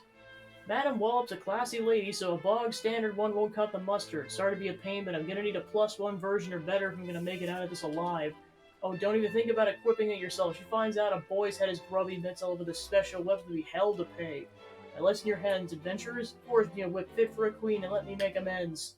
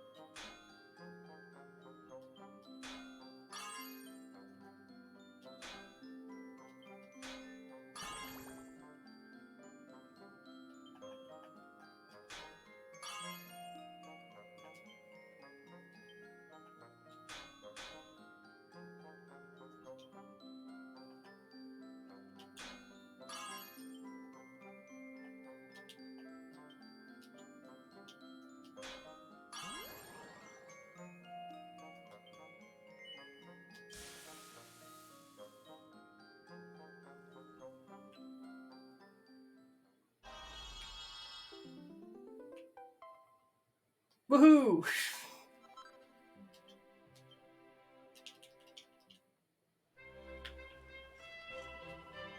Hello again, adventurer. How's the forging coming along? Have you managed to make a queen's whip where that'll meet her ridiculously high standards?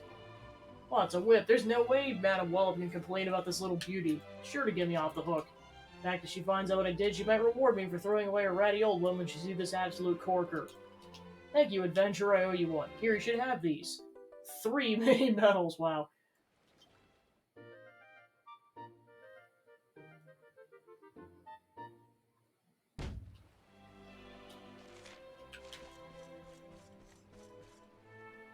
Look at all those chickens! Do not stare at me. I believe the words you're searching for is Bonjour, Madame Labouche. I don't know what he's thinking allowing such inelegant young man to wander around the academy. The girls are honorable, and one day will be shining stars of the Erdrian high society. Should not be mixing with riffraff. I know, that'd be funny. As the head of the department, it's my duty to ensure that all who come here leave with the required standard of elegance, and that includes you.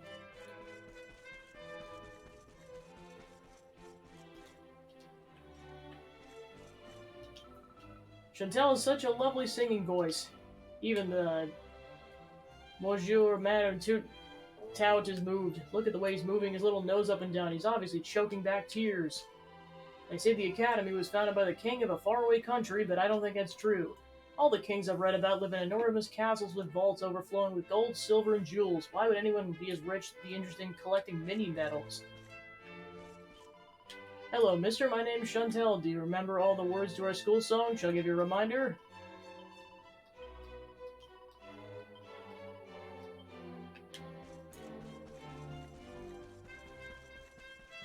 Time to go inside the building.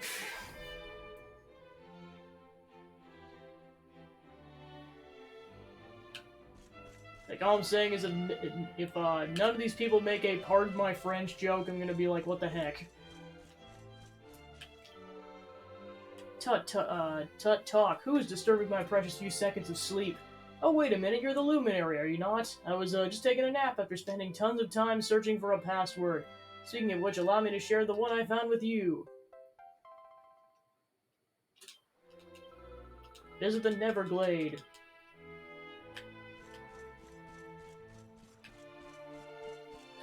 Yeah, and then if you touch this Yggdrasil root, you can visit past cutscenes, which is cool. My grandma's a famous botanist. That means she studies plants. When she was a little girl, she came to the academy just like me.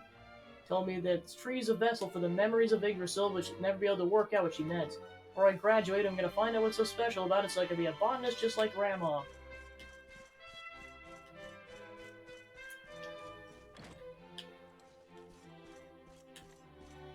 Don't mind me, just gonna smash your pots with a metal.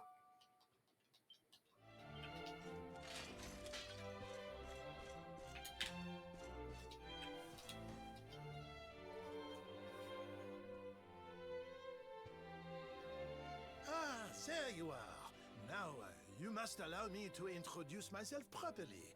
I am Maxime Médaillé, and this is my humble establishment, l'Académie de Notre Maître des Médailles, a school in which miniature ladies bloom into beautiful full-grown flowers. As part of the education, we encourage our pupils to journey through all the lands of Edrea and to gather the maximum number of mini-medals they can find. As they hunt for medals, they immerse themselves in the cultures of the world and acquire at least a minimum of, how you say, savoir-faire. But every so often, a born medal hunter comes along. I sense this in you. I see the most maximally adroit medal detector of my career before me. However, there is one miniature problem. The Academy is for young girls and young girls alone. Sadly, I cannot offer you a place here. But what if I have 3 of my party members do it for me? Will you take Serena, Veronica, or Jaden as your pupil? But does this mean I will allow such potential maximal to remain I know they're all 22 to 23 years old, but I don't care. Put them in. No! By the power vested in me, I hereby enroll you as an honorary Alright, that works too. of l'Académie de Notre Maître. Or if we're going that route, there's a bunch of mermaids that would take it on. They have centuries to look for those darn medals. Now to the formalities. First, take this. It's an object of maximal importance. Receives the Album of Medals. This album is used to keep track of how many mini-medals a student collects during, or in your case, your time at the Academy. For each and every mini-medal that you bring to me, I'll add a minuscule stamp to its pages. And the more stamps you collect, the more maximally magnificent your rewards will be. Now go, young man. Your quest to collect the maximum number of mini-medals has officially begun. Seek them out, pick them up, and bring them to me. 20 mini medals. Magnificent. Allow me to stamp your album.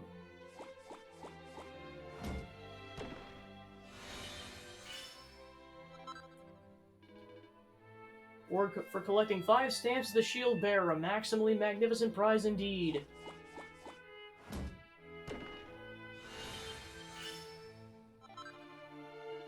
Got the Hermit's Hat. Got just enough to finish the first page. Is the Ruined Staff, a So yeah, completely filled a page of your album. This is not a miniature achievement in the slightest. You've maxed out this page, but your career as a metal detector extraordinaire is not at an end. It's time to turn over a new leaf.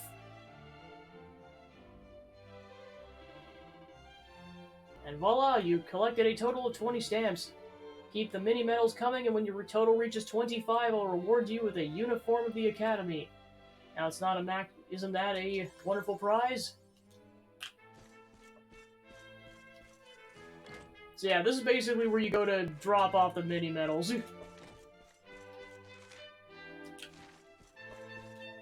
Welcome to the Academy. I'm Madame Augustine, and I've been the teacher here for 40 years. Can't count the number of times young girls that have passed through these halls at all. So many happy days.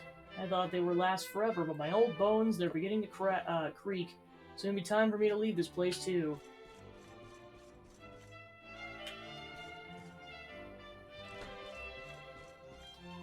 Listen to me, girls. You must never ever set foot in the Eerie Ire. Its entire path to the east is strictly inherent. It's forbidden to go there. The valley is ruled by a cruel and covetous Elysium bird. If ever that feathered fiend sees anything shiny, it seizes its talons and takes it to the nearest nest. You should catch sight of the twinkle of your beautiful eyes, girls. Those orbs brilliant. You'll sure think them priceless jewels and pluck them from your heads. Do not believe me how terrible that place is. There's a book in the library that will tell you all the gruesome details. I advise you to read it from cover to cover. So this is basically the feeling, hey, go there because one of the orbs is there. Oh, hello, I'm Candida, the chef de classe. My role to look after the other girls and keep them in line, but they really don't make it easy for me. Take young Liv, for example. Why, just the other day she saw an Elysian bird carrying a silver spear in its claws and decided to chase after it. She followed all the way to the Eerie Ire. We might not have seen her again. Oh, it gives me the shivers just thinking about it. I'm Chloe, this is my sister Cleo. We're identical twins. So you're the honorary student they told us about, are you? I love your hair. It looks so silky and smooth. I want to run my fingers through it. Expect my sister will say exactly the same thing. We're twins after all.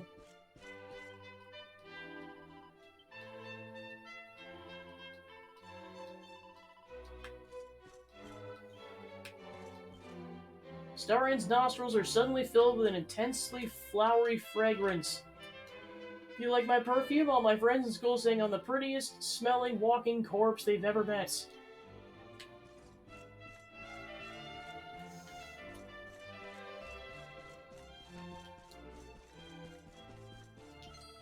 Ah, you're him, are you? The first honorary student in the history of the Academy, and you're a boy. What a shocker.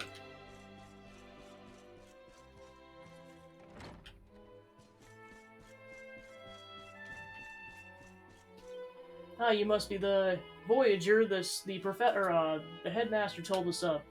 I'm Madame de Beauvoir, Vice Principal of the Academy. Perhaps you might be able to help me with a unique private investigation. I was tidying the bookshelves in the library the other day when I made a strange discovery. Amongst the old and dusty textbooks, I found a diary. That was probably left behind by an ex-student, a girl who had once studied here, so I peeped inside, but what I found was the crooks at Encore Crooks. Very strange indeed. Tell me, Voyager, will you help me get to the bottom of this little mystery? Thank you very much. Bon allures, let me tell you what was written in the journal. Here I will bury my memories where the shadow of the birch tree that we dreamed beneath stretches in the evening light. All that I leave behind, I leave to you, my dearest friend. Maybe merely my imagination, but I can't help thinking that this message is meant for me. Your girls, my best friend, and I would often sit on the swings beneath the old birch branches and sing of what our lives would be like in your grandest personas. This message from her, then I know what it means. What's buried out there in the garden? I would like to go and search myself, but alas, during the day I'm busy with my work, and at night I can't see where I'm digging. If you would search the garden in my stead, I'd be very grateful indeed. At bien, allow me to read the message to you another time.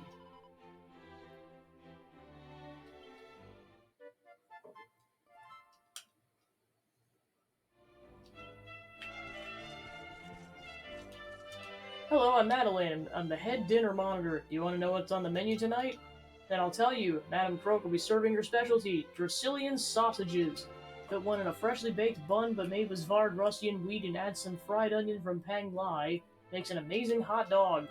Tonight's soup is cream of vegetable, and for dessert we have strawberry cake from the finest bakery in Gondolia and exotic fruits fresh from Honolulu. My mouth's watering just thinking about it. Dinner time can't come quickly enough. I wonder what's for dinner.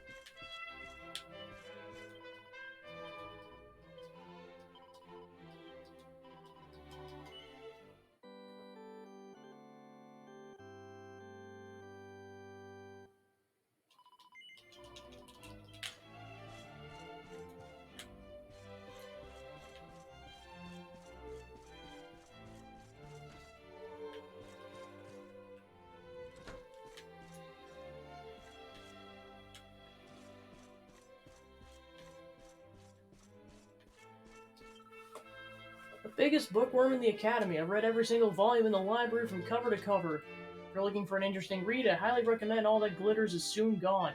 It's about the Elysium bird that lives in the valley to the east.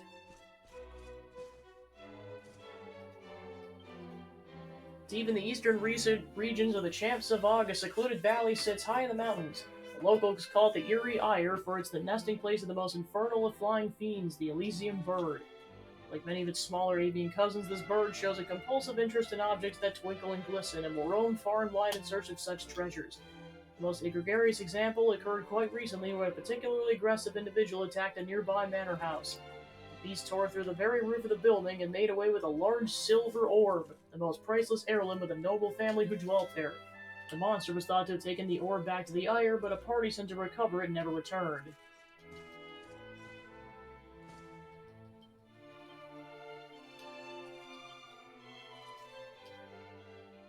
Seems they both and the treasure they sought will never be seen again. Looks like the previous year's students register. There's a list of all kinds of weird and wonderful names, followed by a note saying the register for next school year will be compiled soon.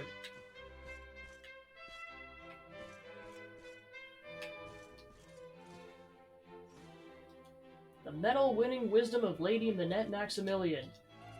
If you ever are lost as to how to be perfect little ladies, I ask you to do one thing for me. Remember the example of the mini medal hunt. What's the first thing we do when we set out on the search of our little friends? That's right, we unroll our trusty world maps and think carefully about where we begin our search.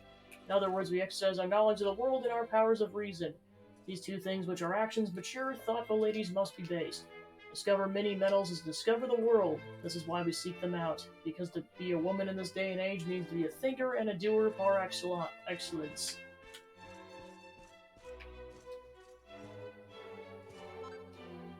Next level neckwear. Make stars of clarity, necklaces of immunity, and full moon collars, rousing rose collars, caravaries, torques of truth, protective pendants, chokers of riddance, dogged collars, and papillion pendants. Perfect picnics for monster riding mademoiselles. Skull Rider's stead is fast and strong, but not so fast that the rider's tummy doesn't start to rumble before he reaches his destination. Anyone who's traveled on Monster Back knows it's hungry work. This is why whenever I set out the world atop of Monster Mountain, I make sure to pack a hearty lunch. 2 large rounds of sandwiches and a pot of coffee with 3 lumps of sugar and plenty of milk. The perfect traveler's picnic. With that in my knapsack, I'm ready to sit back and watch the world go by in style, knowing I have a real treat awaiting me when hunger strikes. Hello, I'm Conchella, and I'm a shell slime. Someone asked what I got a foot but no legs. The answer is me. I love a good riddle. I'm just putting the finishing touches on my most mind-bending, brain-straining riddles yet. As soon as they're ready, I'll challenge you to a royal riddle bonanza. Jackpot.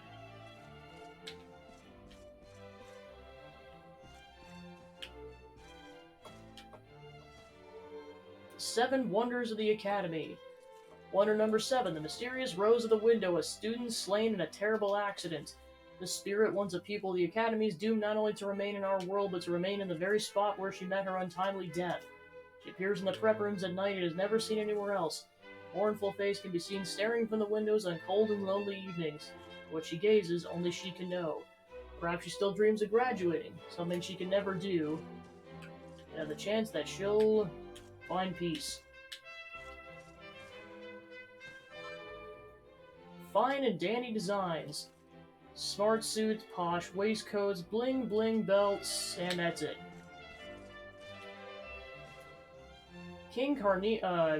Charlemagne's maximally marvelous idea. Since long before the Metal King ever became a king, he lived only for his beloved mini-medals. Gathering as many of his little golden friends as he could was all he ever cared about. But the moment he held his newborn daughter in his arms, something changed. Suddenly he found himself caring about someone else's happiness. He wanted the best for his little girl, no matter what it took. For 3 days and 3 nights he racked his brains trying to think how he might ensure the princess grew to be a wise, graceful, beautiful woman who loved mini-medals just as much as he did. Then on the morning of the 4th day, as he performed his daily exercises, specially tailored to help him seek out mini-medals, of course, he had an idea. Eureka, he shouted, I shall create a school where young ladies can learn of the wonders of mini-medals. So the Academy was born.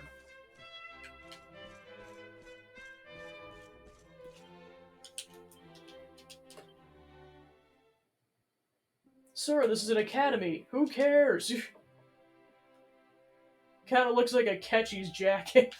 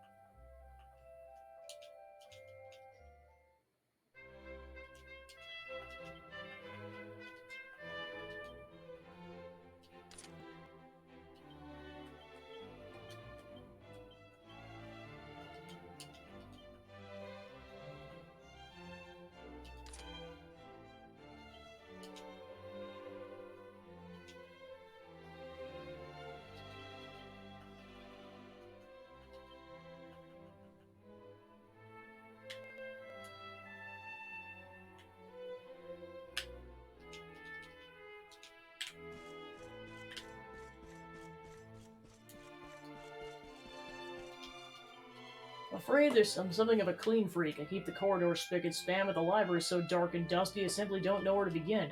Sure, the books must be valuable. Our school's ever such a good one after all, but they're so musty and moldy and old. Sure, an adventurer like yourself would find them absolutely goldmine of useful information, if you can bear the pong.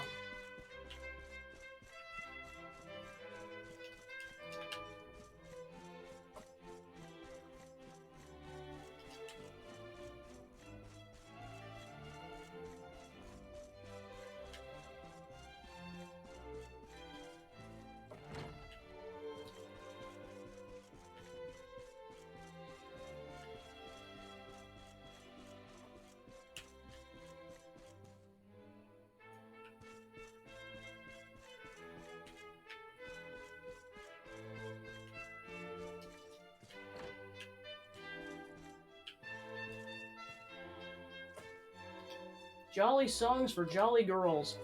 Grubby Grubby Grublins, a traditional Svarrussian folk song. Don't be shy, sing along.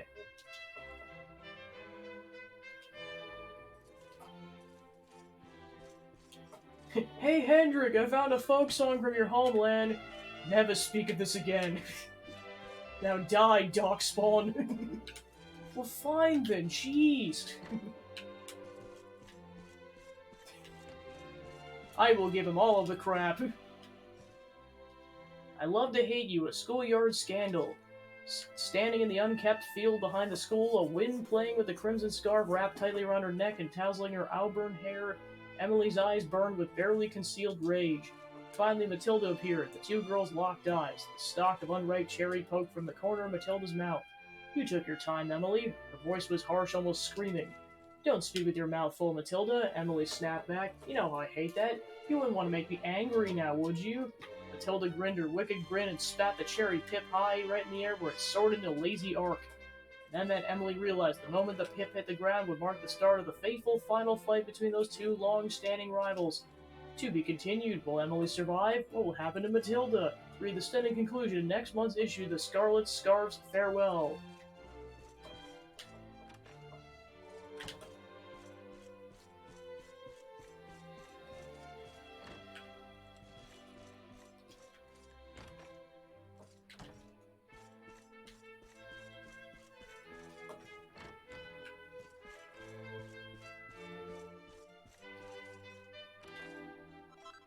A feathered cap.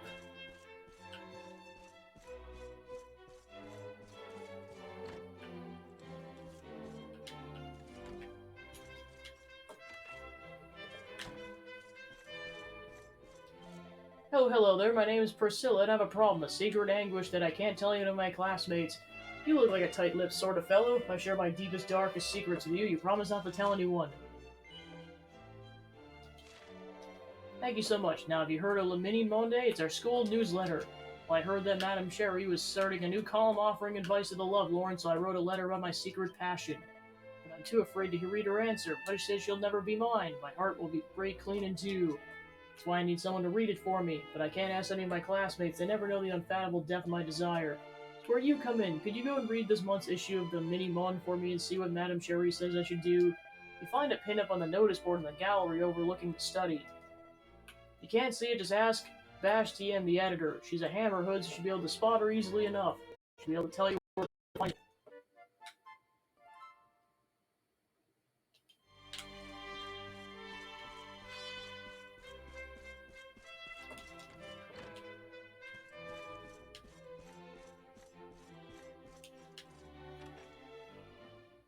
A mini medal? Who would have thunk we'd find mini medals in the Mini Medal Academy?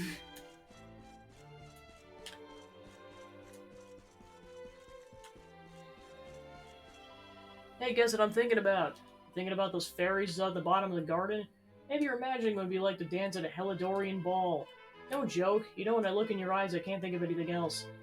Oh, you're such a bully.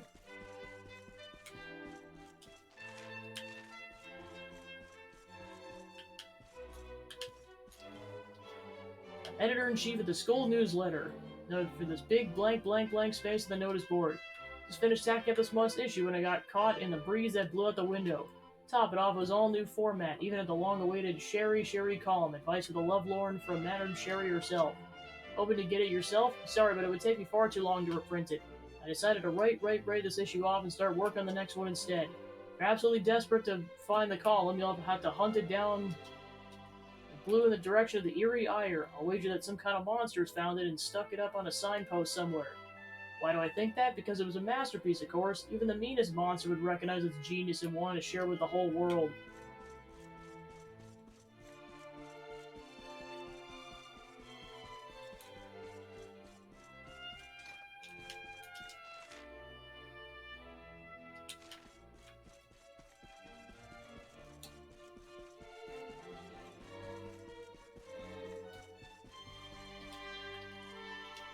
Hola, darling. I'm training to be just like my idol, an absolutely fabulous masked martial artist who goes by the name of Sterling Silva. I can do a decent impression of the cool way he talks and all those dramatic gestures he does, but the one thing I'd never be able to replicate is his amazing physique. Not yet, anyway. Miguel Silvano's like, keep going at it, darling. You're doing amazing.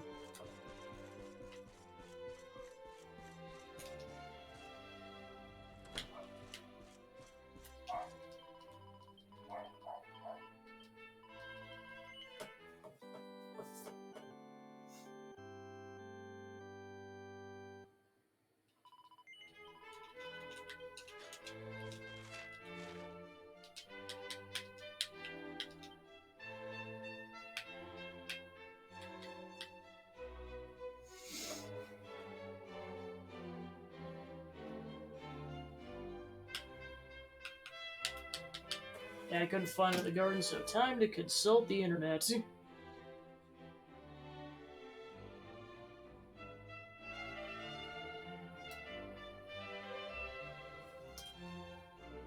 Hold on a second. Sucker.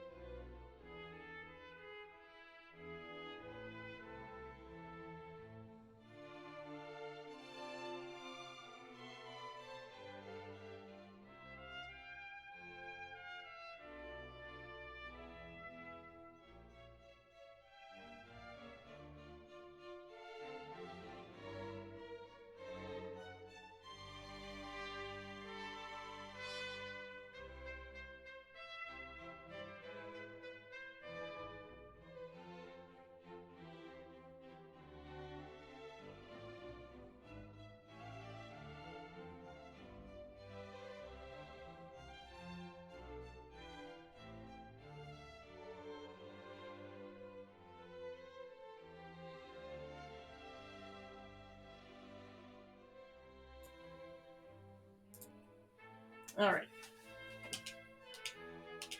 Parents just needed something from the office. Probably only gonna go a few more minutes anyways. I'm just gonna finish up that side quest, and then I'll be back with this bright and early in the morning for a couple of hours. Alright, back to looking up side quest crap. What the heck was this sucker called again?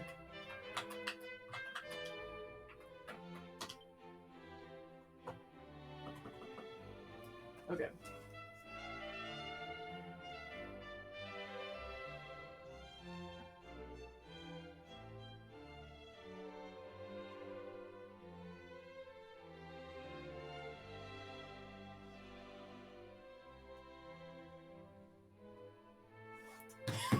Okay, that is misleading as heck.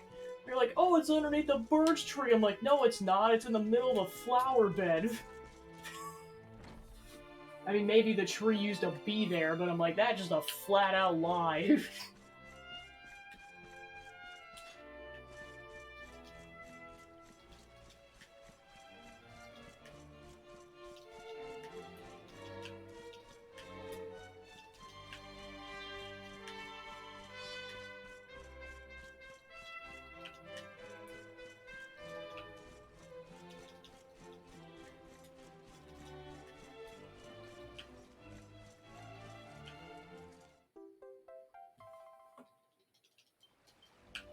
There we go.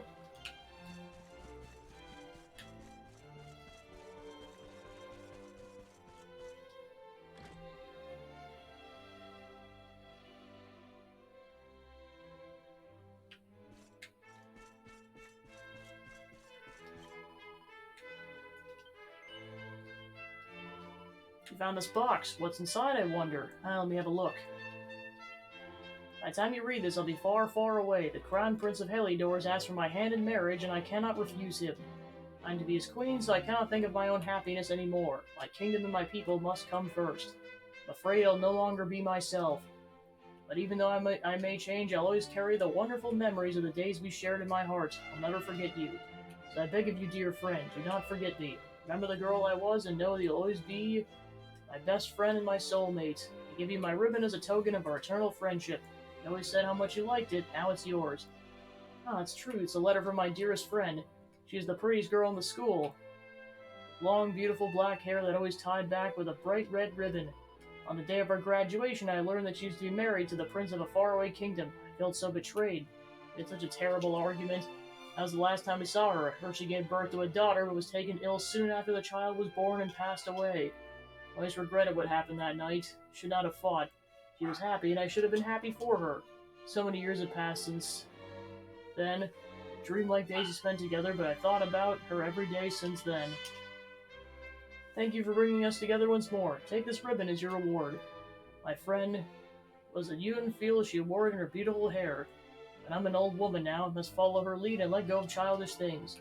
Let your companion wear it instead. She's a belle with long black hair that's like that of my friend. That might be your kid, dude. Sure, it'll suit her just as much as it did my friend.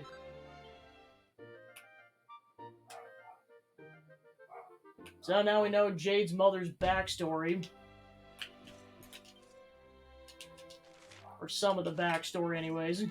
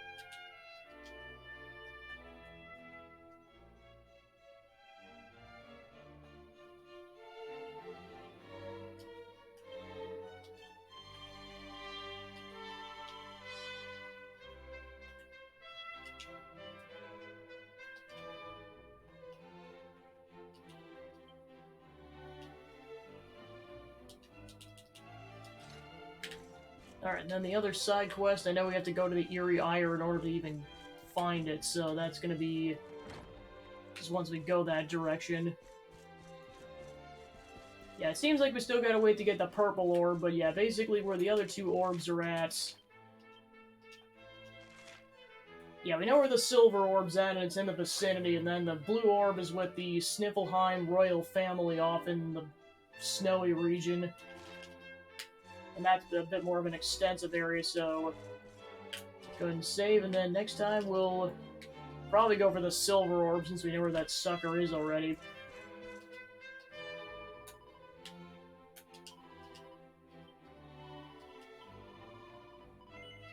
Yeah, unfortunately we can't get the purple orb yet because it's still sealed off by a magic door. Alright, so we'll leave it there for today. Alright, so thanks for tuning into the stream. I was able to get some more progress done in the game, and then we'll continue that up in the morning, as well as continuing Trials of Mana and Paper Mario. That's about it, so let's see who we can go raid. Go raid Mr. Maniacal himself. Alright, cool. So thanks for tuning in, and I'll see you guys tomorrow. Take care.